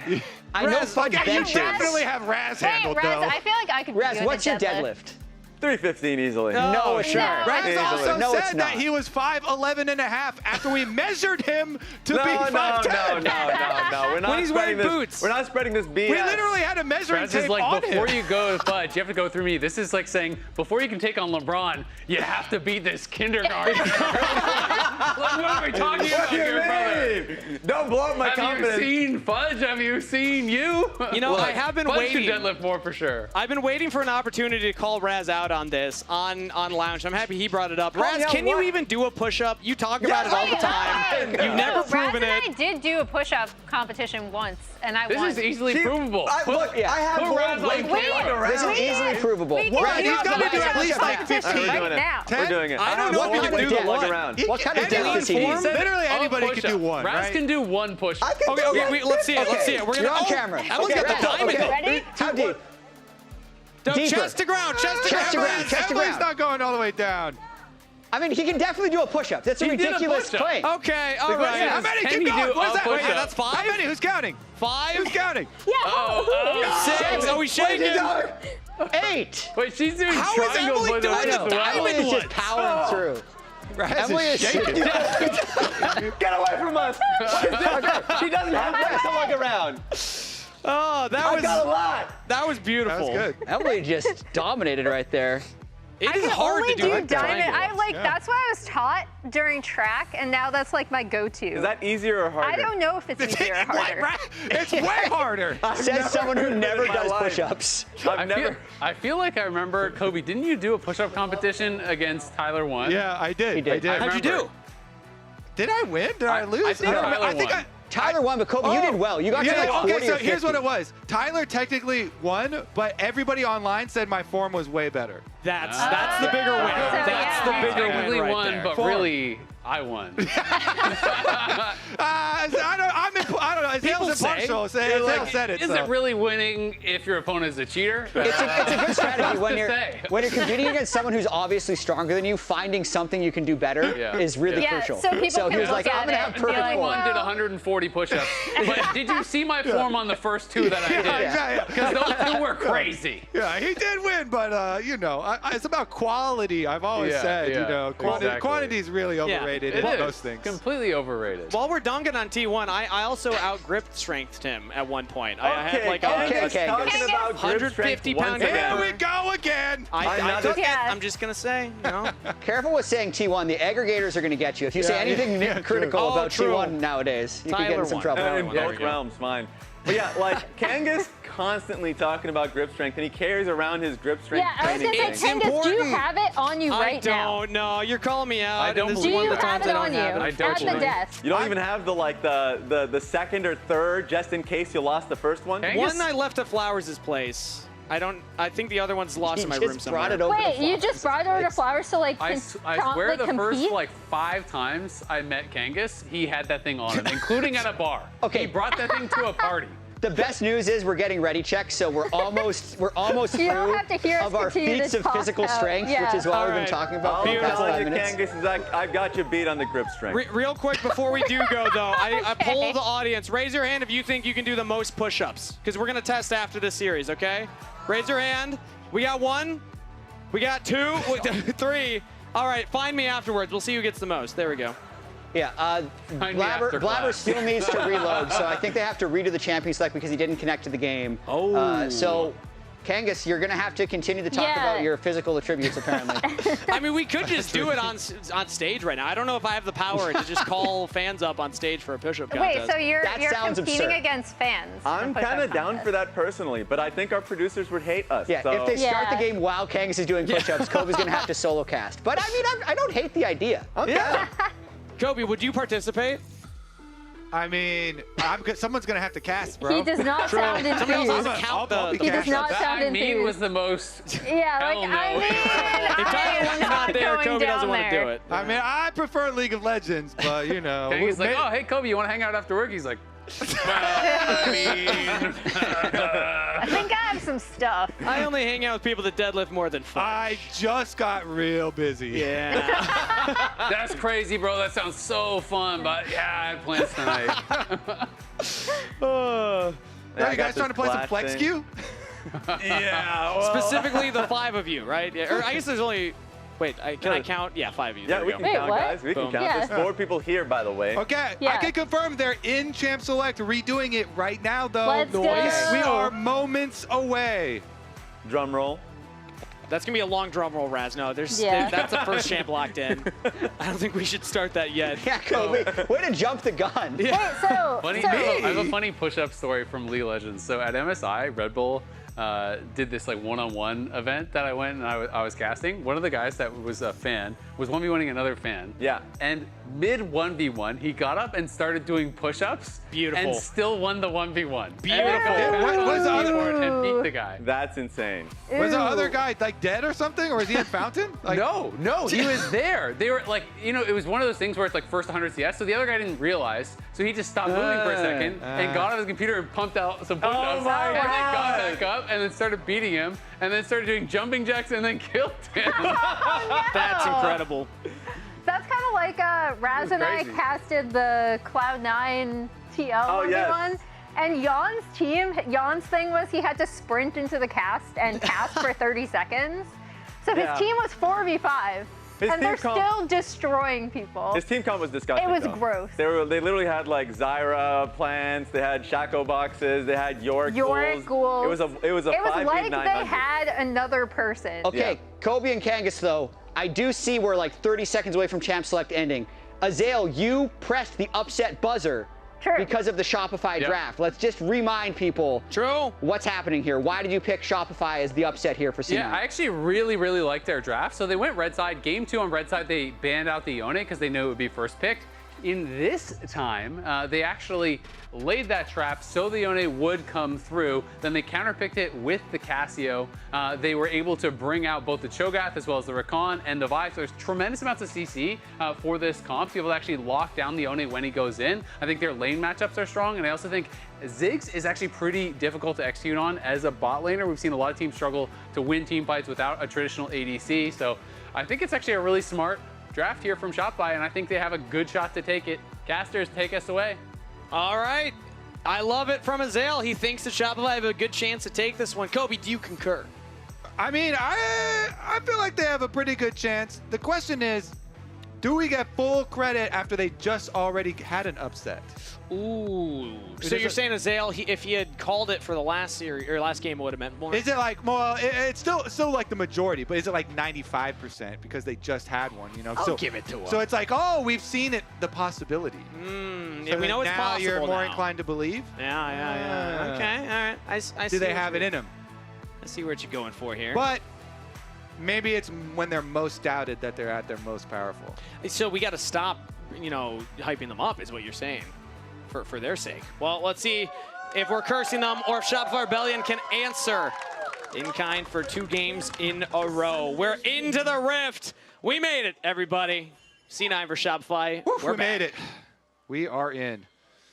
Okay, so Loki, in the beginning of both games, got first blood. First time was a solo, and they traded flashes as well. Second time was with a lot of the team coming to help him out. But Cloud9 now, they're actually going to be the ones under attack. Ooh, the Q misses right there. Blabber's able to sidestep it. I mean, really good sidestep, too, because he had to walk back into him since it was leading a little bit with the Cho'Gath Q.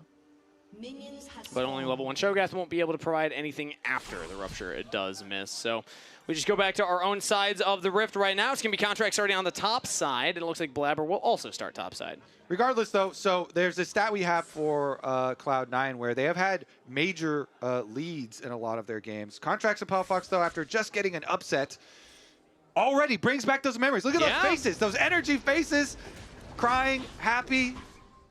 That was a great finals. 2023 in summer, big upset, and it was these two that were on that roster. They're looking to upset C9 again here in round 1 of the elimination phase for split 3. So they believe. Azael really believes. He thinks it's going to be a 2-1 up here for Shopify. So we'll see. Series lead is a great place to be in. The question is, though, Fudge on Shogath. Here's reference number 3. Will he remember to stack his ultimate? I guess it's totally fair since he literally is on Shogath. It is, yes. That's when you can bring it up. You definitely get time. that. That one's totally fine. But he recently refreshed his memory about the stacking mechanic for Shogath. True. About the feast stack. So I would say he definitely would use them. And Palafox is definitely using his early advantage over Loki. Now, the thing is, you use a lot of your mana, though, early on. So it's usually like a mana bar versus health bar in these early trades between the Yone and the Cassio. And Palafox doing pretty good. Usually want to just use your autos here on minions as well. Ooh, if you gotta get the last hit with those fangs. You gotta get the last hit with those. Still doing all right outside of that one miss right there. This is part of why Azael was so excited about the draft from Shopify Rebellion, is that Yone is something Palafox is known for. I mean, that was like probably his best game so far in Split 3 was on the Yone, big carry performance, so C9 want to keep him off of it, but this allows Palafox to pull out this counter pick. Yeah, and the reason why you got to get the last hit on your fangs on the minions is because that's how you restore the mana. If you don't actually last hit it, then you lose out on mana, which is imperative for your harassment. Especially early levels before you pick up. I'm expecting probably a Rod of Ages build for the Cassiopeia. Typically, that's what I see. But good job by him, because you see every time he moves up, he gets his auto plus Fang for harassment to get the maximum damage. Meanwhile, jungles, though, let's see Blabber crossing up to get his topside crab. The camera just keeps coming back mid, though, because of how low now the health bar is for Palafox, plus no mana. Exactly. He's burned it all trying to harass him, so Loki is fine now to finish pushing up this wave. Since Blabber, his jungler's on his top side, he's got plenty of safety. Palafox low on mana. And this is the power of the Doran's shield. I mean, Loki's just able to heal up so much of the damage that Palafox throws out against him. Plus the fleet footwork means that he just got to hit a minion, and boom, he's back up to above half health. Yep, rely on the Doran shields as well as the fleet. Second re-clears for both junglers are going to be mirrored as well. No actual skirmishes bottom side. In the past couple of games, we've had like at least heals and stuff used kind of early on, but everybody's very safe this time around. So probably just going to be junglers looking for their level 6s then. Continue power clearing. Both of them obviously are very good with their ultimates for actually then looking for those kills. So anytime I see early games like this, it raises the question, which team is more advantage? If it's a slow early game, you're given time to just get your CS and no early scraps, which composition would you rather have? Because that means you're going to be entering the mid game in probably a more even state. Yeah, I mean, the thing is, there's nothing too crazy as far as the very early game, because even Cloud9, which I would say doesn't scale as well into the late game as the Shopify comp, the early part doesn't, you know, as long as it's the bridge to the one item, they're still very good on their one items.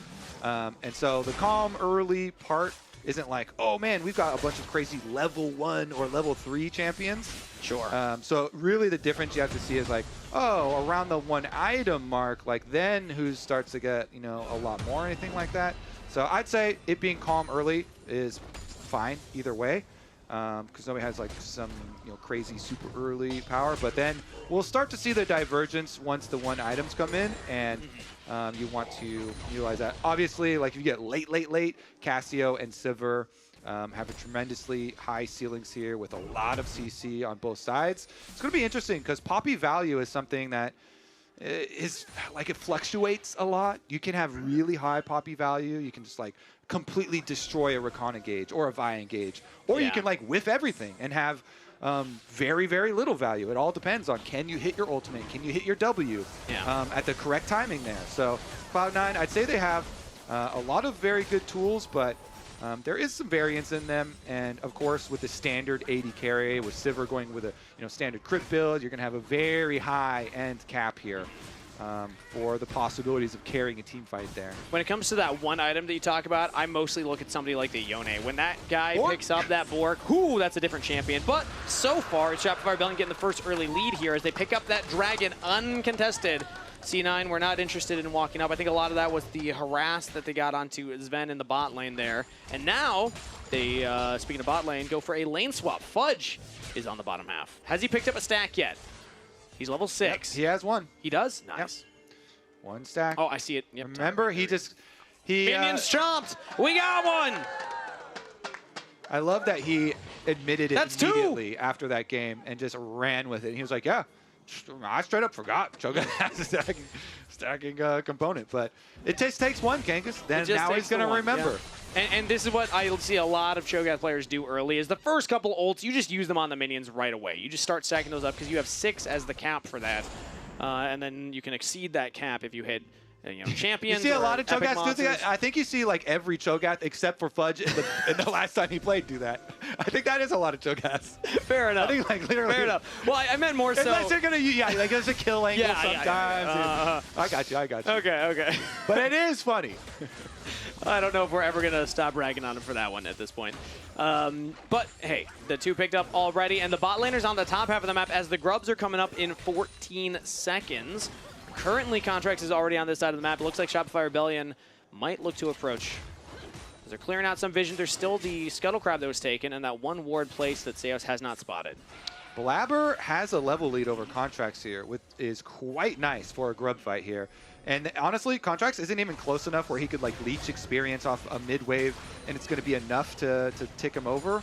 At least Contrax has his ultimate, but still the extra stats from that level here for Blabber might be a big factor. Might still look for it here as Keeper's Verdict misses, does not land onto any members, but it looks like Chain CC onto the jungler. He's still able to survive to throw out the ultimate. Palafox free firing first blood to Palafox as the Loki goes down. Flash whip from Blabber. Palafox looks to follow up, not in range, but Shopify Rebellion take the kill. Yeah, the counter was so good. They Cassiopeia lays down Miasma, gets the ultimate down, and Contrax lives. He's able to get his blast shield. He's able to use his ultimate to get back to the other side, and he actually kills Loki when Loki's the one who ulted in onto him to try and focus down the jungler. But Blabber's able to Vi-ult him to the other side and just burst him down there with the help of Palafox. This is the opposite way that both of the other games started. It was Cloud9 and Loki getting first blood, but this time around, with the counter engage, it is Palafox and Shopify. So again, Poppy ultimate misses. We talked about can it have huge value or none. And then they focus onto Contrax, but they don't have enough damage. And they just move out there with the charge. Then on the Miasma with the Conqueror stacking here, Palafox hit a juicy ultimate, and the Cassio is just free firing from the side there. Hands up, Cinema. Right there. Also, the Petrifying Gaze did tag Loki, which is what set up the counterplay from Shopify Rebellion. So Palafox is playing that incredibly well, and like you had just said, opposite from the last 2 games. Now Palafox has the slight CS lead. Now Palafox has that early kill. Yeah, and he's funding his stacking build. As you say, it's Rod of Ages plus the Seraph, so you're going to get both of those stacking up really nicely for Cassio. You become this machine gun of power.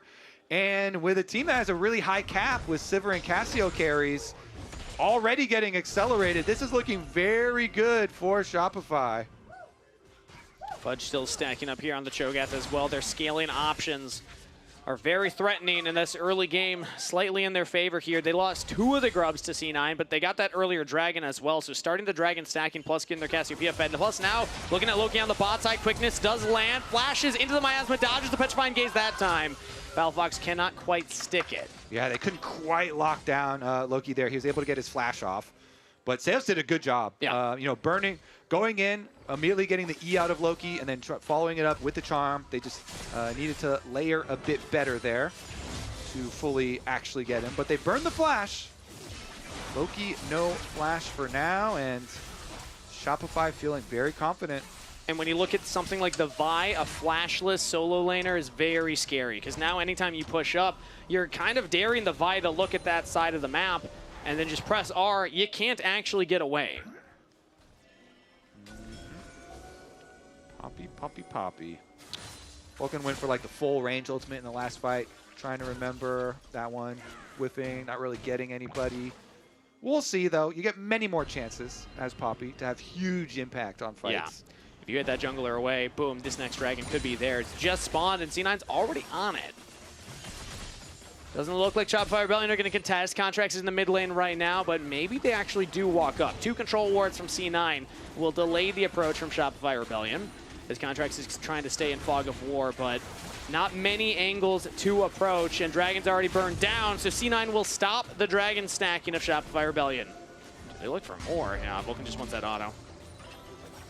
Interesting rotation from Fudge here. I don't think there's actually going to be anything for him, but I guess they were looking if there was going to be an engagement here from Cloud9. Nobody got caught in mid though, so he just go back to his wave top, and Thanatos uses teleport, so teleport advantage now as well for him. 5 stacks on the Cho'Gath. It's going to be a pretty big Cho'Gath here soon. 1 more stack on the minions that he can pick up. Oh, excuse me, it's Loki's teleport. Answered back up to topside. They do swap it, so they're sending Thanatos with his magic resistance into the Cassio. So his Hollow Radiance here. So he's just kind of trying to let Palafox push and see if they can get any sort of setup. Again, a lot of focus towards Loki and the Yone with no flash, though. He is a vulnerable target, and this is a champion that has to carry, you know. Trying to get to that Blade of the Rune King is a huge moment in the game. It's been delayed a little bit. Yeah, so far, well, I mean, once he gets out, we talked about the impact of that on a champion like Yone. And now into the Cho'Gath, arguably a safer lane because there's not as much damage for the Vi to kind of lock you down and get bursted out.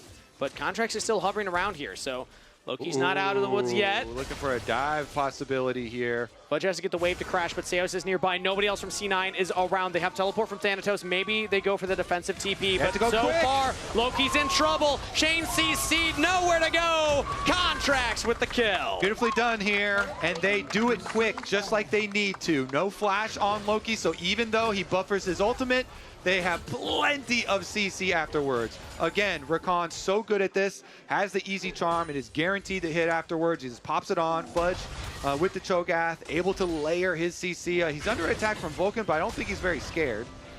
Yeah, it seems like it should be just fine. He's able to walk away from that one. Loki has just been targeted by Shopify Rebellion. First, the flash out of him in the bot lane, then he goes top. They dive him under turret. They do not want this Yone to hit that spike. Yeah, I mean, this was the crux of Azael's argument for the upset win for Shopify, was countering this Yone and keeping the Yone down. Thus far, that looks to be very, very, very true. Yeah, I was taking a look there at the level difference because Palafox hits level 11 before Loki. He was in that bot lane. Dying twice means that Loki's lost out on some waves, and Palafox actually just chasing Thanatos down. Pushing him out of the lane. Things are landing up for Shopify Rebellion early in game number 3. Certainly are. All right, remain calm and carry on scaling as well. Let's see, they just rotate down, so it's still going to be sending Thanatos back into this Cassio lane. Just soak up with all of his magic resistance. Basically, you're trying to soak all the mana. You're just like, can I take enough of a beating for long enough? What goes down first? To get her mana low enough. Unfortunately, the tier is done and the rod is done. And so, and now also with the extra lost chapter here, Palafox has. Fudge! Oh! Solo kill for Fudge. Loki dies again. There is just nowhere this this Yone can survive. Can't go mid, can't go side lanes to either of them. Ooh. This is looking very good. Shopify. Now he used his feast for the kill though, and didn't quite get the last little bit of damage, but it's not a very big thing. But he won't have the cooldown here to use it on Herald either. So, all good. That is, again, a death for Loki where he doesn't complete the Blade of the Ruined King. He has been taken out of the game. Speaking of, B-Boy's looking to take Sven out of this one. Doesn't even try and flash it. B-Boy with his own solo kill. Shopify Rebellion are roaring to life in this series. If they win this one, do we even allow the analysts to call more upsets since Shopify will be ahead in this series? That's a good point, actually. Or do they start hitting it for C9 though? Wait a second. Vulcan spots as they're fine, yeah. Because I mean, everyone's memeing on like strength of schedule and everything coming into it, but Shopify crafting themselves some pretty good looks here later on into the series. We'll see though. Getting a little ahead of ourselves. Dragon 15 seconds away, so let's take a look at the setup. We saw C9 third game. Shopify still could throw it as well, but this is the first game now that they have an early lead themselves. Dragon is coming up here in 5 seconds.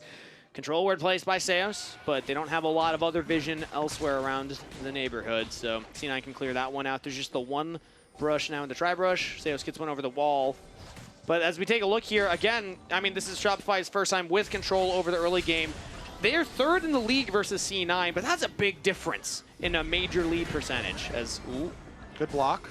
Okay, engage now into B-Boy. He has to cleanse, he has to flash away from the Bramble Smash. Palaver's not able to get it, but a flash engage from Contrax. They want to burst down the AP Mount guy, but ultimate does land. B-Boy can't continue. Fudge gets the kill on the Vulcan meanwhile, as Loki's trying to get in there and get damage, but he just doesn't do anything right now on the Yone. And Contrax drives the Herald right around. He missed the tower. They'll still get it, I'm sure. C9, though, currently corralling around the Dragon. They have Blabber available. He has the smite. B-Boy still mid lane, so this is a 4v5 onto the Dragon. Do they want to contest this? B-Boy's just not interested in the fight. He wants to take down that turret, so they're giving the Dragon. C9 will get this, but more gold to Shopify Rebellion. If I see any more players miss stationary targets, because it was last week or maybe the week before where Blabber was the one driving the Herald and he missed the tower on top side. Ooh, we got a bad track record of drivers in NA. Our junglers are not good drivers. We got to bring back driving exams. They should be cyclical, right? You know, you only do them once in life and then you're good. That was so funny. It's funny too because Rift Herald is like a very big, like model in the game. It's just like cruising right past that tower. Whatever though, they got it, and they got the second tower as well. So the price is the Mountain Dragon. I do wonder the call from Shopify Rebellion though, because it seemed like the other four were still around the Dragon looking to contest, but B-Boy specifically just said, no, I'm gonna push this mid. I think I know what this replay is gonna be. Oh no! He's trying to get all the minions and then. Wait a minute! That's crazy. It does. Okay, I'm on Contrax side here. I've actually changed course. Yeah. But so even though it does look like that, it has been this way for a while. I trolled. Yeah, it has been that way for a while, where like you really have to hit the center of the tower. Sure. They updated the turning radius and everything of the Herald. So even though it's like, oh, the model's pretty big and like it looks like they're touching, it's been that way for a while, so everybody should know. Yeah, and he was kind of wiggling, Yeah, I mean, it's all good. They got both. They got two. They're 4,000 ahead he said, right now. My bad, I trolled. He did. Is that you want more than that, Genghis? No, you don't need much more than that. Also, another turret fell bot side, so now they're up to 3 turrets taken. Shopify Rebellion continuing their lead here over C9. Thanatos gonna try and hold the last outer turret, but he only has Vulcan behind him. Buddy. Yeah, that is going down. Shopify Rebellion have claimed all of the outer structures. Well, let's take a look as the 4-1 split push closes in. They actually don't get super deep vision, but it's just going to be enough for Otacon start anyway. There's still a tri-brush ward here that is providing some good value for C9. What do we call the Otacon, Kobe? The Great Equalizer. I get nervous. You know what else, though? Poppy. Poppy has the big opportunity here. True, can ult away the smite. Or they can just look at Fudge right now. He's all alone here. The rest of the team was not willing to peel off the objective immediately to go for him. Now the Poppy ult goes out. Fudge is going to try and limp away, takes a huge chunk of damage. Teleport's still on cooldown, so he cannot back heal up and get back into the fight. Oh my god. Do C9 now go for it? Otacon does too much damage. It's like a bait. It'll shred you. It'll do a bunch of damage. Yone can just get mid. Just get money on Yone. They really need some more money on this guy. Loki has been kept down. Even though he got to his Blade of the Ruined King, Needs some more crit multipliers to come in for him as well. I mean, they're still on it. This thing's been aggroed for over a minute at this point. Fudge backs and is walking back out onto the rift, so now C9 will finally back away. Okay, so Palafox defends the mid tower. So Loki was unable to get any tower gold there. He did at least push in the minions, but Shopify, I gotta say, like, this game here should definitely be theirs to lose. They have very, very good interactions versus the Cloud9 comp. They have plenty of gold to work with here. 2 item power spikes coming in all over the place. So just calmly reset and then go start Otacon again. Yeah, Fudge had to blow his flash. He took a dangerous, pathway in there, but that's not really going to be that big of a deal.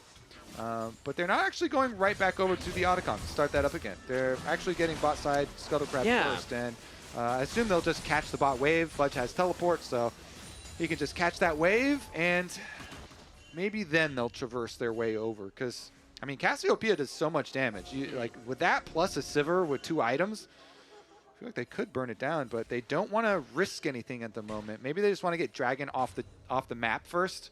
Yeah. So they'll wait for the Dragon, another 40 seconds, calmly get that one before heading over towards the Otacon again. Seems to be the game plan for Shopify Rebellion. They're happy with a slower approach. Palafox has 10 snacks on that Roa now, so levels up to 14. I'm wondering how close he is to 15, because that's the reason I was tracking that before, is that Loki was behind just in his ability to hit waves after dying so many times. But Palafox could be in danger himself right now. Control Ward spots him out, but C9 do not actually full commit onto the Cass. Yeah, looks like Shopify just retain vision on top side. Perma push with Sivir, and then just grab your Dragon first before rotating your resources up to Otacon. And Fudge should be able to walk in here, get another stack. He's already at 7. That's a bigger Cho'Gath. Let's go. As the size will scale with the amount of ults he picks up, as well as the levels in that ultimate. Also level 14 right here. So Shopify Rebellion with their second Dragon. Good on Cloud9 to at least deny the stacking. If Shopify had been able to get all of these Dragons, this would have been their soul. But Cloud9, because they took a couple of those, don't have to contest here. Were you worried he was going to miss it? No, I had full faith. Okay. Were you a little worried? I was a little bit. That was a lot of damage. That was a little bit. He's done a few ults a little early. So does get nailed that one though. How about this early ult? B-Boy ulting in, flash follow-up from Contrax. They're trying to burst down the Ziggs, but Sivir's knocked out of their Contrax is all alone. Sail's gonna try and bail him out, but Contrax just doesn't have the backup. Shut down gold to Loki as now Palafox lands better on Gaze. They're gonna pick off one of their own. Vulcan falls. Shopify answer Mid 1 for 1. Mid is also open. I mean, oh, they don't have a minion wave. Ooh, but there's one coming. If they can control the approach, Thanatos is trying to get there. He's there. They lost their jungler, though, so they have to rely on Feast cooldown if they wanted to start Otacon. Guess everyone will just wait and reset once more. That was a very committed engage. It was B-Boy heading ultimate to force out Sven's flash, and then the flash follow-up from Contrax just gets him a little too deep in enemy territory. If he was still alive, that Otacon's looking nice and juicy for them, but still have the gold lead. Shopify Rebellion just need to control the rift for right now. Looks like we're going to get the B-Boy purchase as well before the Sivir. Sivir's going to be massive. Yep, there's another look at it. As we saw on screen. And Poppy Ultimate this time around did have that value we're looking for. Yep. Keeper's Verdict. It's really hard to spell shield that because the Maokai is also on top of you. So you're trying to avoid that CC first. Nice that they were able to at least answer one. All right, here we go. Okay, they just needed the Baron to spawn. So nobody is blocking the Yone, so Yone's gonna get bottom tower. Oh, he's teleporting early. So Yone's coming early, they're gonna fight for sure. Okay, C9 want to contest right here, but the engage comes through from Shopify Rebellion. They got right on a Blabber. Again, he's an AP squishier. Maokai flashes to safety. He does not die. Throws out the ultimate. Re-engage for C9 now if they want it. They saw Fudge, he got hit up with that one, but Thanatos not confident to go forward. C9's jungler is so low that they just have to back off and give the Otacon to Shopify Rebellion. And Fudge nails another one. Boom, 9 stacks on the Cho'Gath. Okay, so the only consolation prize for Cloud9 is mid-tower gold. But Shopify, they secure the petals, they secure the Otacon buff to clean up all of the rest of them here. Very, very nice for them. I mean, you've got Sivir here, already 3 items. The full Lord Doms is done. So they truly are going to be able to steamroll objectives here. So it's on Cloud9 to find some picks, maybe, to find a little bit of surprise play. Looks like C9's wave was able to take that bottom turret, so they also get that outer structure, but Shopify Rebellion maintained their gold lead. It's shrunk a little bit from what it was at its peak, but the Otacon's going to help out with that. B-Boy is just going to be so hard to kill. It's Sivir with a Spell Shield and a Cleanse and a Mikhail's on Rakan. That's a good point. Wow. That is really hard to take down the Sivir. So, and even the Cassiopeia has Armed Guard as well. So, yeah, Shopify carries are looking real tough to deal with. And like you had said, I mean, with the Cassiopeia, Cho'Gath, Sivir scaling, it's not like it gets much easier for C9. They have tools, they have abilities to fight in a late game scenario, but I love seeing a Cassiopeia and a Sivir with 4 items. Like, I would rather be on that team. Yeah. If I'm looking at my carries. We are well past that Cloud9 one item point where they want to make a lot of their plays. Yone, I guess maybe you get another angle when Yone gets IE? Okay. Question mark? If you can get onto the back line and blow up somebody like B-Boy, you can't cleanse a knockup, so. Yeah. If you get through that spell shield, but it looks like another engage from Shopify Rebellion. Keeper's Verdict from Vulcan knocks away Seos. Palafox goes into stasis. C9 have multiple members here. They time it perfectly! Locking Palafox into place outside of the Seeker's arm guard. And that's mid laner down for Shopify Rebellion. That is unfortunate that Vulcan caught the kill, though, and he took the shutdown. If they got that shutdown into Loki, that, I don't know, that might have even been IE, but they're going to go for Baron anyway. Hard to outsmite a Cho'Gath ultimate. They got to keep Fudge out of the pit. Contrax also has the smite available, so Shopify actually have 3 members here while B-Boy takes the middle turret. He's coming over. Looks to regroup with the rest of the team. They got to keep Cho'Gath out of that pit. Right now, that is Thanatos' job. He all outs the wrong way, it looked like there, but no, the Baron does go down. C9 pick it up. Holy, and get the big worm. That was a really clutch pick for Cloud9 onto Palafox. They get the Baron out of it, Kangas. Does that get him to IE? It doesn't quite get him to IE. Though he didn't get that shutdown money, so it's still going to be parts here for the Yone. But the Baron buff itself goes a long way. Yeah, and that was Shopify opting in for that fight. They looked for that engage themselves. End of the day, they will get their 3rd dragon here, but this is C9's window back into the game. As Fudge actually chases down Blabber, hard still does big damage. Had the feast available, but Blabber gets out. Yeah, so much extra value from Baron too. Sven here on the Ziggs, obviously, immediately killing the top tower. They get that gold. They push in. They get so much value from this vision all over the red buff side of the jungle. It's a Cloud9's turn to actually come back. Do we call it an upset? Do we get the air horn? If they win, no. I'm so confused now with the... Yeah, well, what's an upset, what's not at this point?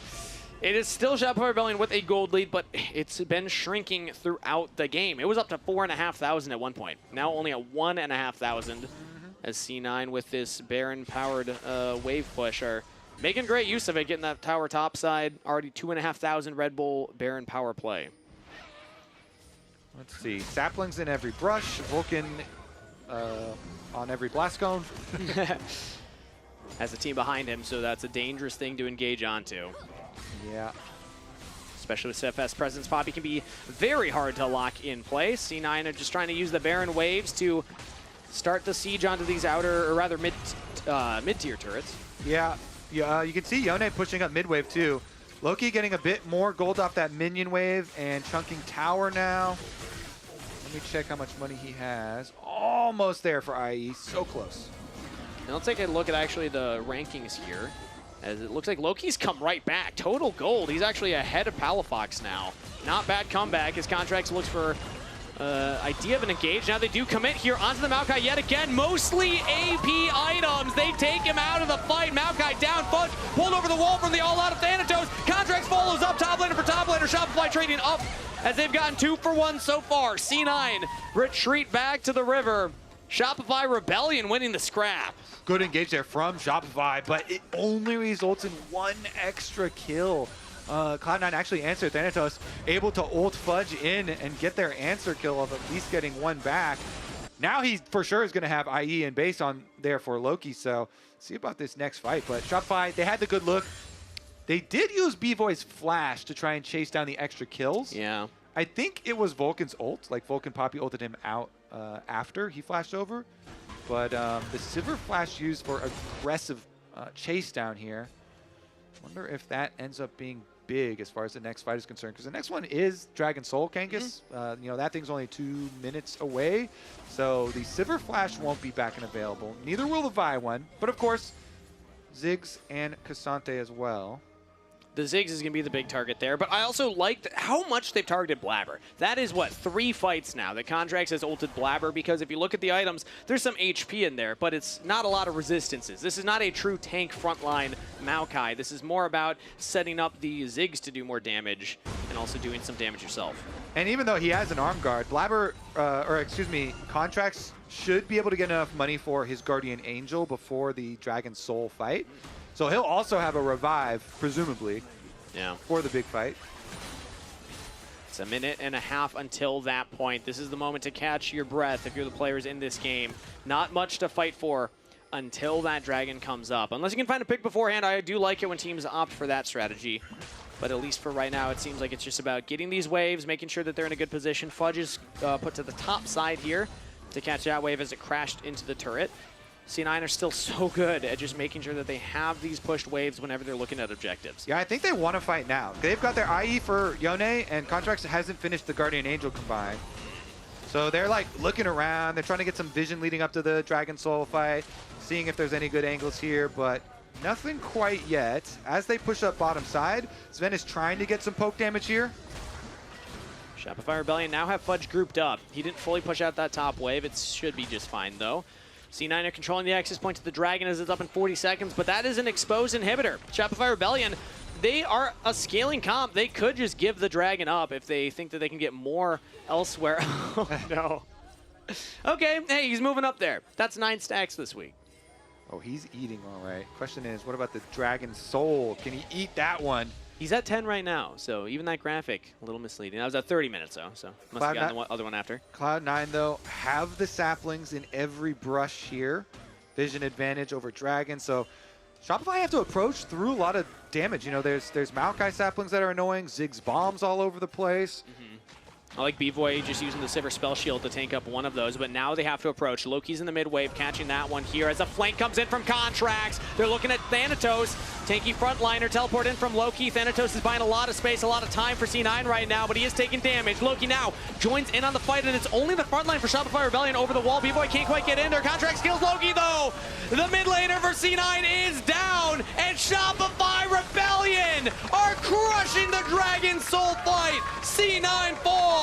Shopify Rebellion with a massive team fight win and triple kill to Contrax. Sven's getting chased down. Another one as Blabber should fall. Palafox with that kill. That is an ace for Shopify Rebellion. They're gonna do it. Shopify will take another game in this series. They will push Cloud9 to series point, Kangas. Dragon Soul, who needs it? Just win the fight and take the Nexus. It gets a little excited at the turrets, but Shopify Rebellion will go up 2-1 in this series. Oh, now it's getting really spicy. All right, Lounge, Azael called it. He hit the buzzer. Yes, he did. I gotta say, that's a well-earned buzzer. Yes, I'm calling it. I'm giving 2 thumbs up to Azael for that one. Oh, jeez. Wait, Raz, you must have been hitting this wrong, because when Azael hit it, it's like super loud. What are you trying to say? Just like with the push-ups, he doesn't have the technique. You guys say I don't have the strength, the raw determination to push this button? That's what you just said. You said that. You said it. I heard you. It was implied. Hold on, do we feel like Palafox was slightly angry after the first game? Yes. Led to the Oriana game and now this Cassio game. I mean, I think both Shopify had a wonderful draft, and C9 had, I think, a really weak draft, especially into what you're playing into. You have this Yone Ziggs comp where I actually thought when the Ziggs came through, there was an opportunity for them to move the Ziggs mid, move the Yone top, and then actually just play a standard AD carry, because you're ending up in this situation where Yone cannot play. Look at that last team fight where it's like you're gonna go in on Yone, you're gonna get silenced, you're gonna get knocked up, you're gonna get charmed, and you're gonna get feasted, and you're gonna die 100 to 0. Would you say he's sad? Yes, he can't do anything. I tried to draw a sad Yone. This is my story of the game. And then if Yone is getting a crying Yone. put in a situation like that, how is Ziggs supposed to kill everyone else? Yeah. I mean, we saw it in that last team fight, right? Super Where draft he tries to get on to B-Boy, and B-Boy still survives with a sliver of health on the back half of that fight. After the victory comes. Look at Maokai, guys. I would look Maokai. Yeah. No, too far. Just play position, guys. Keep your position. Keep position, play with Siva. Play with Siva. Siva. To me, play slow. Play slow, I can go. I'm on Yon. Yeah, I'll be on He's dead. Okay, I can go here. Just hit front. I won't die. Come. Yeah. We'll win. If nothing happens on the other side, we win. We're fine. Just win. Come here. I can heal you, bro. TP on Ziggs. Take slow flash. GG bot, I think. Take slow flash. No, mid. We can get Jax. Go Jax. Yeah. Give me. Can I? Oh my God. We're amazing. Just dancing and singing. Yeah, my message on this one is simple. Fudge, you're a brick. He's a brick. Last week he was just calibrating. Yeah. Now he's a galactic brick. This man is huge. That's supposed to be the Earth. That's supposed to be the planet Earth. So yeah. That looks like the Earth. You didn't have to explain that. I could tell. That looked like an You asteroid? doubted yourself. Yeah. I mean, You look, doubted yourself. True. Listen, Shopify 1 game away from pulling an upset on C9 when all of us predicted a sweep. Let's go over how we got here. Okay. If you're just tuning in, I did except for not Emily. predict Especially But Emily. But Emily listen, predicted a 4-0 for Cloud9. She did. That was crazy. The important thing, none of us are right, including Emily. True. So, game 1, it did look like it was going to be that C9 sweep. Loki solo kills Palafox right at the start. It's this clean control game. They get the Otacon, they clean up a bunch more kills, and it felt completely normal. Yeah, I mean, this was C9 just getting an early lead and then slowly suffocating Shopify out of it, right? Like, at almost all of these objective fights, Shopify kind of had to come into C9, and C9 had better setups. Yeah, I mean, this was the game that made me solidify my belief in my predictions, where I'm like, yeah, I think it's going to be a 3-0. And most of the time, I was like, okay, these are all the picks that we've seen them succeed off of. The Rumble for Thanatos that just happened last week, that Jat's still thinking about, was dreaming about last night. Such a beautiful Rumble. It's beautiful. You can't lose with Rumble. You can't. And of course, Loki's Azir that everyone appreciates. I appreciate his Azir. Look at the stats. And it's something that you revere, but it's gone. You played it once. It's over. It's in the deep past now. No more Rumble, no more Azir, no more Varus. I mean, to me, the craziest thing wasn't even just game 1. It was that game 2, if you actually freeze frame it, they were 3.5K ahead at one point, and I was thinking, right okay, here. pretty much guaranteed the game is cooked, and it should have been. So here's the thing I will say. Game 2 to me was a monster C9 throw. Yes. Game 3 was Shopify outdrafting and outplaying. They straight up earned that victory. This one, I think they had to depend on some C9 mistakes, and C9 kind of made those for them. Yeah, and I mean, those C9 mistakes were things that we were talking about how they'd worked on these, right? Like with them kind of really becoming desynced and disjointed a lot of these fights. First at Otacon, then this Baron fight that lasts for forever. Enough for Palafox to go back. I almost TP died. In I'm now as slightly he's angry. Slightly angry. But his last game went too well, so now will he be happy? Yeah, he's back to a 0. Yeah, so he's back to a 0, so we're going to game 5 then. There's a good chance. There's a real chance here. This just also shows how messy game 2 ended up being. It was a 40-kill, 40-minute game with B-Boy, his best champion, Lucian, in my opinion, doing a bunch of work in later team fights. He's going to love you for shouting that out, because then he doesn't have to play Ezreal. He doesn't have to play Ezreal. He's trying to set the record. Now that Ezreal hasn't been picked, maybe it's a good Ezreal angle. It's a you never know. Ezreal angle. It was a good Simber angle, too. There was 4 melee champions. He was just ricocheting through everybody. And you called your shot on this one, Azael. That you loved this draft. You thought this was going to be the upset, and it turned out to be the case. Yeah. I mean, I do genuinely think this was a monster draft gap, like monster draft gap. And, you know, if you're taking the teams out of the equation, I feel like it's like almost 80-20, 90-10. Like, it is a crazy draft in my mind. So Shopify did a great job with that, got a huge advantage on red side, laid this trap by leaving the Yone up. C9 saying, we can't give Palafox Yone on red side, so we have to first pick it. Yeah. And then they weren't flexible enough to kind of adjust their comp around it to make it work once the Castillo came through. And I just think this was great stuff from the Shopify coaches, from the Shopify players. super well earned. And watch out, Yone. How is Yone supposed to play here? Vial, silence, He just gets instantly silenced every fight. He literally went 100-0 in CC. You cannot play. And from there, if that can happen to Yone every time, how is Ziggs supposed to kill everyone else? That's, Well, he does need to land skill shots. That's the first step. Well, he could have killed B-Boy if he landed them, but how is he supposed to kill everyone else? You have a 2-threat comp. It's Yone and Ziggs. Yeah. I completely agree with your point. I just found it funny that he's missing everything he just in that missed clip. all that. I have a question for you, though. What tweaks would you have made to, because like adding range could have helped, like another damage threat? Again, I mentioned this earlier, but when the Ziggs came through, I thought they were going to move the Yone top. Yeah. And you do Yone top, you do Ziggs mid, you bring in a standard 80 carry, then you're a 3-threat team. The Maokai just goes tank, you bring in a standard tank engage through bot, and I feel like you have more of a real shot to win. Yeah. Yes, Yone's always going to have a miserable time playing that game out, but you could just play heavily through side lanes and look for 4v4s where you just have like a standard comp with Ziggs and an 80 carry. Yeah, I thought that would have been a good switcheroo for them as well. But I'm kind of feeling like C9 is big favorites in this game. That could be cope with what I thought was going to happen before the series, but I really do feel like we're going 5 games now. And once we're in game 5, it's anyone's game. I'm feeling that, because even in the third game, like, Shopify made a mistake, they had used Cassio ulti, they had looked for a fight, they lost Baron. I was like, okay, maybe this is losable for Shopify. Didn't happen, so possible. I mean, it's definitely losable for C9 now. Very much so. Match point, and every game brings us one step closer to the LTA Championship in Dallas, Texas.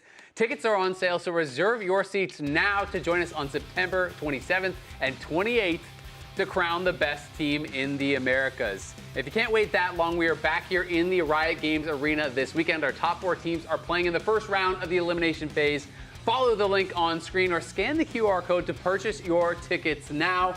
FlyQuest is going to be playing tomorrow. That should be a really fun one. It should be, and who knows, any upset is possible. Don't call it an upset. Yeah. Shopify needs one more game after this.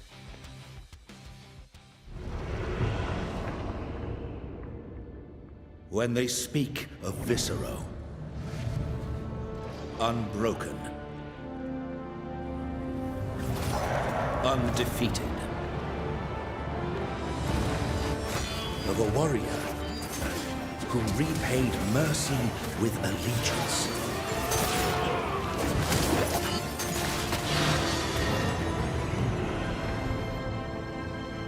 When they speak of the king's chosen protector, the prince's beloved mentor, Demacia's honored seneschal,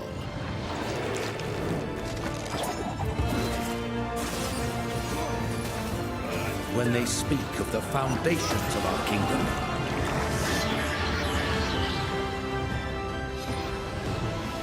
of what makes a true Demacian,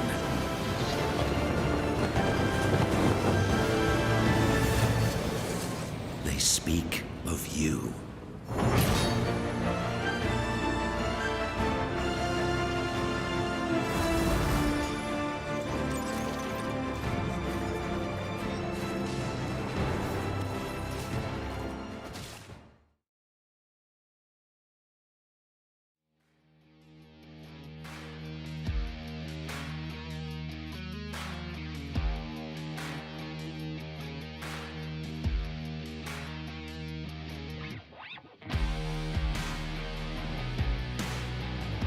We still don't see Looking Maokai, guys. I would look Maokai. Yeah. Too far. Just play position, guys. Keep your position. Keep position, play with Siva, play with Pop Siva. ulti me, play slow. Play slow, I can go. I'm on Yon. Yeah, I'll be on him. He's dead. Okay, I can go here. Just hit front. I won't die. Yeah. We'll win. If nothing happens on the other side, we win. We're fine. Just win. Come here, I can heal you, bro. TP on Ziggs, Take slow flash. GG bot, I think. Take slow flash. No, mid. We can get checks, go checks. Yeah. Give me. Can I get assist? My bad for mid game. I think I kind of controlled pretty well.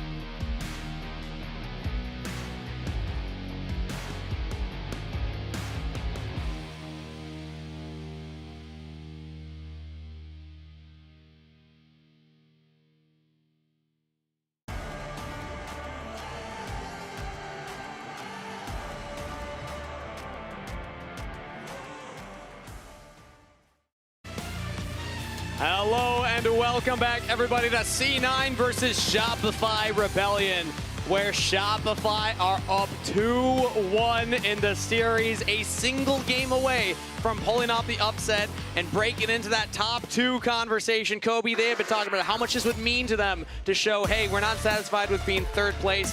We want to push further. Yes, they do. Okay, Contrax, Palafox, they have upset Cloud9 before.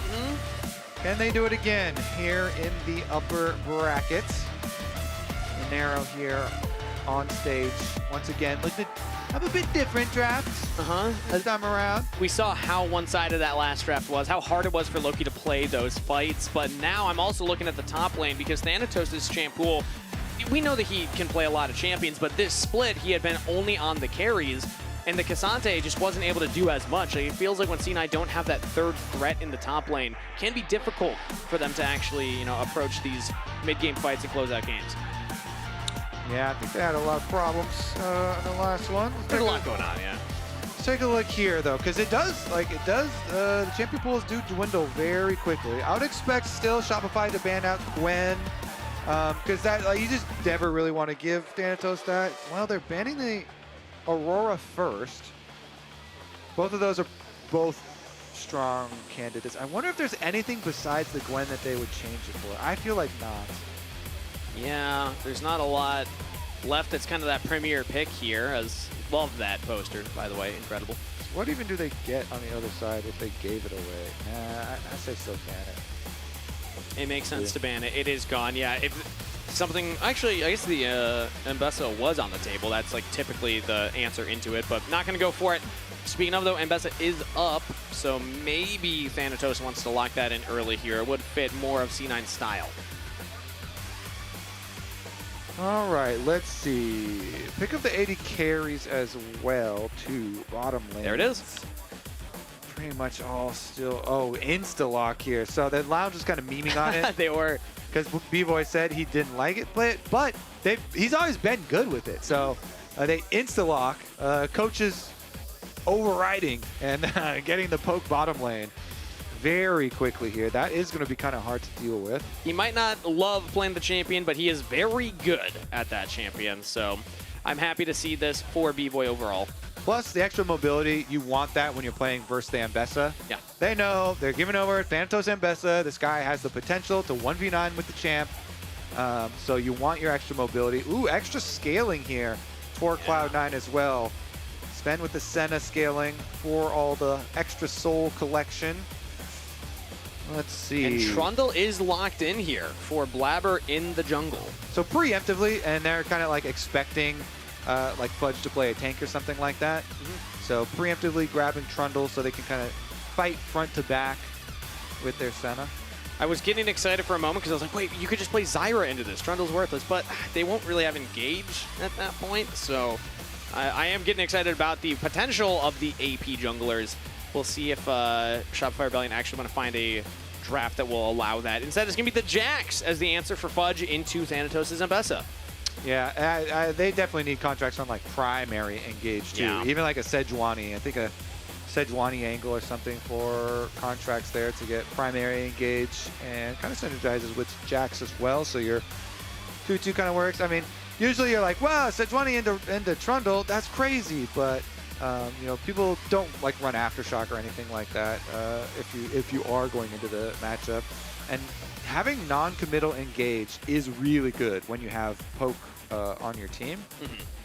Trying to think what other angles are there for them. I mean, he can do his run-of-the-mill for AD jungles up too. Well, C9 get an opportunity to ban some of those away, because I'm in agreement. I think something like Sejuani, even when you're staring down a Trundle, is that primary engage you're looking for. Who would they ban away? The Kiana. Oh, man, I really was hoping we would get to see some Kiana play. The buffs were actually so good for her, but obviously Cloud9 are all over it. They know Contrax does practice. You know, he plays Phil a lot in solo queue, and is a pretty good Kiana, but also practice as soon as you know, they make Silas or Kiana changes to jungle champion. So one of them is off the table. you know, Plus is still flexible with mid lane too, so. I actually really like this Seraphine ban from Shopify Rebellion. Seraphine plus Senna is such a scary combo to get through, especially if you let that scale into the later game. You're just never going to kill this front line at that point. So wise for Shopify Rebellion to take that away. Let's see what C9's last ban is. Are they worried about engage tools for Contrax? No, instead they ban away the Twisted Fate. Interesting call there. Just saying, it is a good volley bear angle. Really? It is a good volley. Whoa! Chances of Contrax pulling out the bear. Let's see it. I don't think it's going to be the Rengar. Yeah. Sejuani makes the most sense in terms of just rounding out the composition. It's a frontliner, it's primary, and non-committal engage, as you had highlighted. So this is the expectation. Yeah, that's why I brought it up after the first round. It's just, it works very well with poke because you get a little poke damage, you can wait to see if it hits, and then you can throw out Sejuani ulti once you already have like health leads, and look for him then. Plus, it obviously pairs well with Jax in the 2v2. But what really will be the response now? With the Senna, like Tom Kench angle-ish. Whoa, that's an Akali. What do we want to do with the Senna, though? I mean, we'll see what they do. I'm going to talk about the Akali first, though, because they wanted AP. This is not something that I am used to seeing currently in the meta right now, and it's blind picked as well. So Palafox has an opportunity to pick a counter into this. Braum is a lot better team fighting than Tom Kench. Okay, so it still provides you the safety. Yeah. Still provides you a lot of safety here, and is a lot better team fighting for it. But yeah, let's see, because you're running double solo laners that are going to be you know, quite strong in side lanes here if Ambessa and Akali do get strong. And it means, are we going to get the Kassadin answer, Palafox? This would be a bold lock, and that's also a bold one. He loves the LeBlanc. He loves the LeBlanc, and you can chain Akali, and the Shroud will not help you. Okay. Can Palafox use his LeBlanc once again successfully? I'm trying to remember what the last one was. He used it as a very nice counter into Ziggs. I think it was APA Ziggs, right? Yeah, I want to say, all right, this is deserved. I want to hear what Jad has to say. He's hitting that air horn. Okay. Senna Braum, I think, is a crime against humanity. The Ezreal Karma, I think, is so good into Trundle Senna Braum. And then if Palafox is willing to pull up LeBlanc, I trust his judgment. The chains go through Shroud. It's not as good as LeBlanc into Ziggs, but I love it. The only thing I'm worried about would be the Ambessa against the Jax. And Raz the horn. I'm also worried about Raz killing my hearing, but that's going to be it. Upset, 3-1 Shopify, apparently. All right, Jat says it. Raz throws it. Apparently, it is decided. I mean, this is, what patch are we on? Akali versus LeBlanc, of all things. First off, I love Fearless. This is the type of thing that you just don't get if we're not in a Fearless drafting system. And second of all, we get to see two mid laners on very explosive picks. If either one of these champions are able to get a sizable lead, you don't want to be an AD carry on that Rift, because they will be able to just pop you. And talking about the poke as well, I mean, Ezreal poke, I consider LeBlanc kind of a poke champion. You don't have to hard commit. You can just jump in, Sigil Malice, jump away, and kind of use yourself as a poke tool too. I like Shopify Rebellion's chances here. 2-1 up in the series, looking to close it out with this draft. See if they can do it here. Shopify are going to be able to get the early kill. Now, these wards do not give experience anymore, but you do get the extra gold. So that's nice. No more cheese of getting level 2 on first wave or anything like that for LeBlanc, though. That would actually would be crazy, yeah. That would be so good for this lane and everybody hovering around, but also means there are some weird jungle path options for them. Okay, just gonna have the vision here for Raptors then anyway. I know, it looks like Palafox held that level up until the last moment now. Does have the distortion early.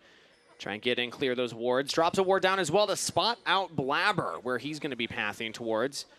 He's not going to show on those Raptors immediately, but they will see him eventually. That gives Palafox and Fudge a lot of information, because now Fudge needs to be aware, okay, there is a Trundle pathing top side. Jet had already highlighted that that is kind of the one area of concern potentially for Shopify Rebellion if Fudge falls behind. Nice electrocute there from Loki on his trade. Palafox trying to get the push Autoing the wave, though, for himself. There's the big damage on this Sven. Ooh, Winter's Bite misses from Vulcan, so no trade back there. So takes another Mystic shot. But Blabber's here early, level 2 Trundle. One camp into the gank. Does he go for it? Has the red buff available. Bivoy doesn't even have his jump yet. Has to flash very early. The pillar lands on the Seos. Winter's Bite has to flash too. Both flashes out of the bot laners of Shopify Rebellion. 2 flashes and a big delay on your jungle clear for Trundle. I don't... Personally, I call that not worth. Yeah? All right. If you're... It comes down if they get the kills after, right? Like, they have to now reinvest. Yeah. Yeah, true. I mean, they're trying to relieve pressure on the double poke. Like, that can just be brutal. So that's the idea there, you know? And with Braum plus Trundle, you're hoping that Blabber could have got distance for a flash chomp, and then you pillar them after their flash. But he could get distance. And Bivoy was able to flash out. He was just fine.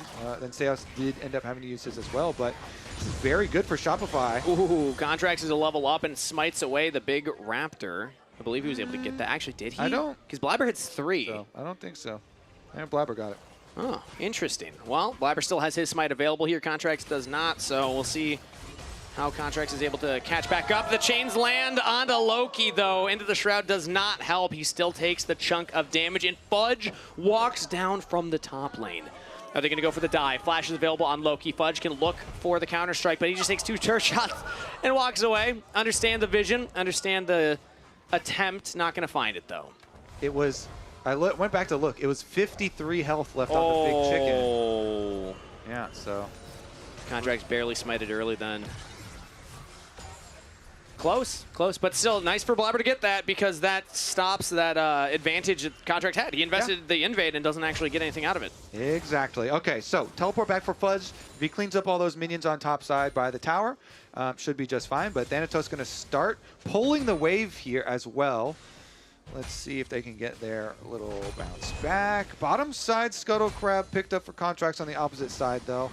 And we're kind of back into the kind of neutral, just expected, I guess, stage for the game after the craziness of going for the level 2 gank and kind of a little timing window there. It's been a long time since I've seen a level 2 jungle gank. Feels like junglers just have accepted that it puts you so far behind. But again, because of Contrax not able to get the big chicken away from Blabber, meant that Blabber's right back into this. Is going to go towards the bottom camps here to pick up the second respawns. Contrax is going to do the same on the top half of the map. And the flash is about half on cooldown here. Seos will be a little faster. He's back. He's back, baby. Here's where it all pays off. If you can get the kills, it means a lot. Winter's Bite lands. That's a slow. Exhaust on this Sven, though. They just commit in onto the setup. Flash away with first blood to B-Boy. 1-for-1 trade. So the minion wave, at least, though, they can keep their minion wave in a very good spot for Cloud9. But, I mean, B-Boy just goes straight in. He gets the first blood, does get the kill. Their only issue is the minion wave after. Sven using both summoner spells as well. So that's a flash advantage too. Ooh, Fudge taking some damage here. Thanatos might chase him down. Repudiation slows him up. Fudge has to flash, and Thanatos not going to flash follow. Still only level 5, but that is summoner spell down after Fudge TP'd to lane already. So he's going to have to take a long walk back. Contrax has the level advantage. He is just going to take Dragon this time around. Not messing around with those chickens. After the failed steal away the first time around, fine. I'll just take the Dragon. Start stacking up the objectives here. And B-Boy did get at least good purchase there for the Ezreal too, Sheen and Tyr. That's a really good one. It's very, very good kind of break point. Sometimes when you get ganked and stuff, you don't really get to choose your break point to go back, but pretty good timing for him. So he is absolutely going to have a huge combat advantage over Sven. And Sven, you have to dodge. He invested all his money in dodging. He's got boots. It does help out. He's just got this Boots of Swiftness, but Boots of Swiftness do help out when your opponents are 24/7 trying to land skill shots on you. And he does dodge a lot since we've been watching. Every single one since we started watching. So the boots are paying off. The Q, yeah. I mean, all things considered.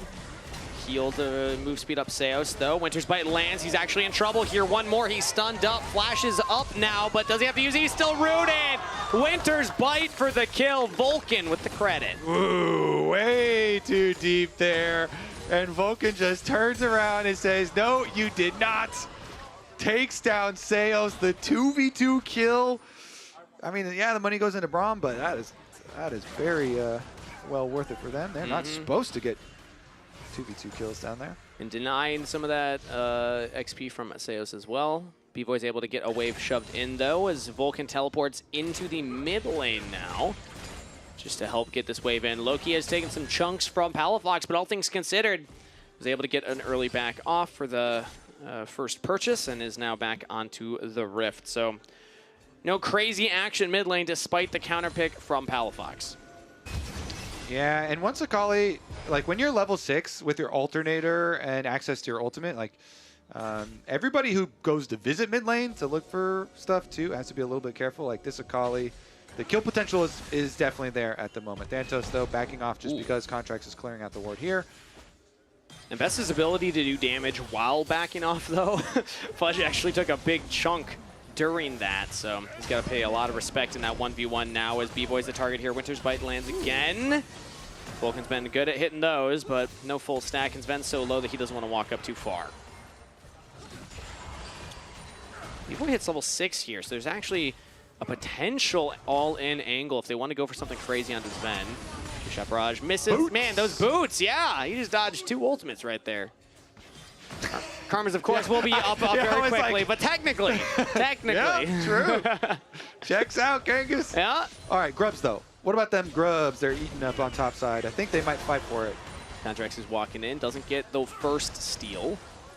As, oh, I just realized Contrax doesn't even have Smite currently. The Summoner Spellbook has Ignite equipped, and now he's kind of stuck up by the pillar as to Arctic Assault over the wall. Palafox is nearby, and Fudge on the flank. Do they want to go all in? It's Public Execution coming in from Thanatos. Big damage on the Contrax. He just is taken out of the fight! Blabber with the Trundle ultimate makes Sejuani look like a piece of paper, and C9 will get the objective and the kill. Yeah, really nice snipe there. Thanatos and Bessa ults in. Blabber ults, shreds the Sejuani, and they clean up all 3 Grubs this time around. So Cloud9 looking very good. I don't know about that second upset. Yeah. Well, the Lounge had a good run. Up You're calling it over. you're wrapping it up. It is only a 1,500 gold lead, and then they basically traded objectives because Dragon for the Grubs, but this is a lead nonetheless for C9. And when I looked at the composition from Shopify Rebellion, I had a little more expectation for how far ahead they'd be able to get in, specifically the bot lane with the poke they have to always shove Sven and Vulcan into that turret. Yeah. The Trundle ganks constantly down around there, but really it was like the overstep from Seos after Sven already had boots and moving up there. Vulcan has been hitting quite a lot of Qs on this Braum. It's poking more than the Karma. It's not supposed to happen. Oh, that one hits. All right, landed on the Sven. Vulcan didn't quite get the shield in front of the Senna. Throws up the thumbs up. Yeah, he's like, all right, well done. You got that one. He blocked it for himself, though, you know. Yeah. Sven, he can heal himself up as he takes some more poke damage. Yeah, there's another Seos ultimate. There's their turret plate that they're supposed to get, though. A little late than expected. Flash forward from Vulcan with Winter's Bite onto Seos. They are full committing because Blabber's nearby, but so is Contrax. But they are just locking Seos into place. Blabber now on a killing spree with the Trinity Force already completed, and C9 get another kill. Vulcan Braum is looking pretty good, Genghis. Constantly going in for these kill angles, and Sven can easily follow up since he has all his move speed on the Senna with the rush for boots. So Blabber's constant revisiting on the bottom side of the map does look good. He does want more. He just want to chunk out Contracts a little bit before this Dragon 2. Now, Seos is back and alive, so they actually could still go respond. Contract still doesn't have this. Okay, now it is. He just changed from Ghost to Smite, so he looks to get in. Ult absorbed by Vulcan. Really well played again by the support of C9. B-Boy's going to have to jump back over the wall. C9 get their objective, and they get out. Palafox is actually swapping lanes right now with Fudge, so they're actually rotating the LeBlanc up to top side to see what he can do about Thanatos, but Thanatos has full Eclipse. So, I mean, maybe that's the reason Fudge just says, I'm out of here. Because Thanatos on Eclipse with his ultimate back off of cooldown Definitely very dangerous all-in from him. Meanwhile, Fudge has swapped down to the bottom side.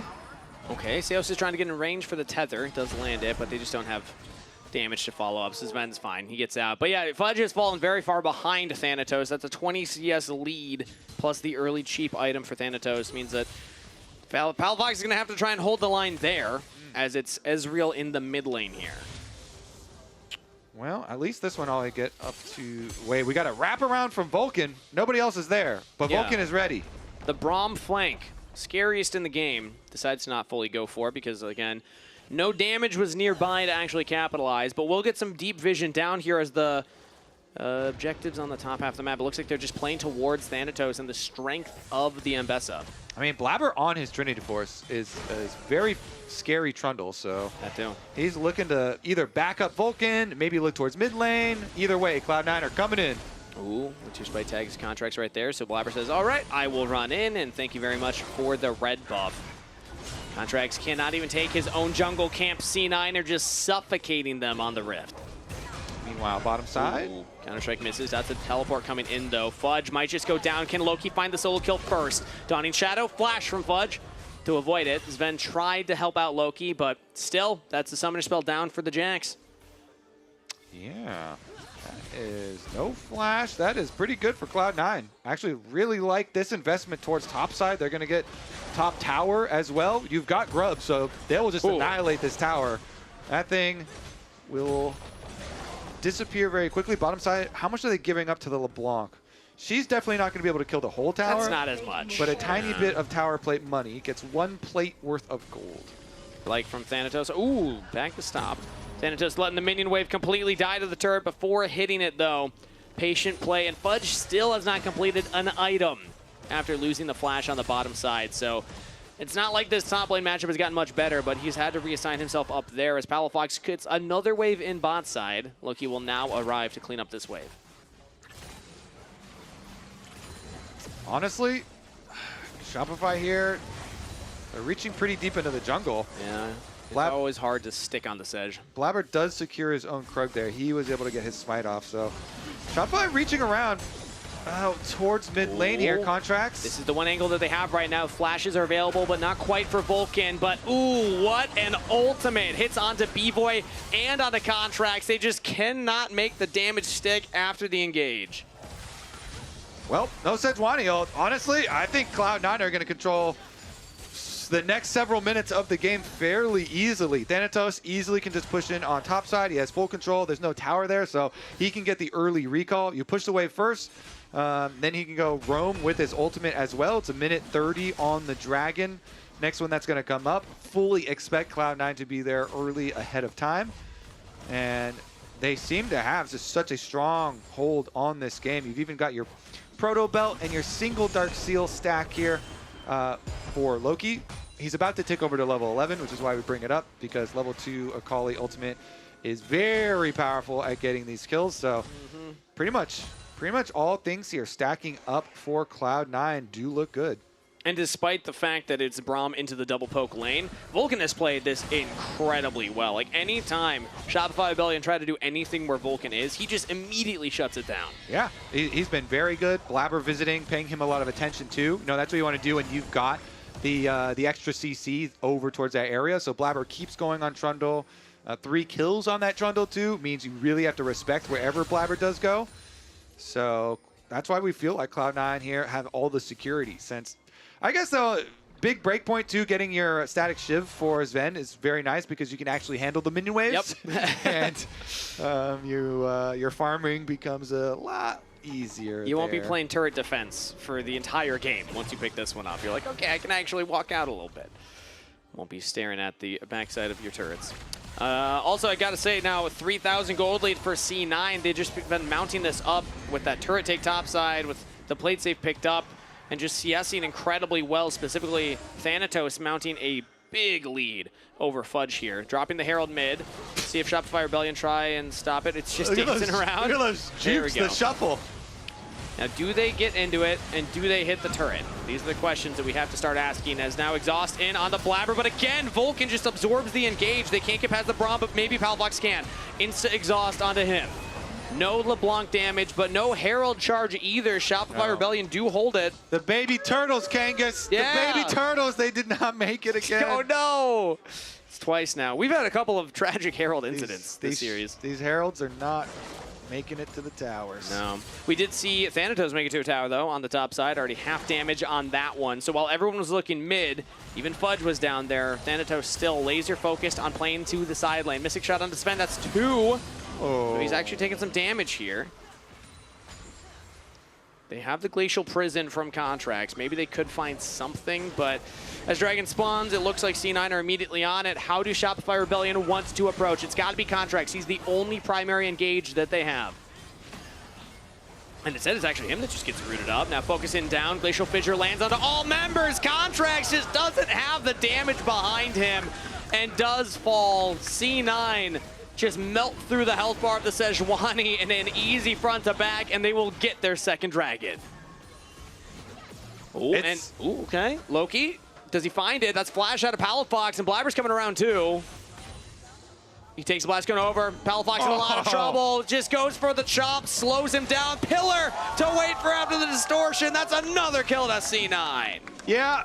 It's still pretty early. Fudge is teleporting in for the counter. Okay, Loki had the flash available still, though. Now Fudge following up over the wall. One more auto. It's a shutdown to B-Void. The Mystic Shot lands. They're also going to lose another tower, though. So, like, they got a tiny bit of table scraps after all of the Cloud9 plays. So Shopify, they did get their one shutdown here into B-Void's hands, into this Ezreal. But the entire map is in control of Cloud9. Let's see. Can they... Okay, Thanatos is actually recalling here, though, so they get a moment to breathe for Contrax. And he's not able to even get to the Krugs. Those were already taken. Man, Blabber's 5-0-0 right now. He's about looking to at be Fudge. 6. Yeah, Fudge just takes the turret, says, all right, I'll accept my fate. Teleport comes in for Thanatos as well. Do they give the kill to Blabber, or do they give it to Thanatos? I mean, they give it to Thanatos. Yeah, that would be nice for him. Fudge will try and take up some of this wave, but Thanatos does get the kill credit. 2-item Thanatos and Bessa. Blabber hasn't spent his money either. Blabber has... Really? Oh, no. Oh, actually, I thought he was going to have a lot. Oh, he finishes the full thing. So, yeah, now he's spending his money. You get your full Spirit Visage for all of your healing, plus the Senna healing that is going to be over the top. Good point. And the shield as well. Plus, he has some extra armor here. So, Blabber is truly the king of trolls in this game. And how crazy when you look at the start of it. I mean, the level 2 gank. That's how this game started, Kobe. Yeah. It's all about that Raptor. Yeah. He was able to get the 50 health Raptor stabilized. Saved it all. And then the repeat gank bot side to pick up a kill as now Contrax hit with the pillar. Arctic Assault is a long cooldown, but he has Seos to help speed him up, so does not have to burn the flash and does make it to safety. I mean, Otacon is coming up, and Cloud9 definitely has such an advantage here that all you have to do, push in that mid wave, rotate down to Otacon, instantly start it up. If anybody comes over to your side of the map, you just run them down and kill them. It's so hard to approach the Trundle right now. He's just soloing the Otacon. I don't even think he needs help. Like, everybody else from C9 could just back off. It goes faster if they help, though, so they will get onto it. On the way. We're going to get our fight. All right, the Great Equalizer. Does it equalize the 4,500 gold lead right now? Shopify are approaching. The pillars used early. As it looks like there's a one-going happening on the top side. Loki's going for it. Vulcan's low. Blabber's low as well. Shopify Rebellion so far doing all right. Palafox is able to teleport in, but so does Loki. C9 have their front to back. It's about the Otacon. Can they secure it? Blabber's there. Contrax not quite close enough. Dawning Shadow into a couple members. Contrax is walking up, but he just doesn't have enough damage on the objective. He will fall. Otacon secured. They get one in response, so Sven will die. But a double kill to Blabber, and Loki cleaning one up too. C9 crush the fight and get the objective. Chasing down B-Boy. The 80 carry trying to run away. Palafox looks for one more. He does get it, but B-Boy falls. That is a 4-for-1 for C9. I've got a feeling we're going to a game 5. Yeah. Two kills picked up for Shopify, but they lost the Otacon. They lost 4 other Palafox wants to make it 3 kills. Well, that's a scary Trundle. A lot of magic resist, and now he's spotted and realizes, wait a minute. Maybe I can't do this. Maybe this was unwise. The Blasco does get him to safety, but I believe that's him in the river, yeah. Blabber just continues chasing him down, distortion away. but he's going back towards the other members of C9, and one more chop. Blabber gets it. 8-0-3. Legendary Trundle here from Blabber. Okay, well, Dragon's going to come up, but as soon as they go back and spend money, Cloud9 will return. Here's another look at why Palafox teleported in so low. So his clone got popped right before, so he got chunked out really low and then had no passive for the actual fight. And you can see how the front to back went as well. Like, it was a nice start there. Engage onto Vulcan. He gets low. Damage onto Blabber, but they just don't have enough. Like, B-Boy can't get enough damage done. And this was kind of the last hope for Shopify. They could feel this game is like totally out of their control. And so Contrax was like, you know what? It's getting low. I'm going to go for the Smite Steal. But Cloud9, once again, they just stop damage on the Otacon, so it doesn't get within Smite range. They just all turn off Otacon onto Contrax, and from that point, there is no hope for Shopify. They just scrape together an extra little kill afterwards. One extra kill. Yep. You can see the C9 coaching staff reaction right there, and it's just so hard for Shopify's composition to truly front to back with this gold deficit. Oh, Palafox. Big damage away from Thanatos. Trades some back, though, as Thanatos does not have ultimate to look to continue that one. But again, Vulcan just absorbed so much damage. Blabber is so far ahead. 3 items completed on this Trundle. When you have the Senna behind you healing you up, it's just going to be nigh impossible for B-Boy to actually kill anybody, despite the fact that he is landing the Mystic shots. He is getting some damage down. It's just simply not enough. Yeah. Blabber got the dead man, so he can run at you better. Ooh, I like that. Run at you and beat you down. Let's see. Nowhere in your jungle is safe. That belongs to Blabber. Let's see if what's up, buddy? Trouble jumps over. It's one shop. Oh, wow. Yeah, that's a Q ability right there. Just a singular one. It's going to be very, very difficult for Shopify to do anything from this position, but C9 are trying to reverse course. With the way the series was going, they win that first game in dominating fashion. Game 2, they're ahead. A lot of gold in the early game, having a really stellar performance, but then throwing at the Otacon gave the momentum in the series back to Shopify. C9 looking to rectify that here, as they have 3 dragons completed, 7,000 gold lead. And as well, a lot of scaling in the composition when you look at how much the Senna can just get into the late game. Already 61 stacks here at 24 minutes. They take down a tier 2 turret. They're looking at another tier 2 turret topside as Blabber wraps around. Trying to get a flank on a Palafox. The rest of Shopify Rebellion are here. That's a teleport in from Thanatos. Do C9 go for the engage? They're just happy with the turret. They're going to back off. I mean, yeah, Baron's coming up in 25 seconds, so everybody go spend your money. Then we will return and we will determine the game. Baron will be available. Cloud9, they actually have very good turn off of Baron because Thanatos Ambessa Ultimate has a very long range, and so this Akali can kind of like sneak around, threaten the flank, and they can actually turn around, look for picks as well. Of course, since it's so hard for Shopify to actually contest and walk up, maybe they don't even get into range and you can just burn it down and take the Baron that way and just siege and end the game. So we'll see which path we actually take here. Shopify looking for a gank. Could be the miracle engage they need. They find Sven. Flash is available, but he just doesn't even need to use it. The Braum in front of him. Glacial Fissure buys so much space for Sven to play with, and that's a full health Senna now. Palafox trying to get in at the very tail end of it, but he's stunned up. Blabber goes legendary with the kill. Fudge is on to Sven. Fudge gets him, but the rest of Shopify Rebellion are crumbling around him. It's just the Jax that walks away triumphant. A double kill to Blabber. Loki takes out B-Boy, and they even chase down Seos. 4 fall for Shopify. Yep. All right, the Baron is theirs. That one is guaranteed. And Shopify, at that point, their last-ditch effort, they know, like, even if they try and approach Baron, we talked about, it's going to be really hard for them. So they go for the unexpected play, try and get into an angle inside a brush, make a surprise attempt at the Senna, at Sven, and they cannot finish the play here. As you said many times, Vulcan here is peeling so well for Sven, creates so much time that Blabber and Loki are able to get there. You even see Thanatos walking all the way down from the top side of the map on your mini-map. And as we come back to live, there's nothing Fudge can do. He was able to get onto Sven. They killed the one. They got Senna down.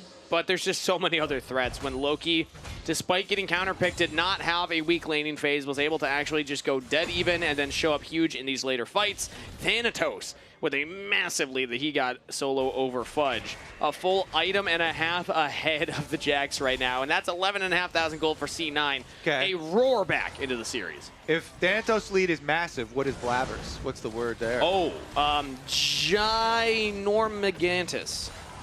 I don't like that one, actually, no. No? And we'll add Giga on. Giga, okay. You got to keep adding more things. Yeah. You Giga, got to add like five things together. Big. Right at the end. Really eloquent. I like it. Loki, though. Okay, he's in a 1v3 right now, and he might even kill B-Boy. Perfect execution, not going to land. B-Boy is able to dodge away, but a flash forward from Loki. He gets him! He's good for one, and the rest of the team is good for a Nexus. Loki's able to take him down as C9 were already on the Nexus turrets. Contrax won't be enough, but maybe Fudge and Sails can slow things down. They're looking at Vulcan, he flashes away. Now Blabber frontlining, 10-0-4 on the troll. You just can't get through Blabber. C9 look to equalize the series, get revenge from game 3, and close this one out cleanly. It's about to be Silver Scrapes, cue it up, 2-2 as C9 take game 4. Beat down with the Trundle Club. Bop, bop. That's all it takes. It also took taking that Raptor. I mean, we joked about it, but I actually do think it was very impactful to keep him in that game because he put himself behind going for the level 2 gank. Yeah. But then he gets the Raptor, he's not behind an XP or jungle clear, and then still gets that bot lane kill after the 2 flashes are burned. Yeah. Blabber and Vulcan, really good this game. I mean, that's kind of just because we always assume Thanatos will be great. It's sort of like, you know, it's the expected, you know, Thanatos advantage up there on his M-Bessa. But the Braum and the Trundle really made it worthwhile. I mean, this is the C9 that we expected coming into the series. There were 2 wins from Shopify. One was a comeback where they had to win after the Otacon. That game 3 was dominant from Shopify Rebellion, but this is showing that C9, they are a scary team. They were undefeated coming into the knockout stage here. They pushed FlyQuest to 5 games back-to-back in Split 2. This is a team that is expected to maintain its position towards the top of the LTA North, and Shopify Rebellion are trying to put their name in that conversation. They're trying. I hear some Silver Scrapes. I'm hearing it right now. Gonna have to make it happen in the next game. The most beautiful sound you can imagine. We're heading to game 5, everybody. C9 versus Shopify Rebellion. Not bad. Change CC. He's there. Keep going. Go, end. Ignore. Yeah, we can kill Jax. Yeah, kill Jax. Yeah, I'm looking. Hip front. Attack him. I'm looking Jax. Okay, flash. I'm looking Sage, okay? Yeah, good. Karma though, flash, guys. Yeah. We get Fudge factor? I'm looking Karma. Okay. Looking Fudge. Flash. Kill Fudge first. Don't hit Nexus. Have a lot of heals. 1 kill, guys, please. 1 kill. Please, 0 kills. I'm hungry for the support. Alright, guys, lock in. 1 more. Nice. Yeah.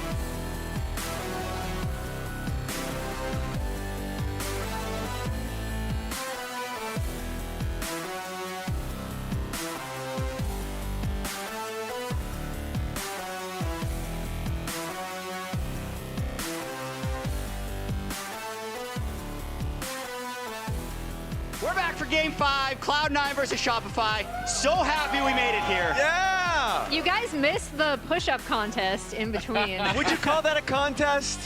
Kangas and Jet. Oh, no, I didn't totally saw it, but they were showing it.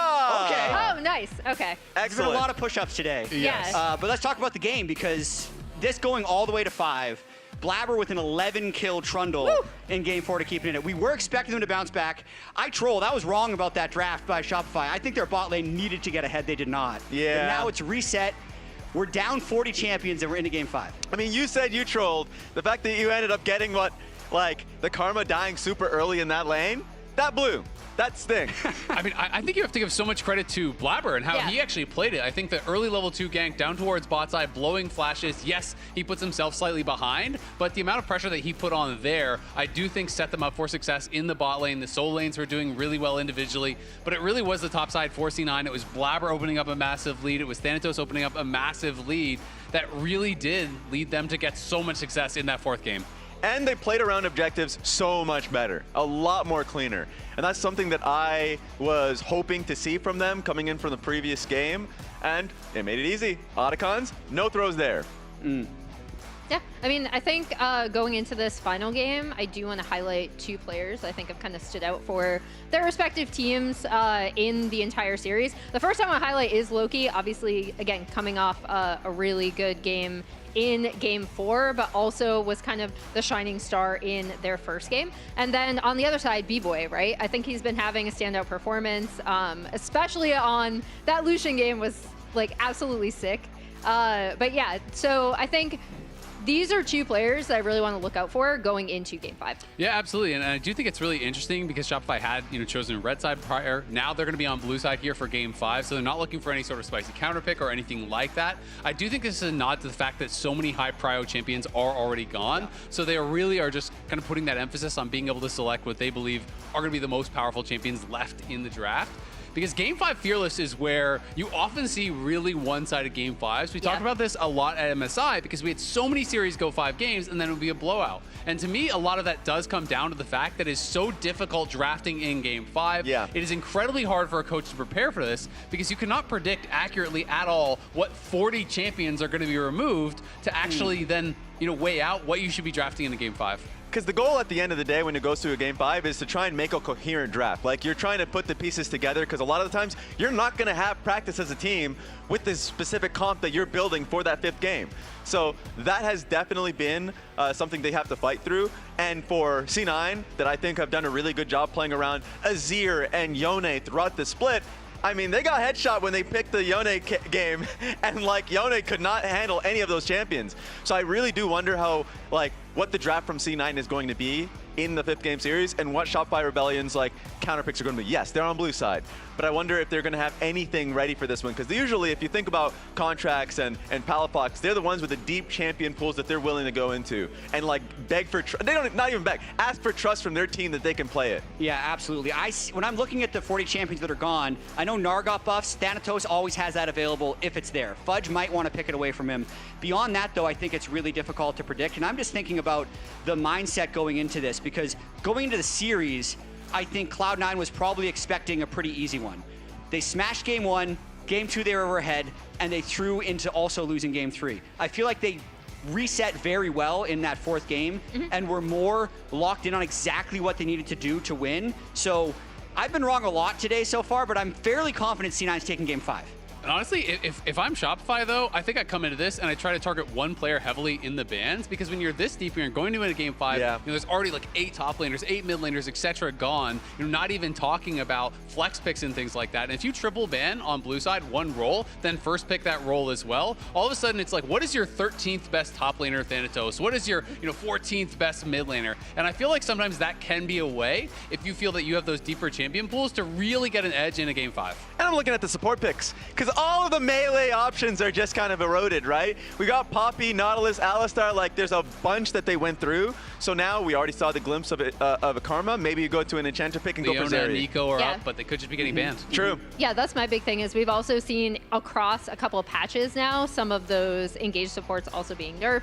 Obviously, so many of them have already been picked. So I'm wondering to see if we end up with any sort of like hyper carry comps with an Enchanter bot and then something like a Jinx Aphelios. Yeah, I was going to say Jinx. If we're just throwing out champions that can be really good in Game 5, Jinx with a front-to-back team fighting comp is huge. Ornn is still up, right? You know, there's picks like that where you can just go standard scaling 5v5. Either way, we didn't expect to get here to Game 5. Shopify looking to pull off a massive upset in the first round of the elimination phase. Kangas, Kobe, get us in the draft.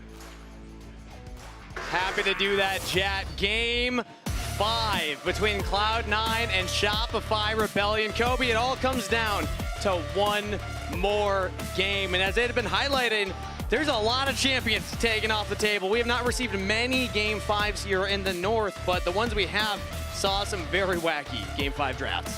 Yes, we have. All right, Sylas is off the table, though. I'm so sad. Sylas Jungle recently got buffed, and I immediately went in to go play it. I was hoping we'd see it as a flex pick because it's still very, very good in mid lane. I think it's better in mid lane than jungle still, even after the buffs. But regardless, that flex pick no longer going to be available. And we did see a round 2 ban of Qiyana last time as well. I'm still hoping that we get one of these things.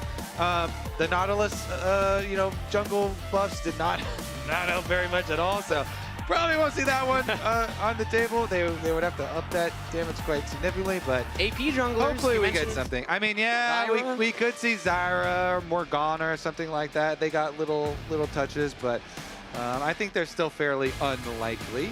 Oh, but Yort's the ban finally for C9.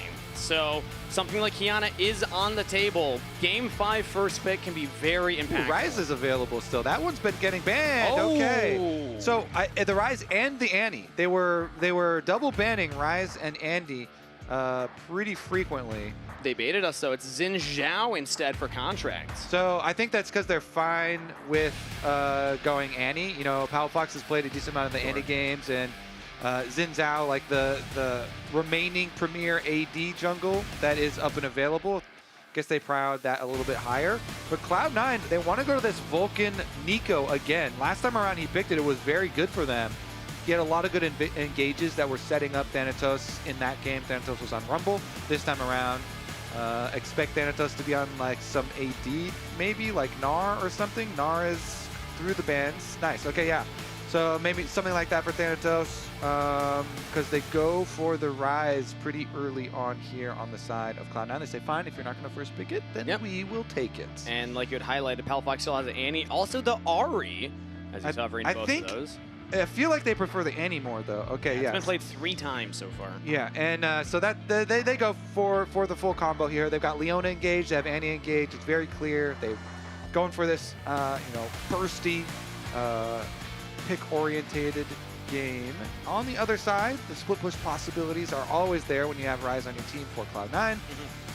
See what they follow it up with here. Ooh, some dive of their own. And kind of a denial if you're seeing the other team have Annie and Leona engaged there. True, and now you can pinch top lane even more, because C9 get the next pick.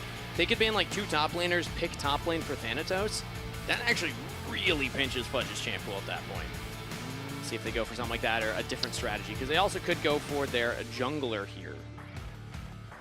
Let's see, Jace and Gnar type of things still up and available. I mean, honestly, an Ornn goes pretty hard like that engage does seem pretty good in this game. True. Let's see, banning at the Olaf, that might be a way because they want to have to deal with an unstoppable Conqueror champion mowing through them. If I'm Shopify, I'm trying to keep Thanatos off a carry. We've seen the Thanatos on a carry, huge threat. Thanatos on the Cassante, he wasn't invisible, but like it just didn't seem like C9 were the same type of team playing around that. So I think high priority getting things like the Olaf away from Thanatos as potential picks. The Misfortune and the Jin both banned out here, so they're really pushing B-Boy deep down here into the depths for bottom lane. So many things off the table. I guess like Caitlyn, they could do a Caitlyn lane and try and really punish the Zyra. Nico, but like, what do you even pair with the Caitlyn then? I guess Lux, like type angle for Shopify. Well, with the Leona already locked in, I'm expecting that to be the engaged setup. But the Gnar, as we had highlighted, is still available, so Thanatos locks that one in. I think all things considered, not the worst top laner to default back to. Again, did receive minor buff with the Boomerang, getting actually a 4-second cooldown off of that level 1 ability. Oh, game 5 Jinx? Is it a game 5 Jinx angle? Get your reset off Annie burst? I kind of like it. It is something to team fight around. It is a primary threat, which they are kind of lacking right now. Xin Zhao can only do so much, Annie can only do so much. But Jinx is a dedicated team fighter that if you get rolling, the resets come through, you can run away with these fights. B-Boy, a lot of tools being given to him to be the carry. All right, what's it going to be, Blabber? He had a legendary Trundle game in the previous game. And now, what's the reveal going to be? Please, spicy jungle. Okay, so what are the spiciest jungles we have? They still AD Mordekaiser got AD added to his ratios. To the Rek'Sai spicy too. Rek'Sai got some buffs. So they reworked Rek'Sai mini whatever they call it. They changed Rek'Sai pretty significantly. And she was lame. She was not very good. So they had to buff her up. They buffed her up a little bit on the left patch, give her some more AD. It's kind of cool now where you don't have to be unburrowed after your ulti and stuff, and so you can pull out some more team fighty stuff. Let's see, because this champion is a lot early game focused, but now has some decent ways to like play some team fights later on, because it's easier to go for engages and then burrow out. You can like go for your flash engage or something, get your knockups, and then try and survive with a burrow out, or like delaying time with your ultimate. So we'll see. There's definitely still not a lot of fans of the champ. Yeah. So that's why it does take us to get to Fearless 5 for us to actually see Rek'Sai, but we do get to see her. Game 5s always deliver something. And this time around, a unique jungle pick that we have not seen in quite a while for Blabber on the red side. C9 getting pushed to the limit by the team that most predicted at best would pick up a game. Shopify Rebellion found themselves up in the series earlier, and now we're hoping to close out strong. It all comes down to one more game. Shopify Rebellion versus Cloud9, Game 5. All right, we got our Rek'Sai game. Blabber, blabber, blabber. Let's see. If you're a Rek'Sai here, I probably gank Annie. I think I go Rek'Sai. You can do level 3 ganks on Rek'Sai. You don't have to. You can do like just a red quadrant clear and then tunnel through mid lane. Maybe just go for a flash, make it very quick, and just use that to get to the other side.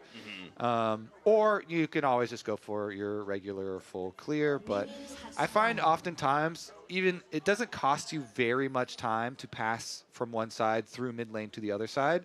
And if it's a Ryze versus Annie matchup, a flash advantage could mean a lot and have a tremendous amount of value. You do have to worry sometimes about Xin coming in and actually then going to like punish you when you're on your camps, because if Xin finds you on a camp, then it's dangerous. But you should have your lanes with Prio if you go for that type of play anyways. Yeah. But I expect him to just do full clear anyway. You can always have that tunnel as well if you are really worried. If you just save it in case Xin Zhao comes in, just try and get away. He does have an early ward up here on the top side, so they do want to see if Palafox goes to place a ward. Maybe if Palafox does not, then they might actually go for the level 3. We'll see. Good damage back onto B-Boy right there as early heal used by Seos. And they have the sweeper as well, so they clear out the ward that Vulcan just dropped down. Pop Blossom's thrown out though, or the Q rather. Vulcan's just trying to get that poke down onto the Jinx. It looks like they hit level 2 early, so Shopify Rebellion's bot lane will have to back off. All right, Loki's pushing in, no level 3 angle, so just full clear there for both junglers then. And meanwhile, Palafox has his vision on the bottom side, so he can hover there. Nothing too spicy. The junglers will just pass each other in the mid lane at about the exact same time. Just a tiny lead to Blabber getting towards the Wolves first. As he's pathing to this bottom side, again, I'm looking at that low health bars of Shopify Rebellion thinking maybe there could be an angle here. Rek'Sai pretty good historically at going for early dives. He's able to get in, get out, and also provide a decent amount of damage, but we'll see if they actually go for that. It's not exactly the level 2 game that we saw. I would say definitely don't do that. No? All right, all right. With Summoner Spell still available, I think that's very dangerous, but okay.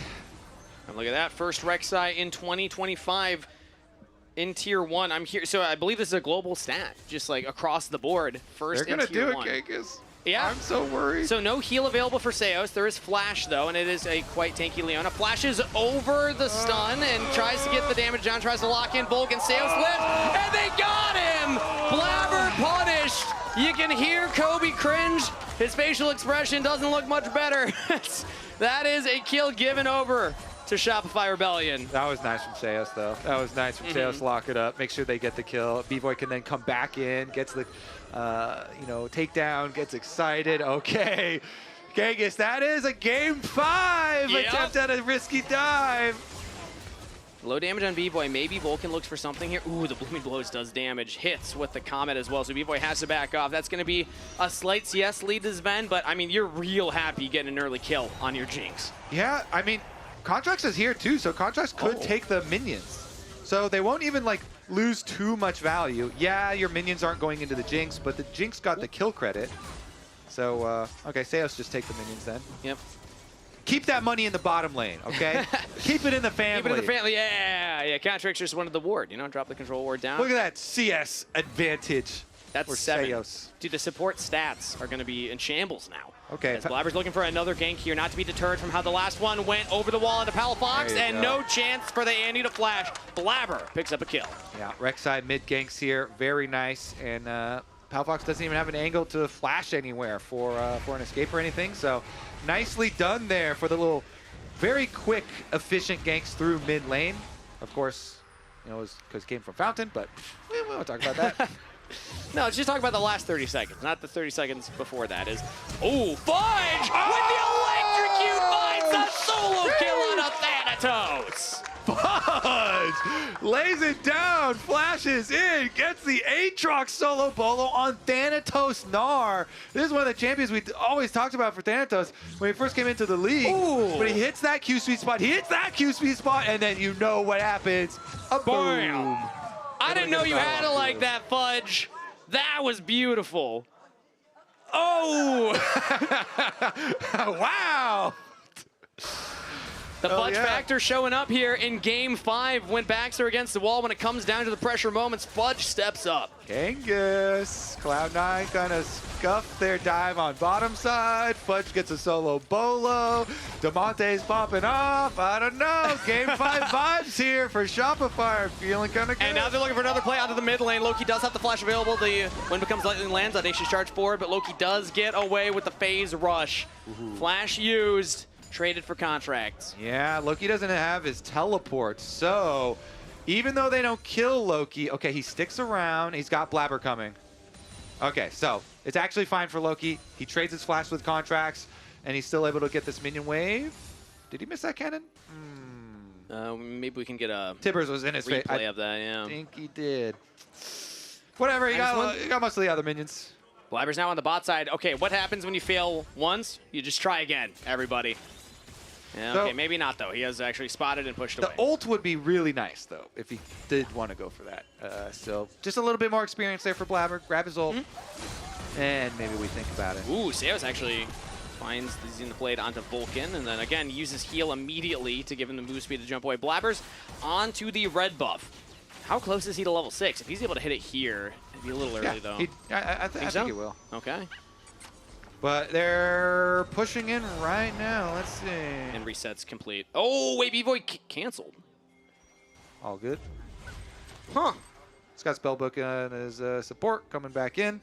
B-Boy going to go for the recall now. And... Oh, we got the replay. Okay, let's take a look at the cannon minion. One more turret. I think it's dead. Oh! It was spreading. It was so close to spreading, yeah. Yep. Okay.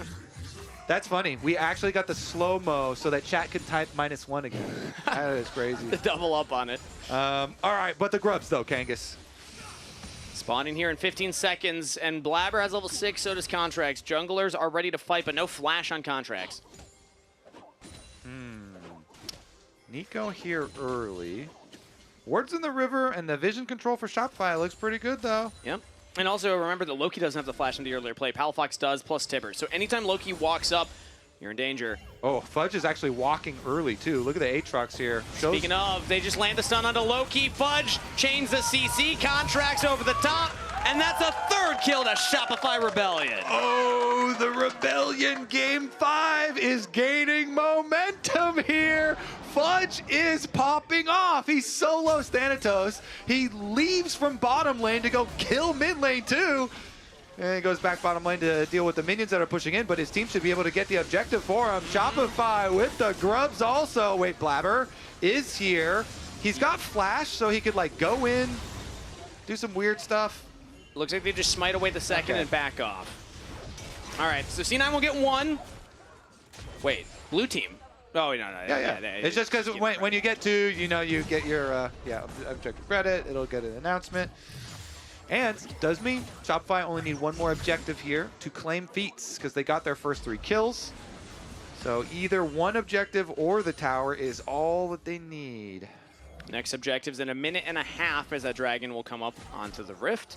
So that's the next one to pay attention to. I just love the fact that Shopify Rebellion were so willing to pull the trigger onto Loki in the mid lane. He didn't have the flash available. Palafox didn't even need the flash. He just movement speed, buffed himself, walked up, hit the W for the stun, and they take out Loki. So Palafox still has the flash available for a potential dragon fight.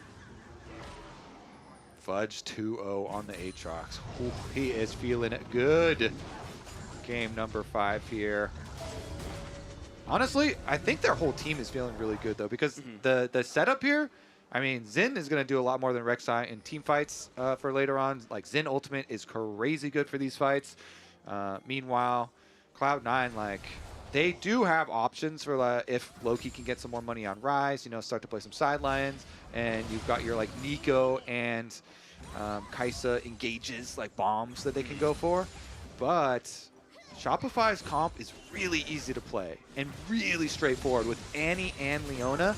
And if Fudge is playing so well here on the Aatrox, it does feel like this is going to have to be Cloud9 kind of creating some differences here to change the tides. Dragon's coming up, though, very shortly. And Cloud9, technically, like they've got their little bit of a gold lead, so it's all still fine for them. I'm just kind of 200. We allow it. Yeah. I'm projecting pretty far into the future. And Rek'Sai has finished a Stride Breaker here, so Blabber. That's a good point. See what he can do with his Stride Breaker as well as Ultimate available. Meanwhile, Contrax is still just on little pieces. They might just give the dragon. I mean, Contrax is passing around to meet up with Palafox. Okay, this is actually the approach angle. Palafox wants to use his ult. He's got his Malignance. He has his Flash ready. Loki has Flash coming off cooldown very shortly. Who did they want to go on to? Blabber tunnels away. Flash engage onto Blabber. Everything sent onto the Rek'Sai. They blow him up. It's traded for Palafox, though. Mid laner for jungler. Shopify Rebellion have B-Boy coming from behind with the Jinx excited. C9 have to get out of dodge. That's a flash out from Loki. Dragon to Shopify Rebellion. I want to take a look back at the beginning, because if B-Boy was there at the beginning and got the reset off that kill on Blabber, that could have been even better for Shopify. But Palafox decides, I'm trading my life for the jungler so that we can guarantee get the objective afterwards, and they do that. They get their feats because of it. So Let's see. Okay, B-Boy is dealing with the... Oh, he wants that cannon. Yeah. You can't be leaving that cannon too early. So finish off that cannon, then comes over.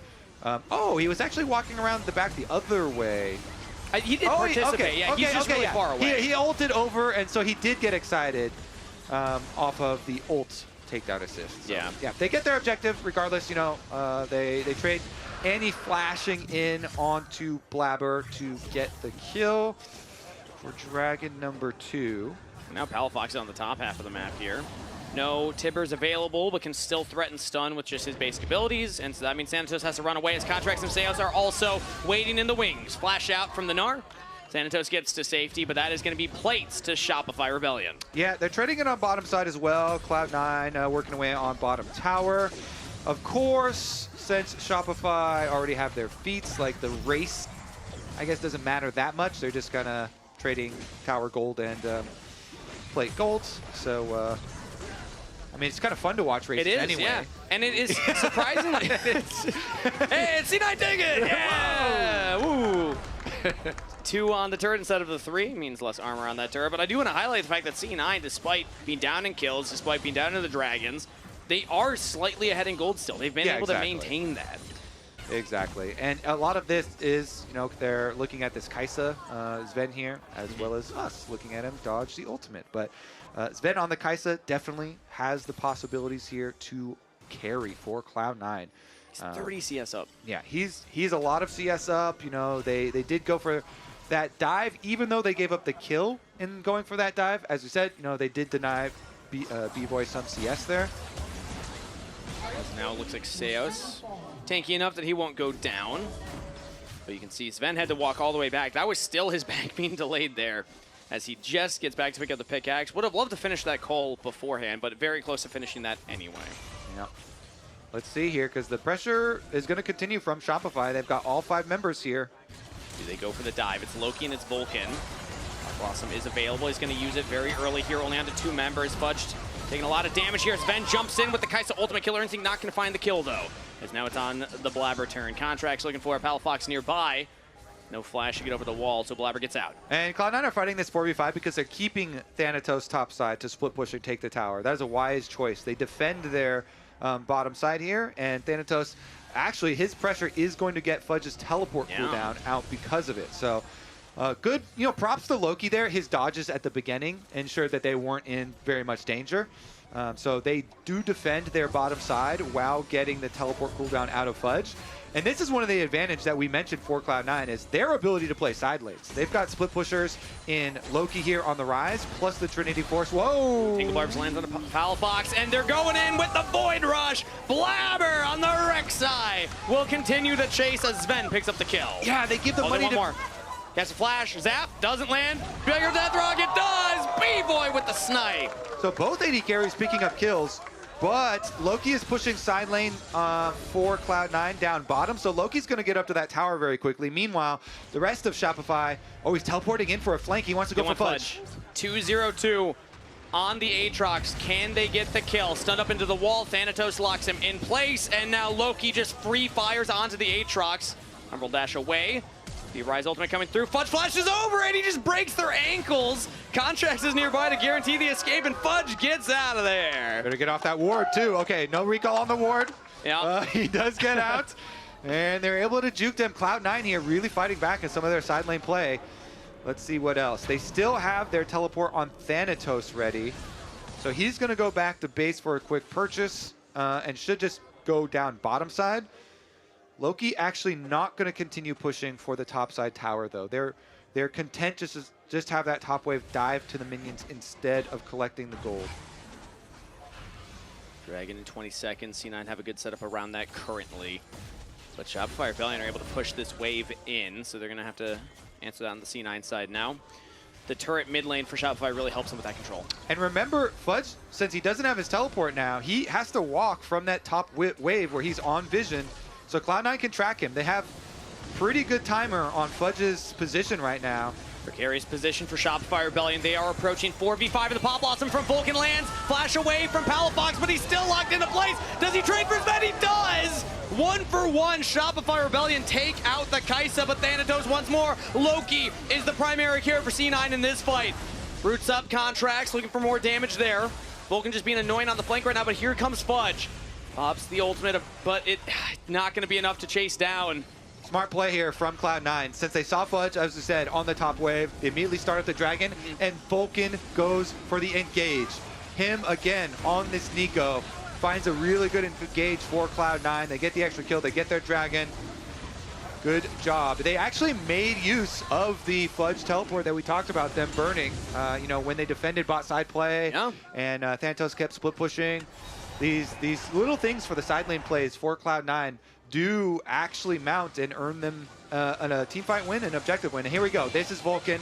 Because they're making the call, hey, we've got the timer. Fudge is walking. And so trading your support for the enemy mid laner is a very good trade for them, because Thanatos also gets like the follow-up here, lock-in onto the Leona. Then Shopify get there, and once Fudge is here, like they want to make something out of it, but there's nothing here left for them to go for. C9 had already taken the trade up in the kills, and then just kite back from the Aatrox ultimate. Aatrox is fed 2-0-0, but is not able to solo carry fights if you can't get in to the fight. 6-5 kill credits, 2-1 Dragons. Gold lead in favor of C9 by just 700, despite turrets in favor of Shopify Rebellion. This is a very even game state as the Herald has started up. And I think it was big for Cloud9 to get that Dragon afterwards, you know? Stock that stacking. Here we go on the Herald fight, though.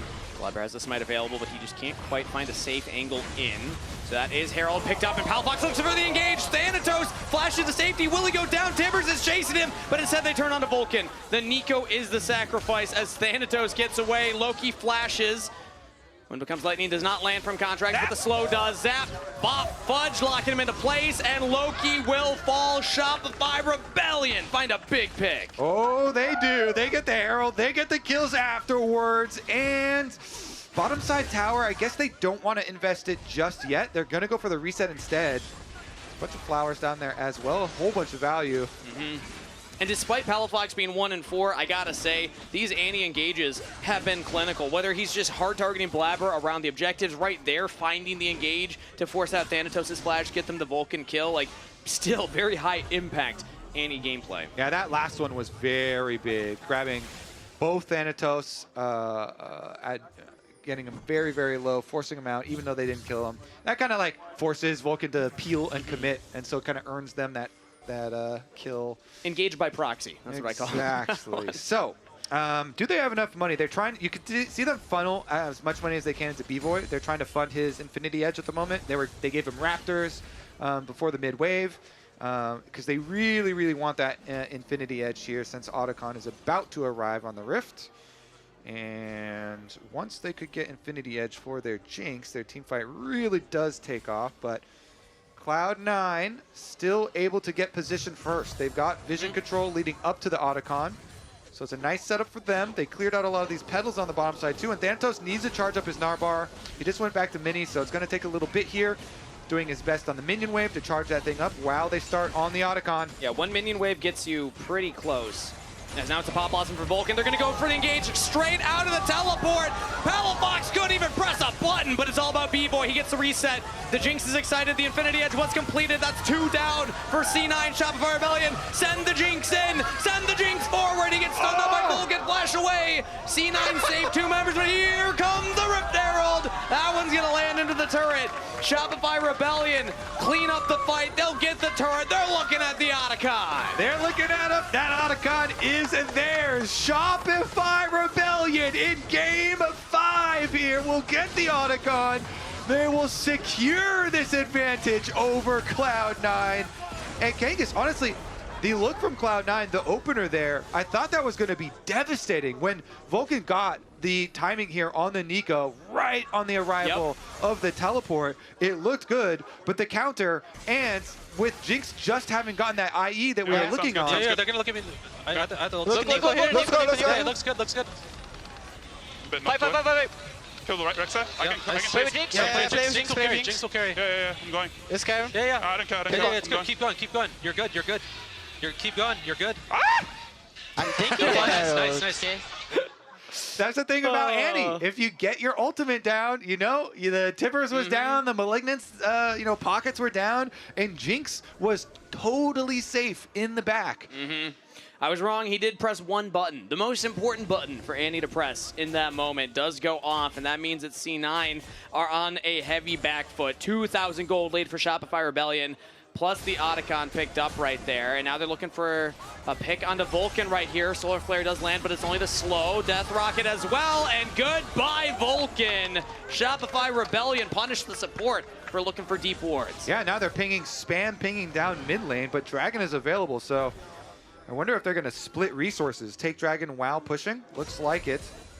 Wait, you don't want Annie to be the one down by the Dragon, though, so maybe Palafox just go catch the bottom wave. There we go. As we do see Blabber nearby, I think he's waiting for somebody to walk up and try and go for the wave, or maybe he sees an angle for the steal. What does Blabber want to do right here?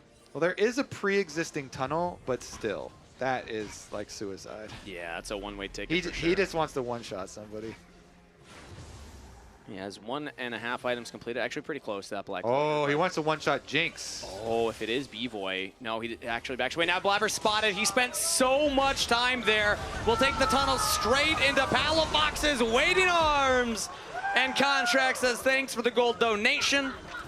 It's appreciated. Our Shopify Rebellion pack of fans over here is getting real rowdy. They're ecstatic right now. Oh, Fudge. Okay, looking for even more onto Sven. Has the flash available, but instead uses the Killer Instinct to reposition. Jinx Rocket lands, but Sven is out of there. Okay. Side lane pushed in, but not going to be too bad at all. All right, with the reset here on Hex Gates. Baron a minute and a half away. They've got the Dragon Soul over 4 minutes away. The plan is already laid out, Kangas. Move your vision here over to Baron. You know, keep track of that for a good few minutes until the Dragon Soul arrives. And then you just force the fight. Their turn is so good. They've got Annie Flash. They have Leona here with Flash and Ultimate available. And it's going to be on Cloud 9. Can they pull out some sort of sneaky brush play, some sort of surprise? Because Shopify Rebellion are about to take this game right out of their hands. They're on the precipice. They're on the precipice. They need one more big team fight win to get a real meaningful objective. Job's not done. Yeah, job's not done. Either that Soul or that Baron. I will say, just, you know, broad stroke, Shopify Rebellion were the team coming into this year that were really hard to power rank based on the roster. Yes, there was potential, but would the pieces come together? Would it work? Split 2, they showed us the potential of what they're actually capable of, and now they're pushing C9, and I gotta say, no rain, no flowers. You gotta go through those tough moments as a team to really build that trust, and this is a new team built together. Seo's coming in from Brazil. B-Boy been here for a bit now, but still trying to get together with the rest of the team and really give him the tools to carry now 5-0 and 4 on the Jinx. He is the superstar in this game that can just make sure that they get across that finish line. Everything's coming together for Shopify at the right time in the season. It's the elimination phase. They're against C9, and they have the chance to take Game 5. Really, too, I want to give so much credit to Fudge. We talked about it at the beginning of this series, but when Shopify went from, you know, sort of the bottomish of the standings to rise up last split and kind of surprise and upset. And they ended up finishing third in playoffs there, you know, losing to Cloud9. Fudge was a huge part of their, like, ascent up to be into the top 4. And here versus Thanatos, this is a series and this is a matchup where Thanatos, obviously he's an amazing top laner, and he just came off last weekend with some really hard carry games. And so to come in here in Game 5 on the Aatrox, get a solo kill on the Thanatos, and mid lane gank, you know, he's finding nice windows to roam as well. Definitely some big props to Fudge. And Thanatos himself said it when I interviewed him at the beginning of the day. And he was like, yeah, Fudge went from, you know, one of the bottom players of the league to, in Thanatos' opinion, the 3rd best top laner, just behind, you know, himself and Whippo there in the league. So really good stuff from him. Of course, now he's in a very good spot. You know, he's got his upgraded boots shield in addition to a Steric shield to be able to fight with, and the survivability of the Sundered Sky. So he's got a very bruisery team fighty Aatrox build here. Plenty of survivability for him to really be a big point on the front line to create some space for B-Boy to, as you say, control these team fights. Contrax has SOL with a pretty good setup. He wants it. If they protect B-Boy, they can win these fights. B-Boy with 3 items on the Jinx. Yes, Sven actually is also at 3 items, so it's not that big of a difference. Most of that's the CS coming in from Sven. But Jinx's team fight ability, if you just get that 1 kill participation, boom, your champion just unlocks. Meanwhile, you always got to look at the comeback potential, Kangas. Cloud9. We talked about Sven early on being the possible one to carry this. He has his 3 items, but also Loki is edging towards a death cap. He's got both of his rods. Problem is, I think the timeline will be pushed up by Shopify, so there's not enough time for him to finish the death cap just yet. And they start up the Baron, but it is spotted by the far side alteration, I believe, was dropped down there. So C9, either way, will scare Shopify Rebellion off of that one. Dragon in 15 seconds. This is soul for Shopify Rebellion. You got the Jinx to a position to carry, but can you actually do it? Now Contrax gets chunked down. Yeah, that is a meaningful chunk right here. And it looks like they're gonna send Contrax back. I mean, this signals that C9 just get the Dragon. I think that poke alone just guaranteed C9 the Dragon Soul denial. Contrax has to back off. The Mega Death Rocket does not land, so Shopify Rebellion would have really liked to pick up the Soul there. C9 will deny it. Very big for Cloud9. Also, I mean, that buys so much time to get the death cap. Wait, Loki's recalling right now. Can he get his death cap now? Because doesn't look like it. No. Okay. He backs off. So just picked up the control ward. Sometimes this thing is like takes a while to update. We're kind of waiting on the edge of our seats. Is he going to do it? Is he going to do it? Not quite yet. Just a control ward. Which sometimes, to be fair, a control ward can win you the whole game. That is true. Put it in the right brush. Hide in said brush. That's the 2-step combo to win half my solo queue games. Just wait for the enemy to walk into you. There you go. Baron is going to be the target, though, for right now. There's no more Dragon on the map for another 4 minutes. Baron could be the decider, could be the magnet to pull action to the top half of the map. So that means that you got to make sure you're getting your wards down. Currently, Shopify Rebellion are controlling some of the access points. There's just that 1 control ward over the pit, and now Palafox will clear that out. Let's see. That's a lot of gold on the side of Shopify Rebellion, a lot of blue bars at the top there. Yeah, and the biggest one is B-Boy himself. Although Sven is not far behind, and again, item completions there aren't too shabby for him. Let's take a look at this split push, though. Thanatos is actually getting the advantage on split push. So Gnar gets the early push on bottom side. He does go Mega, so you have this little window where his Mega is going to timeout, and then it'll be exhausted for a little bit, and you kind of reduce in threat as far as your teleport. But doesn't look like Shopify are in a position to force anything or take advantage of that. And now the cap is completed. There we go. Loki just needed a few more waves. So Shopify Rebellion lost a big window where the rise wasn't quite as strong. That's a lot of AP picked up. Contrax did get the Guardian Angel, though. So it doesn't mean that Shopify Rebellion aren't able to scrap. They still have tools. It just means that Loki now is going to be a big threat. No angle here for Fudge either. Thanos doesn't get close enough to the tower. That's a very small health bar on that tower, by the way. I can't even see a lick of blue. This Palafox hit by the Prey Seeker. He's able to back away just fine. Can Cloud9 get their advantage with the split? Because Rise, with the Death Cap completed, like Rise is very powerful. Can he Realm Warp out of here? Palafox is going to meet him up, actually. Palafox will find him. Takes a lot of damage in response, so Loki almost just blows up Palafox. Does have the Realm Warp to get to safety, so mid laner's just trading health bars. Thanatos does TP as the Void Seeker lands, but only onto Tivers. Guess that doesn't change very much. Means Thanatos won't be able to split push bot side as much. I think maybe Loki heads down there now. Yeah. He's the only one with teleport at this point. Yeah. Probably just keep Loki split pushing. I mean, Annie without Tibbers is definitely a worse, team fight than like Rise doesn't care about not having Realm Warp. So that actually might be a dub in the short-term sense if there is a big fight. You kind of have to flash W at that point as the Annie in order to get the big AoE stun. You know, the cooldown's like super short, but yeah, it looks like probably about 15 seconds at this point as we see the tippers on the left side of the screen ticking fast. I love Malignance as an item. Okay, well, on that note, they are going to head back over to the Baron side of the map. Are we just going to wait for the next dragon, though? I feel like there's no way they like force anything. If you did anything right now, it would be something like, oh, you know, can we just get a flash out? And nobody please overcommit because Dragon Soul is coming back up. Blabber, a couple hundred damage. Okay, when comes Lightning with the Audacious Charge. Smite for the slow, but he's over the wall. He's out of there. No teleport used by Loki either, so C9 don't lose their summoner spell to get around the map fast.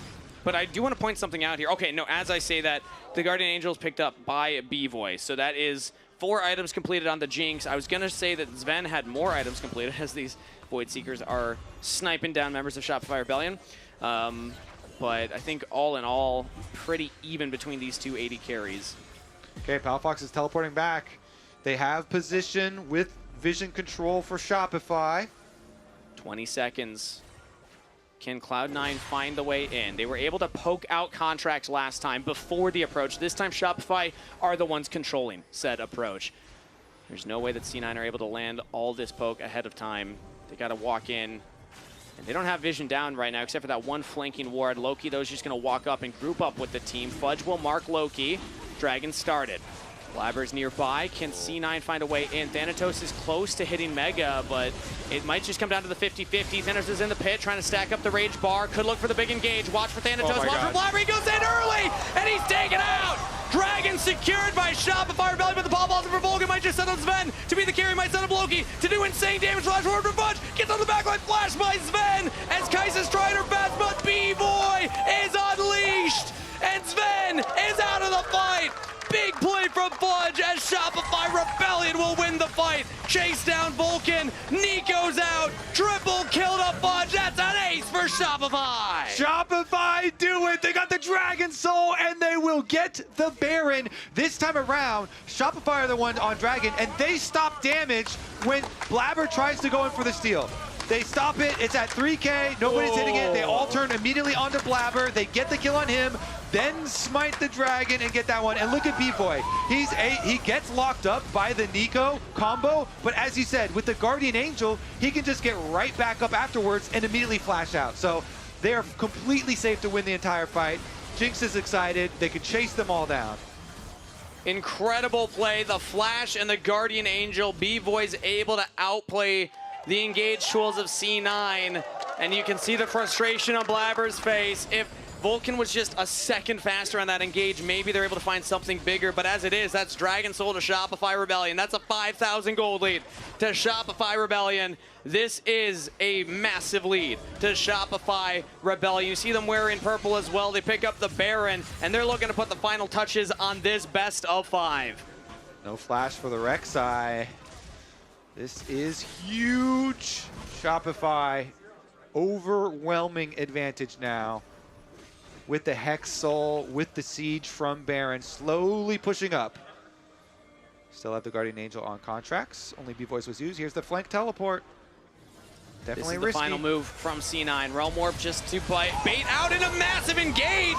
Thanatos gets in. That's their shutdown. They got B-Boy. Jinx is out of the fight. They need the Aatrox to do insane damage now as Loki's spread apart from the rest of the team. C9 do not have their mid laner, but they do have Sven, and that's all that they need. The Kaisa's ripping through the health bars of Shopify.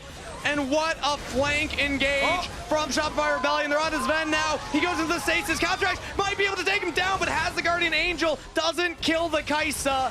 And now Contrax is left out to dry. C9 weather the storm, and they turn this game right on its head. Oh, the teleport flank works out for Cloud9.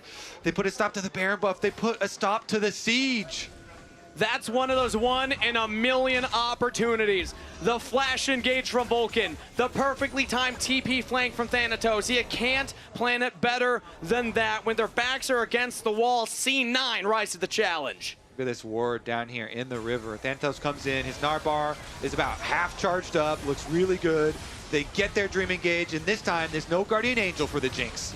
So this time Sven and Vulcan get their kill. Then you saw on the other side, Loki buys time with his Zonias. When Palafox and Contrax are still on him, yeah, they get that kill, but the rest of Cloud9 killed off Fudge, and they're able to chase them down. They buy themselves some more time in this game, Kangas. We might be just swinging on Guardian Angel timers, though. You know, like we're playing from Guardian Angel timer to Guardian Angel timer. So the Jinx one was down in the previous one, so that one is going to come up fairly short on cooldown. But the Contrax one was just freshly burned.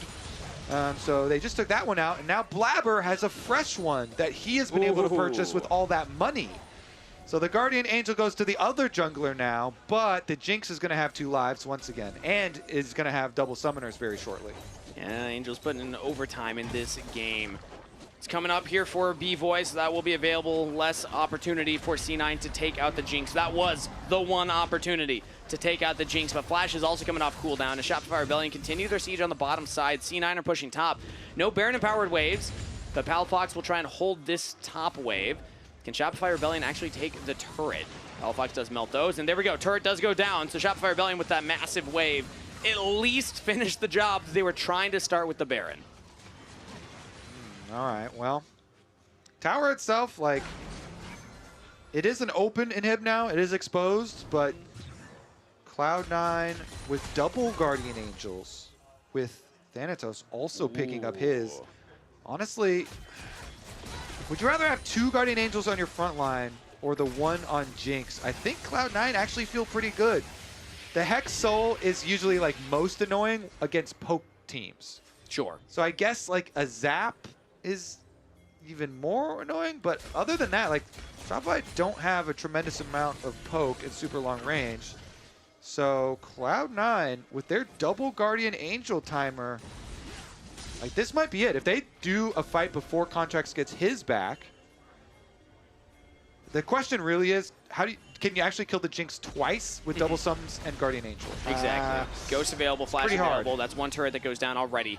Elder Dragon's up in 35 seconds. C9 have a flank. Vulcan's looking for it, but Contrax spots him out. He's stunned up. Airborne, he's out of there. Vulcan's down while he looked for the hero play, and it doesn't end with him. How about a Guardian Angel already popped for Blabber, and he's just dead on spawn. Thanatos now in a 1v1 versus Fudge. Has to jump over the wall. It's going to come down to a base defense for C9. They can't kill Fudge, and Shopify Rebellion just mark the flank of Vulcan and find what could be the game-winning play. Contrax says, not this time, Vulcan, and now Shopify will march to finish the job. One wave to play with, one chance to push. Can Shopify Rebellion make magic happen? Palafox finds the engage under the Nexus turrets. The Rebels make dreams a reality. They will take down Cloud9 in the series no one thought they could. 3-2, Shopify Rebellion.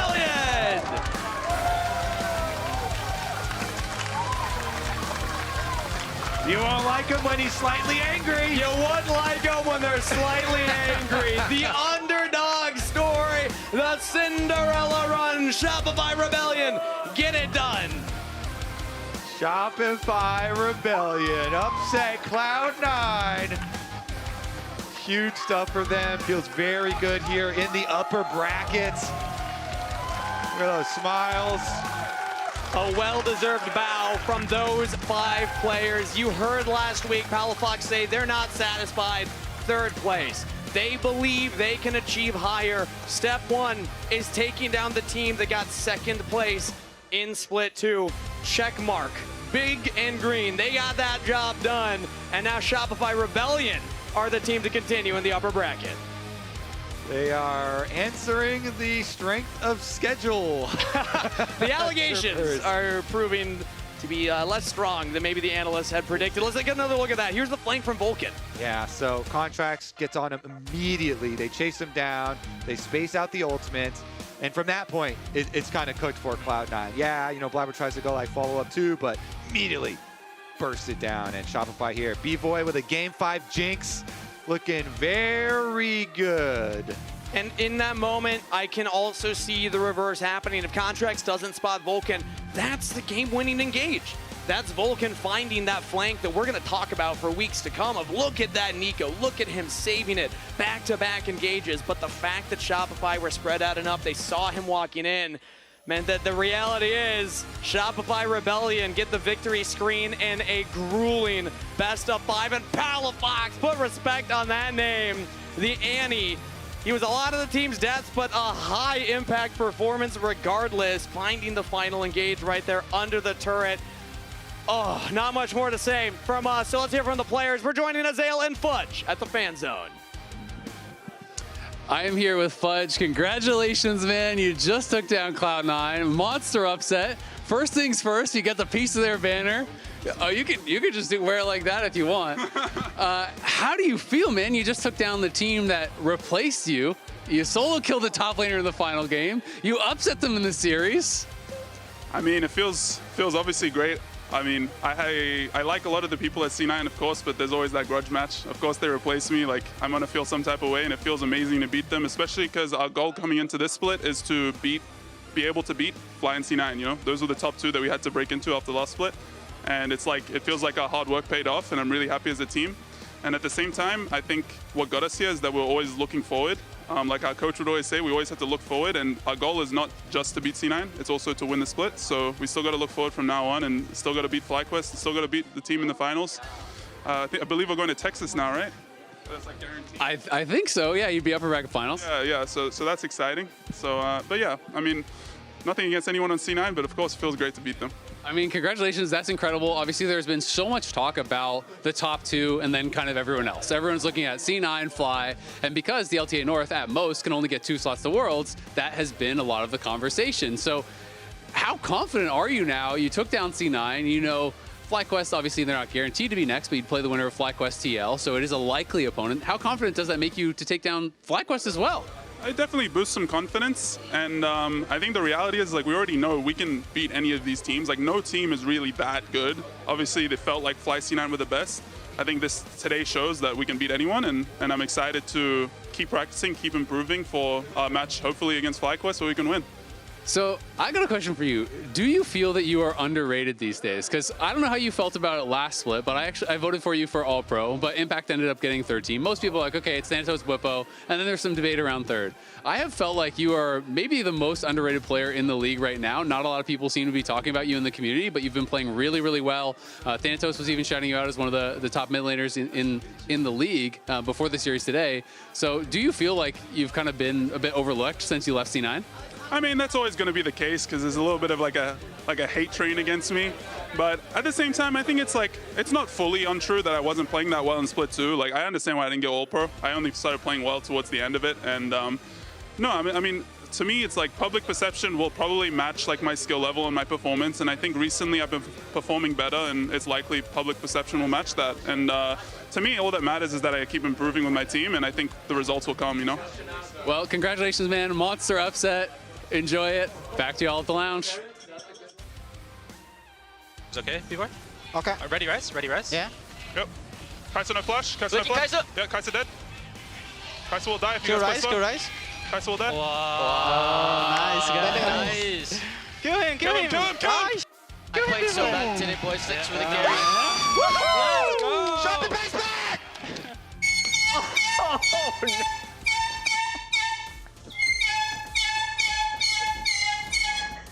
Upset alert! Oh, God. Upset alert! There we go. We blew all of Is it it out. dead now? It's freezing now, by the way. We can't have any more upsets.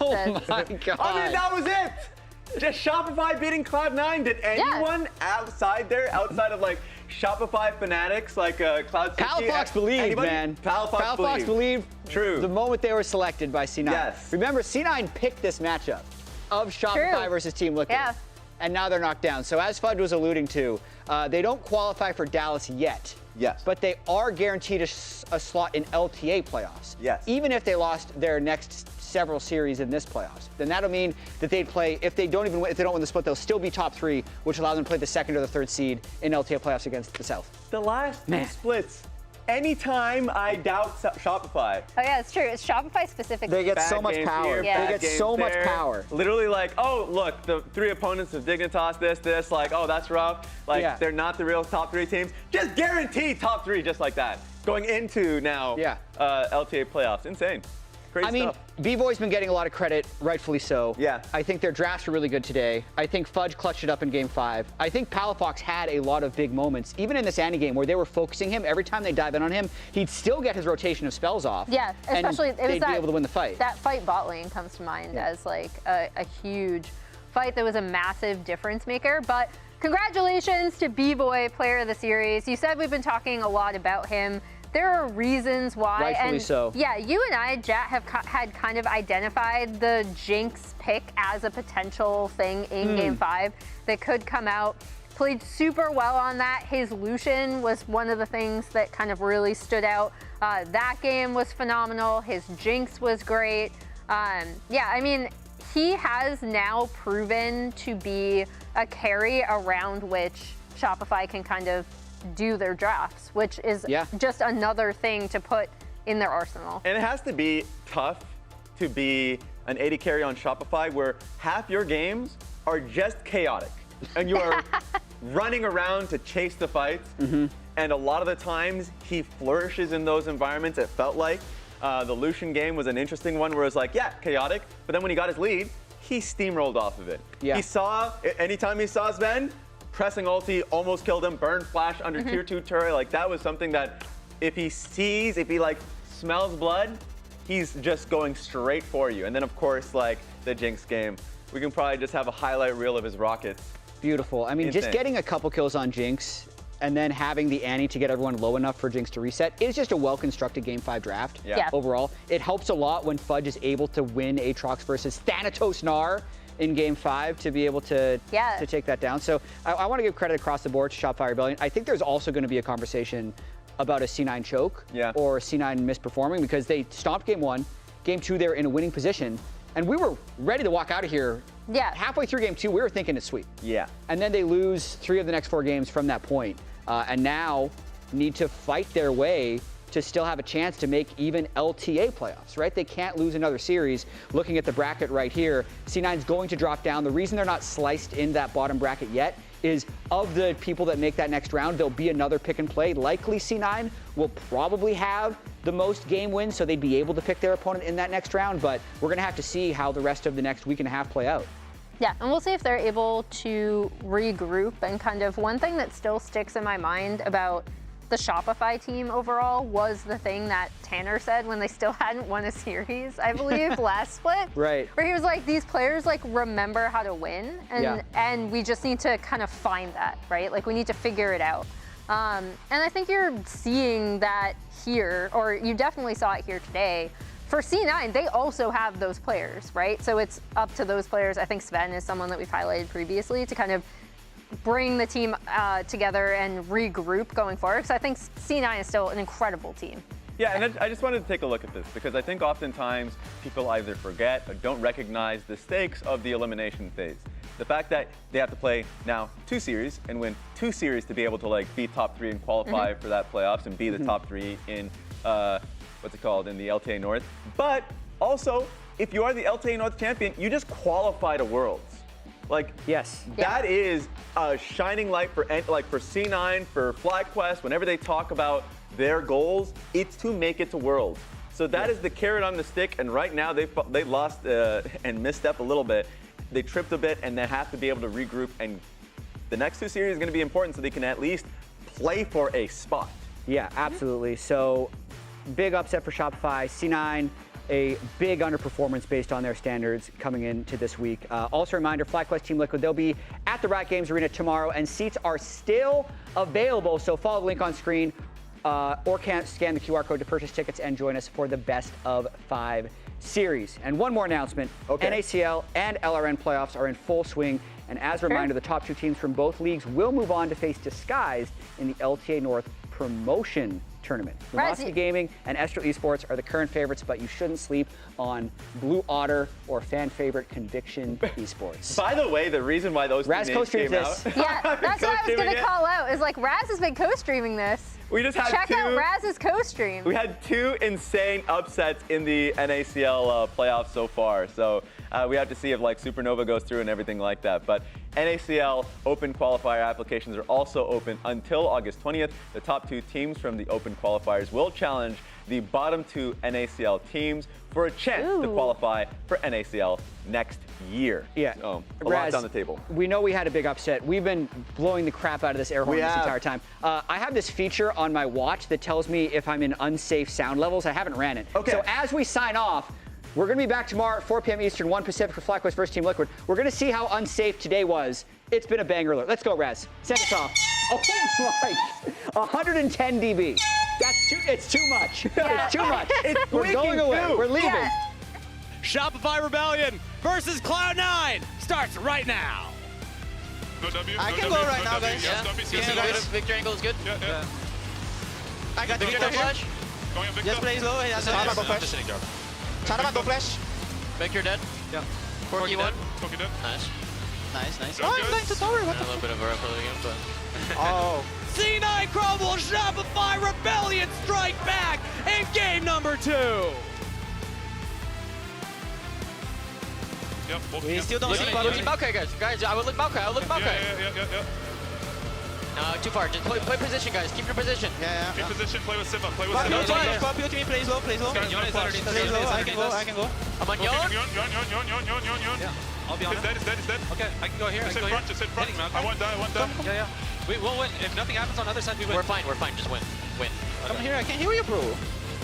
TP on Ziggs. X low flash. GG bot, I think. X low flash. No, mid. We can get Jax. Go Jax. Yeah. Give me. They're gonna do it! Shopify will take another game in this series. They will push Cloud9 to series point. Okay, I'm gonna go through lane. Okay. Fight, okay? I'm just teaming. Yeah. I will herald and we just play fight. Yeah, sounds good. Yeah, they're gonna look at me. Look here. Let's go. Looks good. Fight. Go right side. I can play with Jinx. Jinx will carry. Yeah. Going. Let's go. Yeah. I don't care. It's good. Keep going. You're good. Keep going. You're good. I'm thinking Nice game. We can do this. They will take down Cloud9 in this series no one thought they could. 3-2 Shopify Rebellion.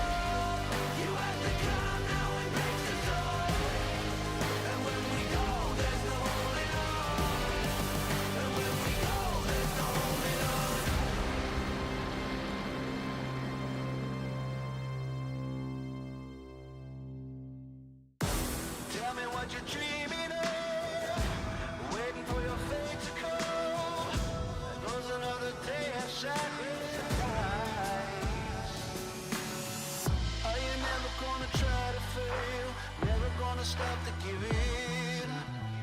Never gonna try to reach up for the stars.